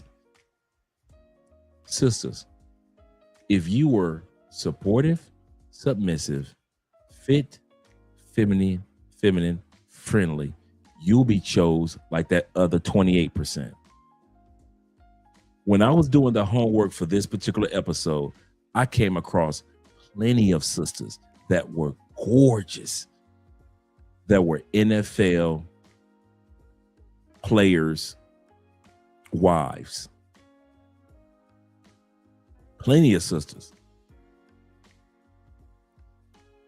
So when they try to sit back and say that it's because of skin, no. Once again, as I said earlier, they think we are looking at the white girl's hue. We are looking at the white girl's heart. You think we're supposed to accept you because of our hue. We reject you because of your heart. Jesus said, from the heart, the mouth speaks. If your mouth is ratchet and your behavior is ratchet, and you're not willing to change your heart, I don't care about your hue anymore. And if you are a woman that speaks life into what I'm trying to accomplish, and if the Bible says from the heart the mouth speaks, that means that in your heart you believe that I can accomplish what I need to accomplish. I don't care if your hue is not there. I don't care if you're Asian, but you speak life into me. I don't care if you're white, but you're speaking life into me. I don't care if you're Latin and you are supporting me and you respect me and your respect causes you to love me. I don't care. Your hue can be purple or purple. I don't care. Some of you brothers are so caught up on hue that you ain't gonna never find love. Not because they're not any good black women in the world.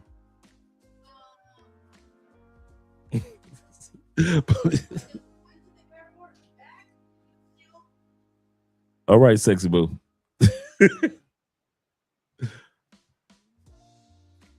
You're going to be so busy being caught up on hue. I need a black this, black this, black that. You could have settled down at 35. Some of you dudes going to be 47 by the time you find that black love. Nothing wrong with that. I'm going to say this again. There is nothing wrong with that, finding that Afro this or that Afro that. You do realize that the real love that you could have had at 35, you could have sat your butt down somewhere, had 2 or 3 kids by now. And you decided to wait till 47 because of hue. Now I finally found what I was looking for. The hue and the heart. But it took you from 35 to 47. But the white girl that was on your team, like Dr. Umar had, she would have been down with you and you'd have been married and had 2 kids by the time you had 47. You would have owned a house and 2 cars by the time you got 47. You and that family would have been to 4 continents by now, by the time you hit 47. And you just starting your marriage or relationship dream at 47 because you was waiting for a hue to have the hue and the heart. Some of y'all ain't gonna get it. Keep on, and I'm gonna tell you something before I go into the next part of what this brother's about to say. Some of y'all not with black women because y'all just love black women. I just so love black women. Now, I'm saying some of y'all, not all. Some of y'all are not with black women because y'all just love black women oh so much. Some of y'all are with black women so you don't feel guilty or feel bad for not being with a black woman. Sisters have put down brothers around you so much for dating light skin, white skin, Asian, blah, blah, blah, Latin women.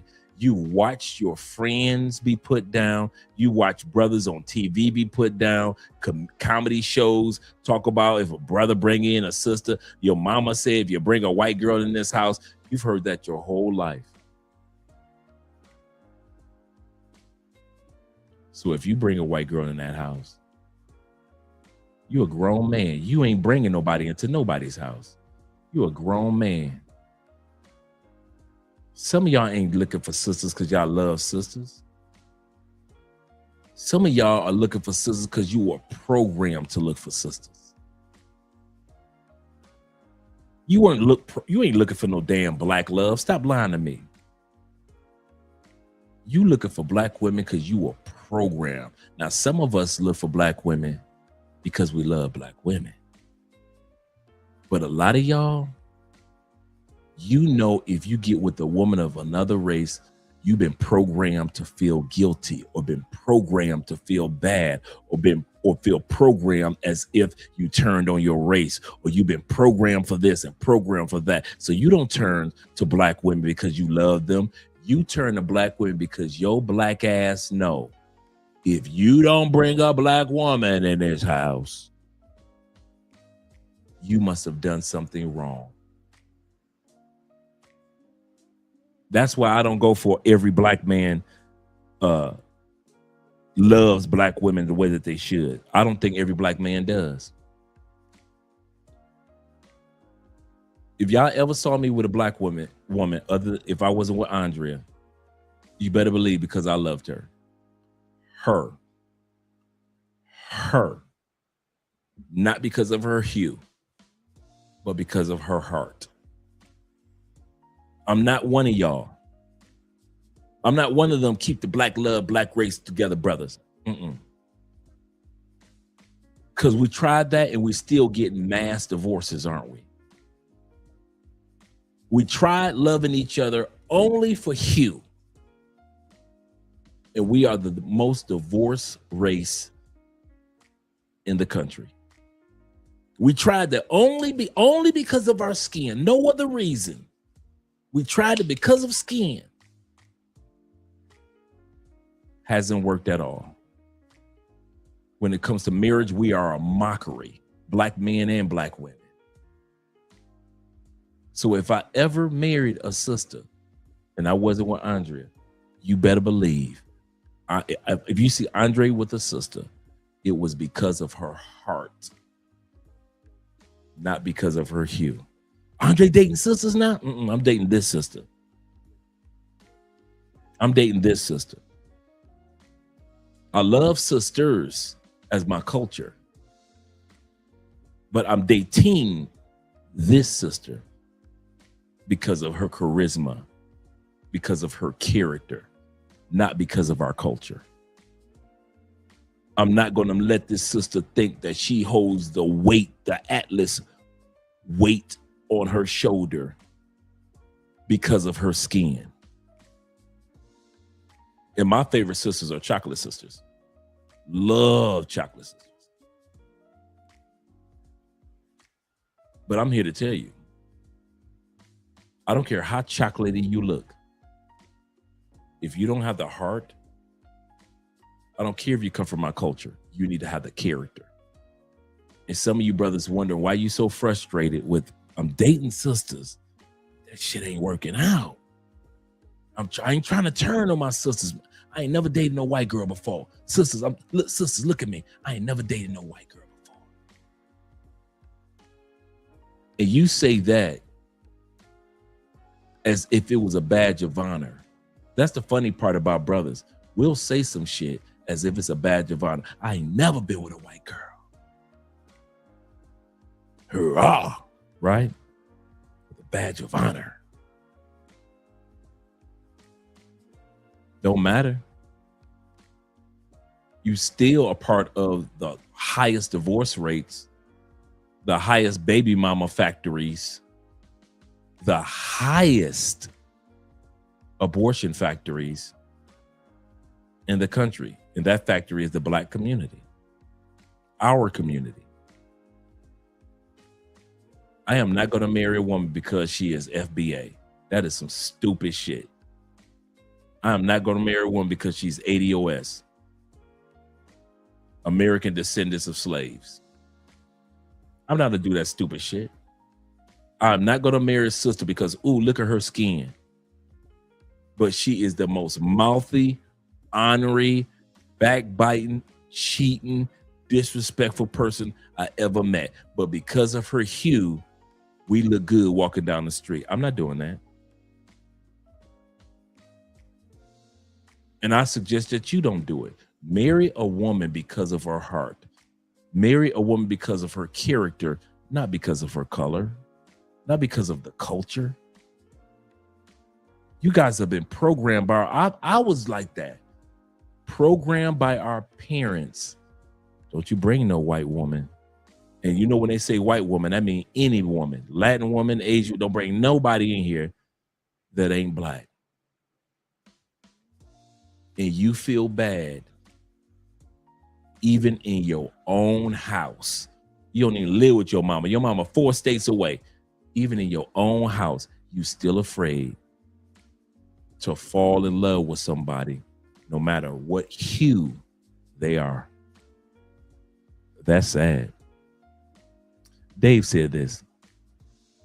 Oh, that's 40. Shout out to 40 being in the building. That was Dave again. 40 says this.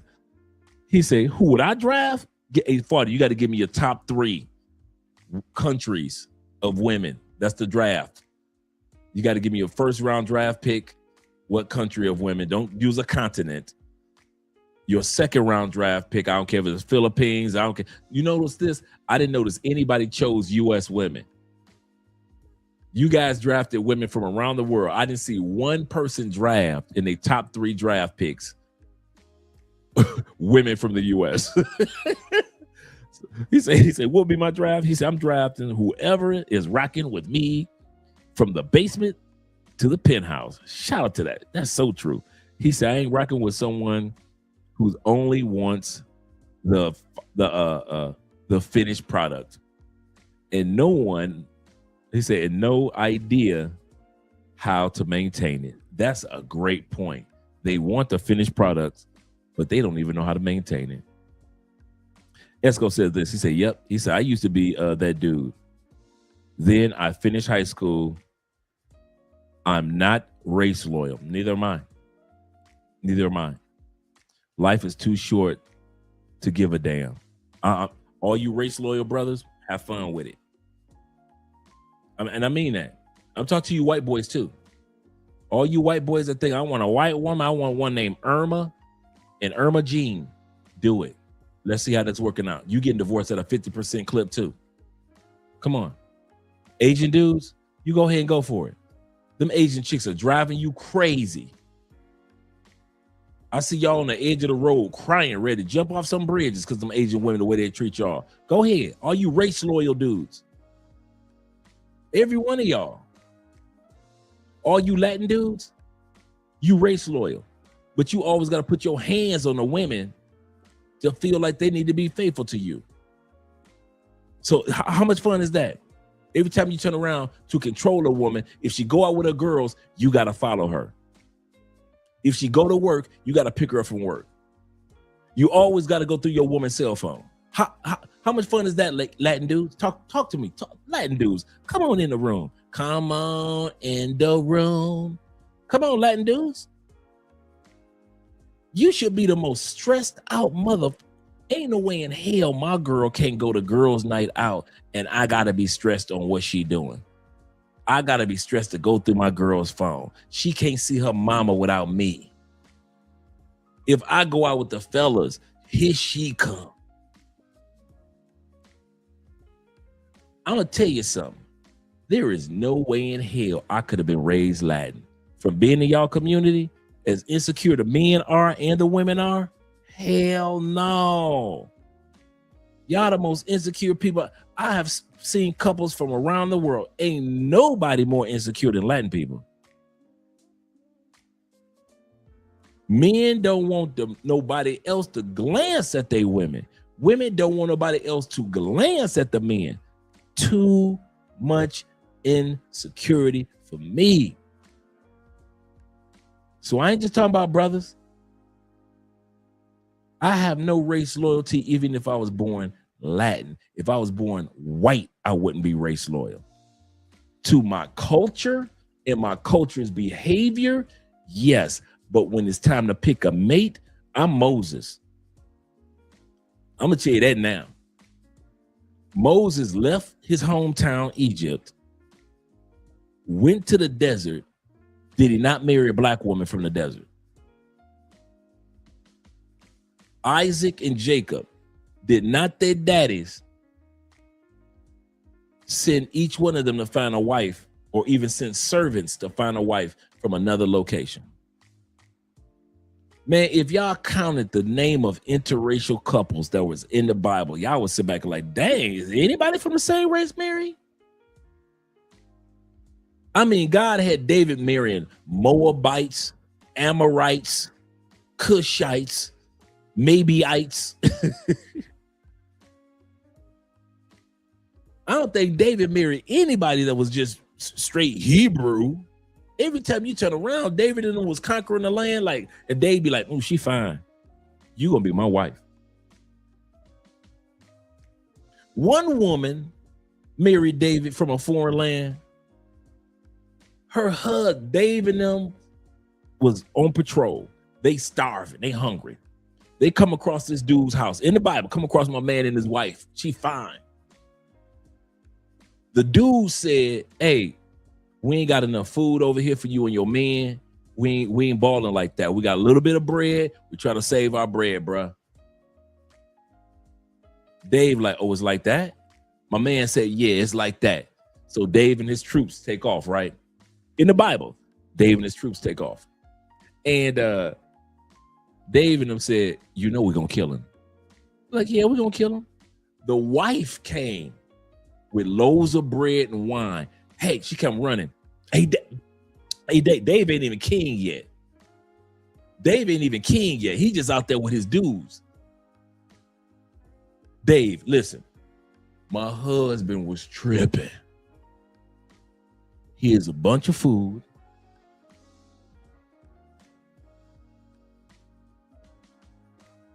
Jeffrey's gonna get him. He's paying for everything tomorrow.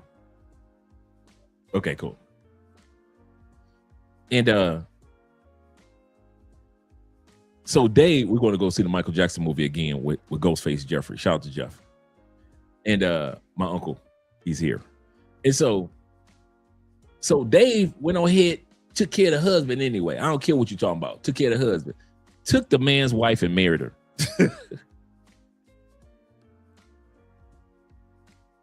Seriously, man, it's always been like that. Was Dave still loyal to the Hebrews, to his culture?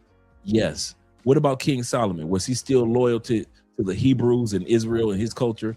Yes. Did they marry women from other cultures? Yes. What about Moses? Was Moses still faithful to his culture, and them escaping Egypt, the Hebrews? Yes. Did Moses marry a black woman from the deserts? Yes. I can't stand that question of, can you be race loyal but marry another woman? Well, wait a minute. What does the Bible say? Was not Moses loyal to the Hebrews and took them out of Egypt? Yes. Was he married to a black woman from the other side of the desert? Yes.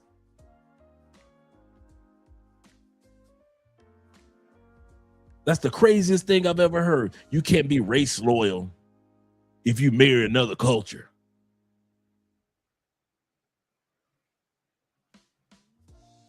So King David couldn't have been king because he married all these other women from different cultures. Solomon couldn't have been king because he married these women from other cultures. And all the other, it was 20 kings during between the book of 1 Samuel and Chronicles, over 20 kings. Most of them kings married women from other countries. God did not strike them down because they married women from other countries. He did not say you were no longer Israelite kings. You can't rule over Jordan or Judea, in other words, because Jordan is the river, but Judea, because you married a woman from another country. You can marry a woman from another country or another race and still be loyal to your culture, because they did it several times in the Bible.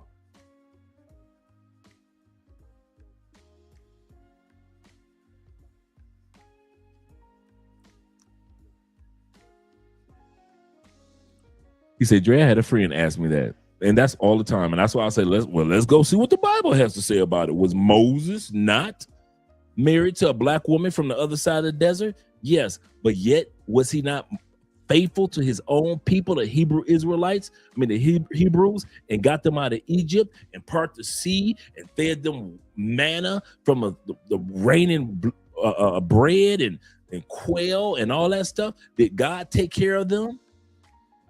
Yes, even though he was married with a woman from another side, another side of the desert. Yes, so you can be married with a woman from outside of town, outside your race, and still be considered faithful to your culture by God, like King David, like Moses, like King Solomon. You can be married to another woman from another culture, another race. Yeah.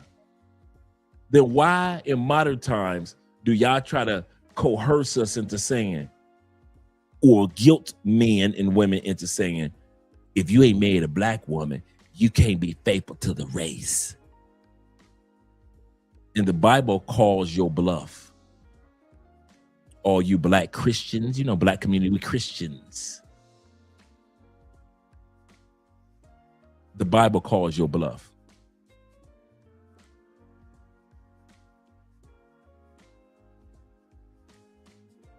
And it's the same Bible that our Islamic brothers use alongside of the Quran.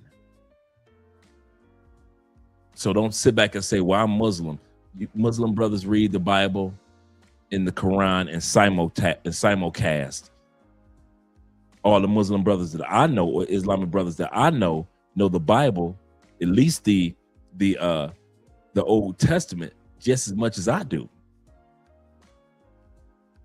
So you can't use your Islamic religion as an excuse. In the comparison that I used, were all from the Old Testament.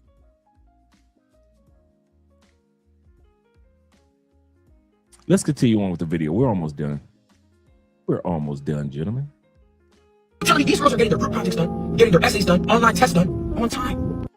One conflict that I see going on between light-skinned people versus dark-skinned people is the fact that some believe that just because years ago people thought that lighter skin was more attractive, that it should still be that way today. Whereas darker skinned people are taking a stance, and they are standing up for the fact that just because their skin is darker, that does not make them any less than. Like, you're not my superior. You're not any better than me. You will not treat me as if I'm less than you just because of the color of my skin. You're not my superior, and I am not beneath you. I don't even have to be equal to you, but you will not treat me as if I'm less than just because of the color of my skin. Shout out to Ghostface being in the building. The movie starts at 2 o'clock, Jeffrey. Just in case you were wondering, we're going to check out the 2 o'clock movie. Popcorn and tickets on you. On you. Andrea's going to come with us too. So it's going to be me, you, and Andrea enjoying the Michael Jackson movie mañana, tomorrow. So we'll probably be over to pick you up like 1 o'clock.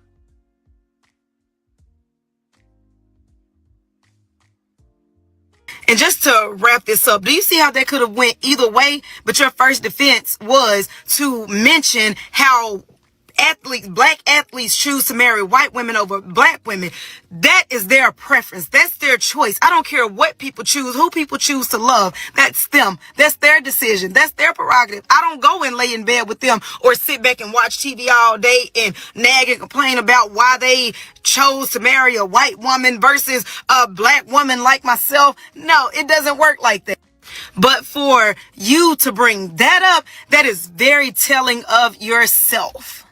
Because tell me, why do you think they prefer white women over black women? Tell me something.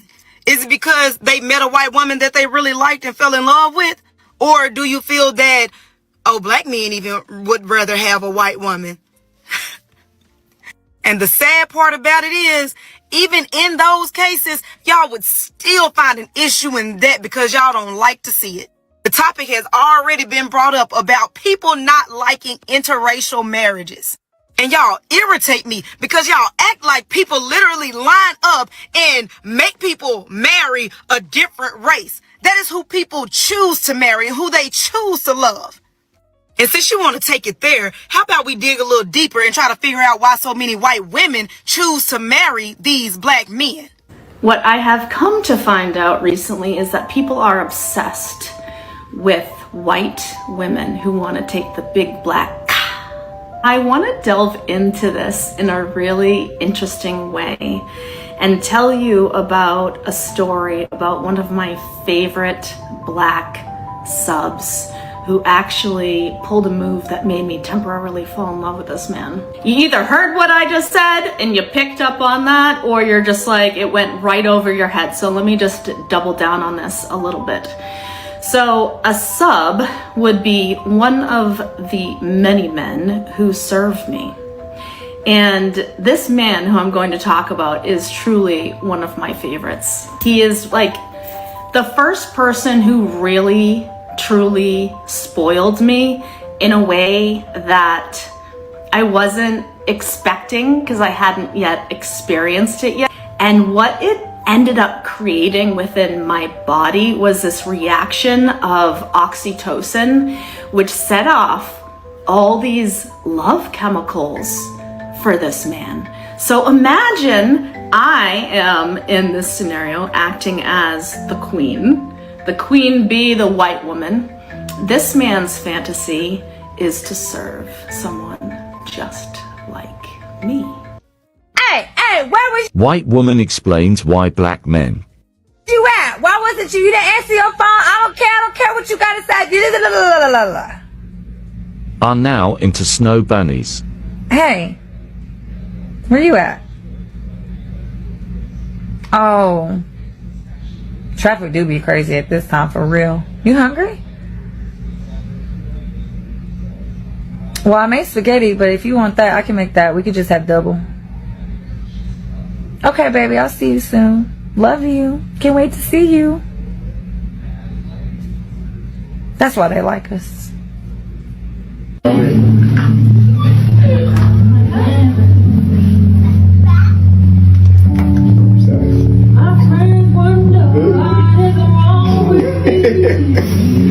Look.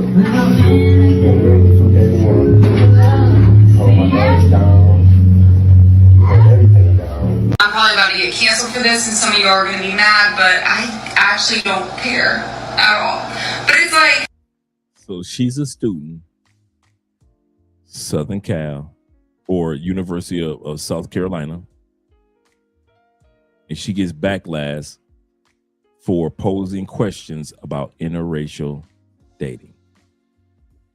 It shows that some people in our generation did not grow up with the parents that said the red birds go with the red birds and the bluebirds go with the bluebirds. It shows, because why are we mixing races? Like, you guys, like, whatever. You know, like, that might be racist to say, but why do we mix races? Why are we not just keeping the white people with the white people, keeping the black people with the black people, keeping the Hispanics with the Hispanics? Why are we fucking mixing races? Did y'all not grow up with a family that was like, hey, like, just so that you know, boys go with girls and girls go with boys. Red birds go with red birds and bluebirds go with bluebirds. Like, what the fuck? I'm telling you, this world went to shit when we thought it was okay to, like, be mixing all these crazy races. What are we fucking doing? Like, let's just keep it simple. You know, let's just keep it simple. Stop changing your gender. That's a little fake and gay, as Candace would say. Stop changing your gender. Girls don't go with girls. Boys don't go with boys. Don't mix races. And don't move in with a boy until you're married. Now, the reason why I posted this part, it sounds okay when a sister says it, doesn't it? It sounds palatable when you hear a black woman says a black man needs to be with a black man. We accept that, right? Come on now. Black queens forever, snow bunnies never. We accept that. Sounds cool when it's coming from black folks. But then I surprised y'all and I threw a white girl off in there saying the same thing with the same rhetoric and the same energy that black men and black women say. Sounds racist, huh? Now, it sounds racist now. That's why I say a lot of us have been programmed to love each other. as far as relationships, and not because we're best for each other. If we say something enough times as black people, we get programmed to accept it. But when we hear a white person literally use the same energy to say the exact same thing, we don't want to hear it. Sounds racist. When she say white dudes need to be with white dudes, black dudes need to be with black dudes, oh, now it's racist. I mean, black dudes need to be with black women, now it's racist.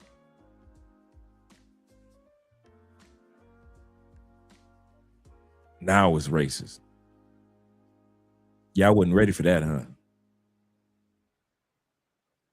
I'm telling y'all, these people out here trying to program y'all to stay with the same races. My brother said, Esco said, wasn't that the chick that said to black women, yeah, we're not y'all's, they not y'all's men? Yeah, that was the same chick, the one earlier before her. Yep. He said it is racist on both sides. And I can agree with that. And what we mean by racist, I mean limiting. Whenever we sit back and say that a person's supposed to be with this particular race, you are putting limitations on that particular person. If that person decides to be with a particular race, whether it be black, white, whatever, that's a choice. That's an option. But when you tell me I've got to be with a particular, now you're trying to pigeonhole me. And that's the racist part about it. Trying to pigeonhole me. My brother Esco says this. He said, no, I wouldn't call it racist. He said, that's her preference. Absolutely correct. Now she's standing firm on her comment.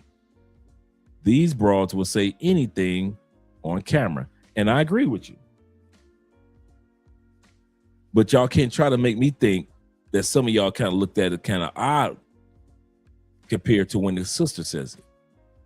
Don't sit back and try to act like I'm just listening to her. Wow, okay, that's a good opinion. Well, that's her preference. Okay.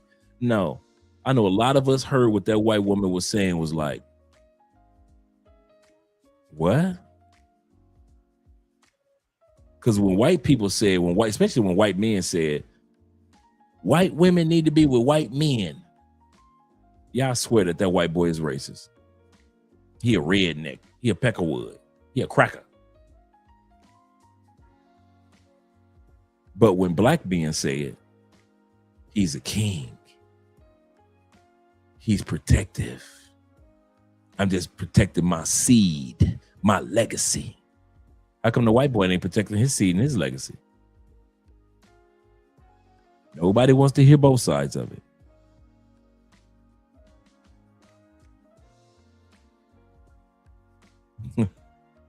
My brother said, no. He said, I don't care. Too many bunnies to care about the opinions of the few or of a few. That is so true. So true. He said, Michael Jackson can literally turn white, and Kakisha's would be like, he's still black. What has he done for the community? Absolutely correct. Absolutely correct. He left all that money to them white kids. That's all I've been hearing. He left all that money to them white kids. Sisters. My sister and her husband got engaged. They bought a house together. My sister was not allowed to live in that house until they had said their vows and officially had married. It's just, oh, come on, like, let's be classy. Like, why are we being tacky and trashy? Ugh. This might be a hot take, but if you're a white person and you're not even open to dating other races, then you are racist. Because you're seriously going to sit here and tell me that on a planet with 7 billion people that you don't find any... All right, let's look at it. Why white women are attracted to black men. The top 9-10 reasons. I could just only see 7 of them. Let me see if I can see the rest of them. The top. Oh, my bad. Okay, physical attraction and strength. That's what they see attractive in us. Cultural expressions of black men. That's what they see attractive in us.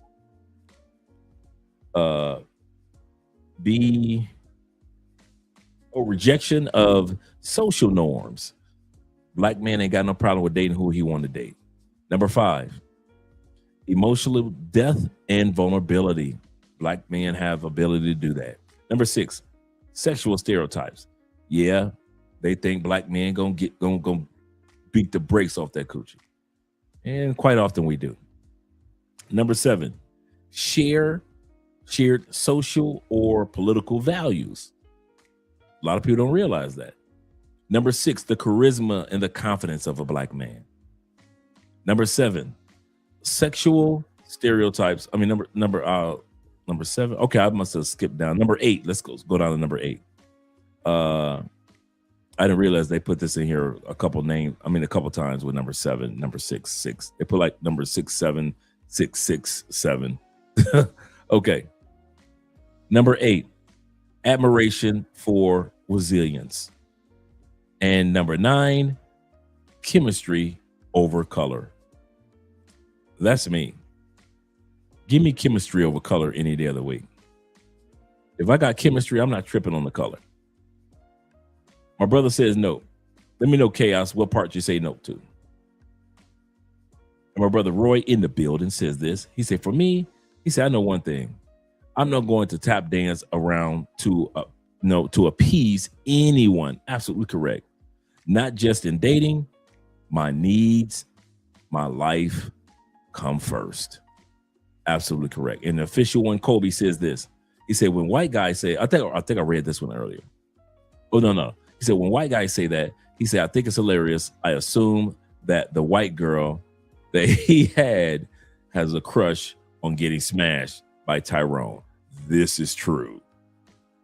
This is true.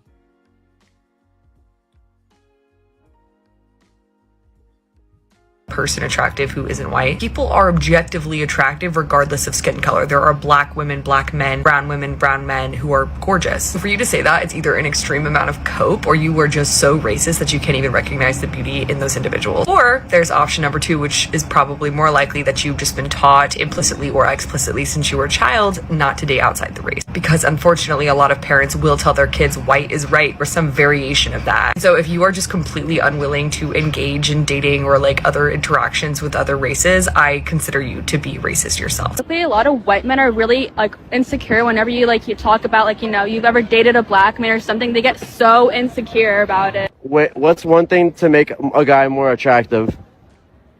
Definitely confidence, because I feel like a lot of guys are very insecure. I like that. Confidence is important. Do you meet a lot of guys that are not confident? Yes. Have you ever been with an insecure white guy that said like you were contaminated if you've been with black men? Yeah. Really? Yeah. Tell me like your story. What happened? I mean, there's not really a story, but most of them are in general just intimidated. I don't know why. It's not even about the men, it's also the females, and I don't like it, but that's what it is. Yeah. Have you ever broke up with them? I mean, obviously I'm single, so yes. You're very beautiful, by the way. Thank you. What's your name again? My name is Icy. Icy, you're gorgeous. With the dog. Yeah, we did it with the dog. Have you ever been with insecure white guys that got insecure with you dating black guys? Yeah, they get insecure sometimes because black guys, like, their size is usually bigger and they're just like overall better. Their hair, everything. And what do you have to say to those white guys? What I'd say is get bigger, get more confident, and he wants to compete with me. I don't know. I had one white boy. After that, it was raps. So he turned me off of white boys completely. Would you prefer a black guy or a white guy? Black guy. Black guy? What about you? Black guy. Black guy? And why is that? I know how to treat a girl. They know how to treat a girl? Yeah. Better than a white guy, you said? How? White guys are weird. White guys are weird? Why are they weird? What did they do? It's like they talk weird. Black guys are just cool. No hate. I will say I like a little more flavor, but I don't have a preference. Oh, you don't really have a preference? I dated a white man. He traumatized me. Oh, shit, really? Yes, unfortunately. So. Damn. Okay, so give me your honest opinion. Black guys or white guys? What would you say is your preference? What do you think? If I were to take a guess? Yeah. Probably black guys, I would say. What would you? Yeah. Definitely black guys. I guessed correctly. All right. All right, what about you? White guys? Mm-mm. Black guys too? Right there. Black guys. Why would you say black guys? Lots of reasons. Oh. Is the BBC part of it? Yeah. I need a big. I cannot do no little. No? No. What was the question? White guys or black guys? What would Black guys. What features do you like in a guy? Black guys. What is that? Black, you know. Like black guys? You like black guys? Interesting. All right. What is your type? Be honest. I don't have one. I go through phases. What's your phase right now? The data is. These white women, they saw the vision. They like, look, I see where this is going. I've studied this. Kevin Samuels already exposed how they have courses and shit. They're reading books and shit on how to get these type of men. They actually work to get these men. They know this is a competition. I'm going to outcompete the competition and get chosen. This is why they're getting chose. When you talk to black women, they are repulsed at the word competition. I tell black women all the fucking time, you got to compete for the man you want. Compete? He can have that bitch. Well, guess what? That draft day, he's having the bitch. You know, the video that I did last week, and I was telling you guys that you all are losing really, really bad to the Caucasian men. Yeah. Okay, we're going to listen to this sister trying to belittle, once again, shame, insult, guilt, need to be right, black men, and say that we're losing to the men from the Caucasus Mountains, right? While you see at the bottom of the screen, black men in the NFL winning no matter who they date. As she speaks, I want you guys to know this. White men only date, mate, or marry at a 4% clip black women. I didn't say 4% of black women. I say only 4% of white boys even want to fuck with sisters. I didn't say 96%. I didn't say 80%. I didn't say 44%. In the United States, as she's bragging about black women and how black men are losing, only 4% of white boys will even fuck with sisters. But we're going to let her brag. And I looked this up today just to make sure, because I thought it was just 1%. But then I found out it was 4% as of today. Yep, walking contradictions. How can black men lose if white men, or how can black men lose to white men if no one is competing for you? Correct. Women feel like they ain't got to compete and nobody is competing to be with these sisters. Now, all sisters don't fall in that category, but too many sisters. He said, man, y'all lucky in the chat. He said, I only saw white girls in school when I grew up. That's for real.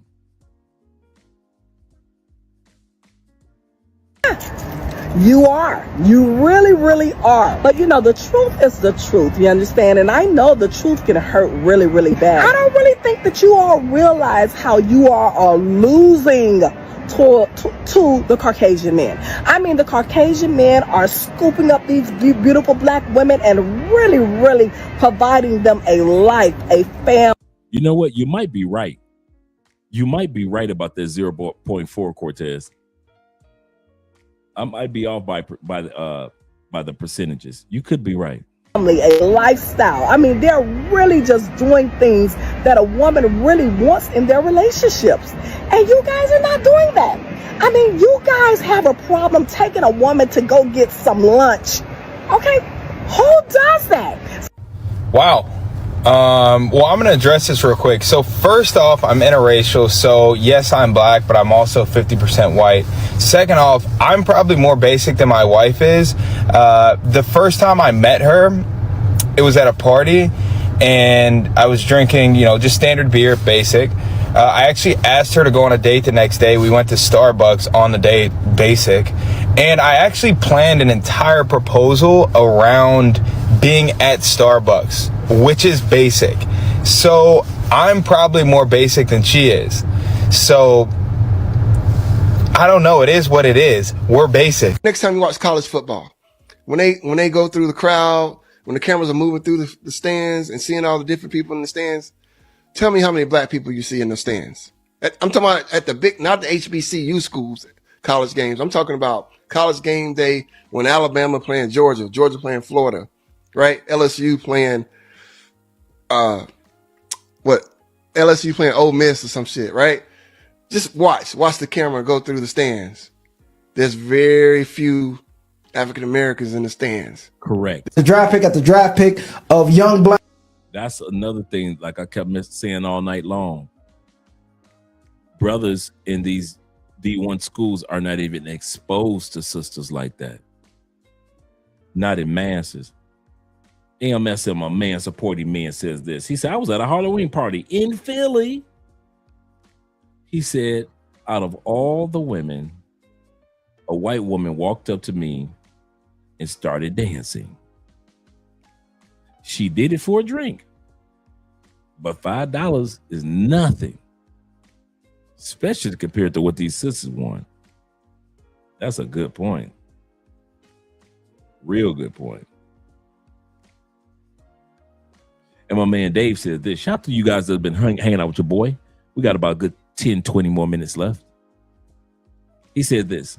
He said the last sister who said negative things about black men ended up deleted in Tanzania. That's true. Preach on. By a white dude, respectfully, allegedly.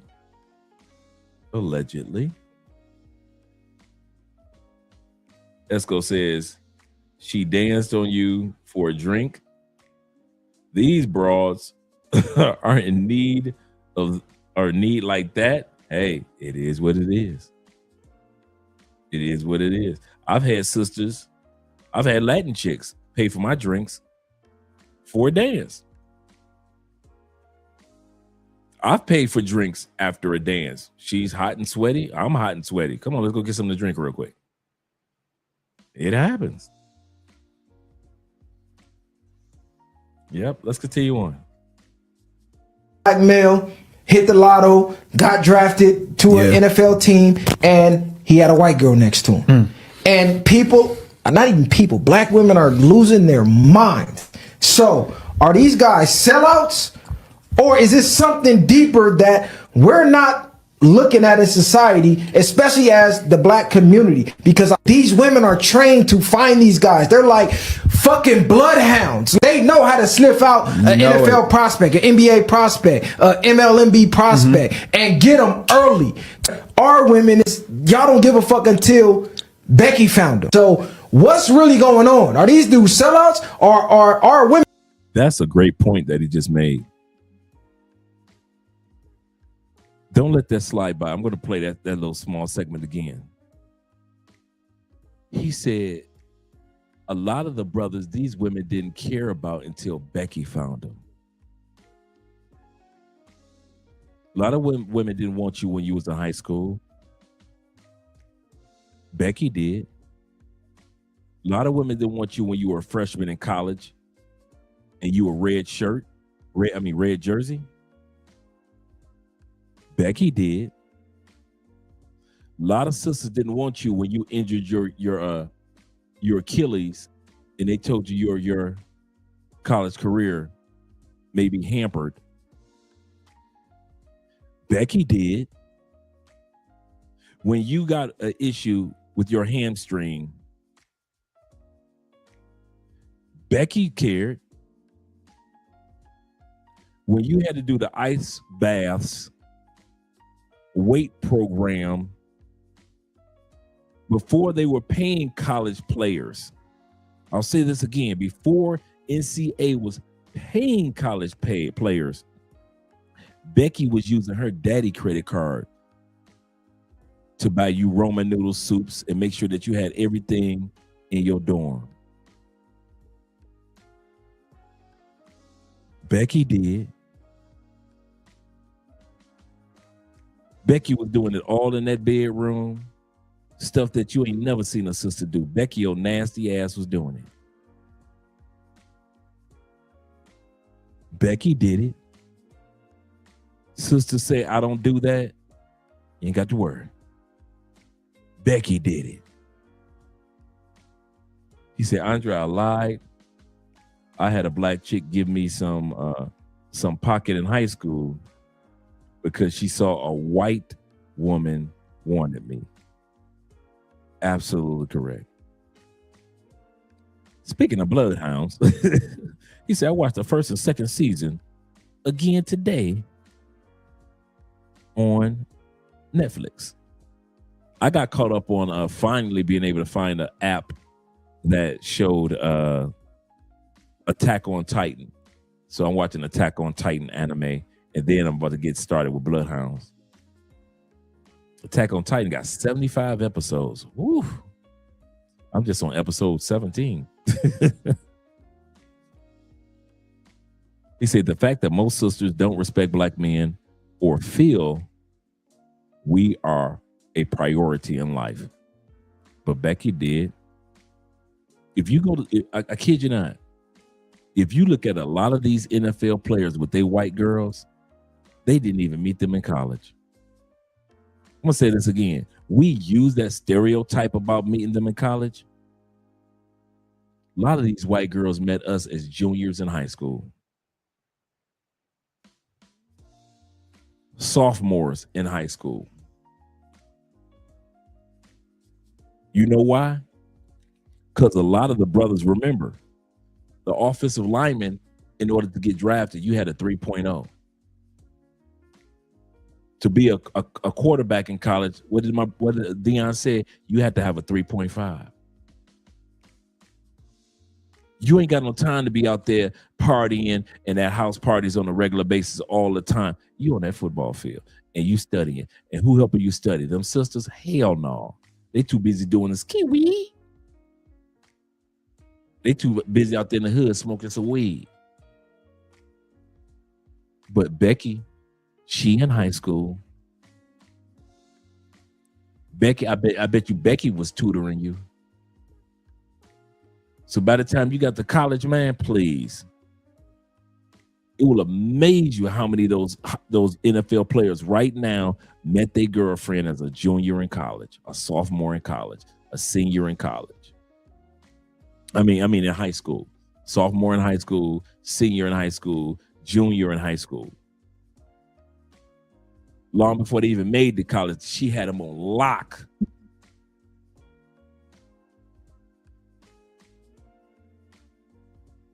And here's the part. If it was all about money from the white girl, you know, I'm with the white girl because she spent money on me. If it was all about money, how come the brothers are still with the white girls now that the NCAA is giving them an allowance?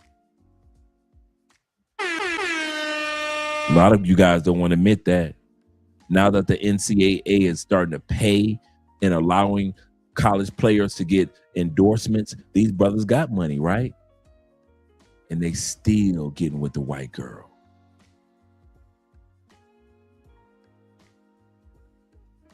So the white girl ain't got to pay like she used to pay, and they still getting with them. But don't nobody want to talk about that. Just fucking up. NFL draft day. But why don't you have a bring that back? MLMB prospect and get them early? Our women y'all don't give a fuck until Becky found them. So what's really going on? Are these dudes sellouts or are our women just fucking up? NFL draft day. But why don't you have a black wife to do that with? Well, I'll tell you what. I'm tired of this question. So I'm about to give you the harshest, most honest answer to that question that I can give you, because evidently the nice ones don't work. So I'm fixing to give you the real damn reason. I grew up in a town with a graduating class of almost 100 people. I was kin to all the black people. Why? Because black people claim all the way out to seventh cousin. So the little chick that I decide that I like and she likes me, and then we go to a cookout only to find out Bailey's is my cousin's.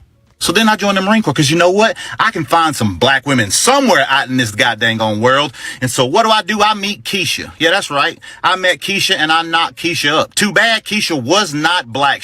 I thought she was Puerto Rican. Turned out the girl just had a good damn tan. But that's what happens when you meet somebody and then you knock them up like a couple of weeks after you meet them. Then me and Keisha don't work out. I become a single dad in the military. I'm dropping my daughter off because I'm getting ready to go on a damn deployment. And who runs into me but a girl that I went to school with, and she starts spending time with my daughter while I'm overseas. She basically became a mama before she became a girlfriend.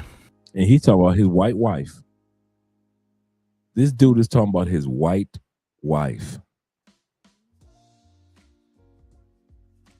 They had a baby by the Keisha. Keisha ain't around to be a mama. Who steps up to be a mama while he deployed? Who steps up to be the mama while he's deployed? Becky. That trickery that I didn't know white women did. And then she wasn't supposed to be able to get pregnant, but then all of a sudden, a miracle child. So there you go. It's my fault still, but at least you know the daggum reasons. And the only people that seem to have a problem with it are the people that are not in my marriage. That is so true. Shout out to the brother. We're going to end it right there. That is so true. A lot of times you'll find the people that have the most problem with you being in an interracial relationship are people that are not in your relationship or people that aren't even in a relationship. There are so many black women that are mad with brothers in interracial relationships and they are single as can be. They ain't even got no man. How you gonna be mad at me? You got 3 kids, 2 baby daddies, and you ain't got no ring on your finger. But you're gonna be mad at me and my wife because we ain't got no kids and we got a ring on our finger and we're enjoying life. That's the craziest thing, man. Live your life, man. Don't care nothing about what these people out here gotta say. All you guys that put in for your draft picks today, you said that your number 1 draft pick is this woman in the Philippines. Your number 2 draft pick that's coming down the line is Thailand or Colombia. Your 3rd draft pick is Morocco. Brother, live your draft picks, man. I don't care if your draft pick was South Africa or Ethiopia. Live your draft picks. Don't you let them sisters in the States with all them crazy laws hold you back from living the life that you deserve. We only get one time, one chance on this planet. That's it. Stop treating your life like you got 2 or 3 times to come here and do it. This is it, bruh. This is it. Every day I wake up, I put my feet on the ground and I show God, I pray a prayer of appreciation because I know the day will come, I will put my feet down on the ground and I'm on the other side of Saturn. I'm in the heavens because I'm no longer on earth ever again. Ever again. So guys, if you want to be with somebody of the same race, be with that person. If you want to be with somebody of a different race and they got a good heart for you, be with that person, man. Don't be sitting around waiting. And I'm going to end it with this. Do not, I see what you're saying, Dave. Do not sit around and just be with a race because of hue. And it's hard for you to find a woman with a good heart. And they'll try to tell you, out of all these women, black women, you can't find one. No, it's not that I can't find one. I just haven't found one. And I just happened to find one that was Latin. I'll say that again. You can't find out one black girl. It's not that we can't find one. It's just that I just so happen to not find one. And I happen to find one of another race. You don't owe these sisters. And I mean, bruh, no matter what country you go to, sisters gonna look at you crazy. You go to Cambodia, you get you one of the Asians that look like a traditional Asian, and you don't get you a Blasian in Cambodia. The Cambodian Blasian sister's gonna be looking at you crazy. You go to South Africa, you go ahead and get you a Sade. Them dark sisters gonna be looking at you crazy for dating a Sade in South Africa. You go ahead and come to Colombia, get you a mestiza or mestizo, mestiza, kind of like Andrea, in other words, the white Colombian or the European Colombian. These Afro-Colombian sisters gonna look at you crazy just as much. That you ain't gonna escape. That is in black women's DNA to look at you crazy if you ain't married or dating one of them. So suck it up, get used to it. It's around the world. Every dude that I know that's dating a woman that's not the complexion that black women want, they look at us all crazy. So if you think you're going to leave the States and black women in other country ain't going to look at you like you crazy, all the rest of us are here to tell you, yes, they will. Yes, they will. Our brother Chaos Media is in the building. Shout out to you once again, Chaos. He said, real talk. He said, I thought I stopped dating sisters on purpose because they usually take us for granted. And my brother Dave said this. He said, Dre, I made a trade. I saw this earlier with Ghostface Jeffrey. So I'm adding Latvia, good choice, to my draft. That's a good one. I won't lie. Latvia, that's a good one. Yeah, you must have to like them slim, nice and tall, but yes, they're beautiful.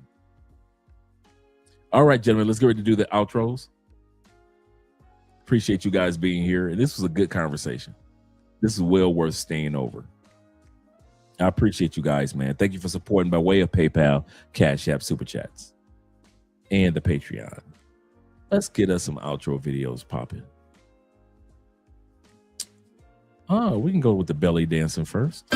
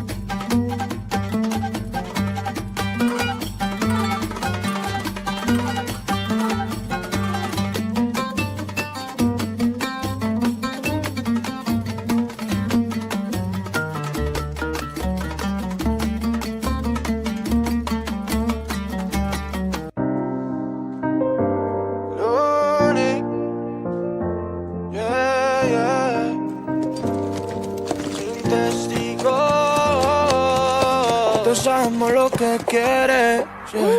Pero es un secreto, dile a tus amiguitas que esperen, que apenas empezamos aquí. Quiero tenerte, sentirte sin ropa verte, baby, yeah, yeah. Vamos a hacerlo pero sin testigos, que entre menos gente sepas mejor. Solo dile que somos amigas, pero no que yo te hago el favor. Vamos a hacerlo pero sin testigos, que entre menos gente sepas mejor. Solo dile que somos amigos, si nos dañamos el parche no va peor. Como callado pero como más veces, un amor sin contrato como nos apetece. Y tus amigas pendientes de detalles, pero en esta laguna no caben tantos peces. Ella lo sabe, solo me quiere, vaya solita, a nadie más. Solo la cama sabe todo lo que pasa debajo de la sábana. Yeah, yeah, 24/7 está ready, pa' que los dos rompamos la dieta. Tú desnuda si te ves bien deli, como chantilly y un par de fresas. Vamos a hacerlo pero sin testigos, que entre menos gente sepas mejor. Solo dile que somos amigos, pero no que yo te hago el favor. Vamos a hacerlo pero sin testigos, que entre menos gente sepas mejor. Solo dile que somos amigos, si nos dañamos el parche no va peor, yeah. Nada rencor ni mala actitud, así dijimos cuando hablábamos de tú a tú, yeah. Dijimos que solo era para eso, pusimos reglas en nuestro menú. Yo no te pido que me des toda la vida, solo un minuto mamacita tenerte. Me pone loco cuando estás de vestida, y creo que lo haces pa' que yo te recuerde, yeah. 24/7 está ready, pa' que los dos rompamos la dieta.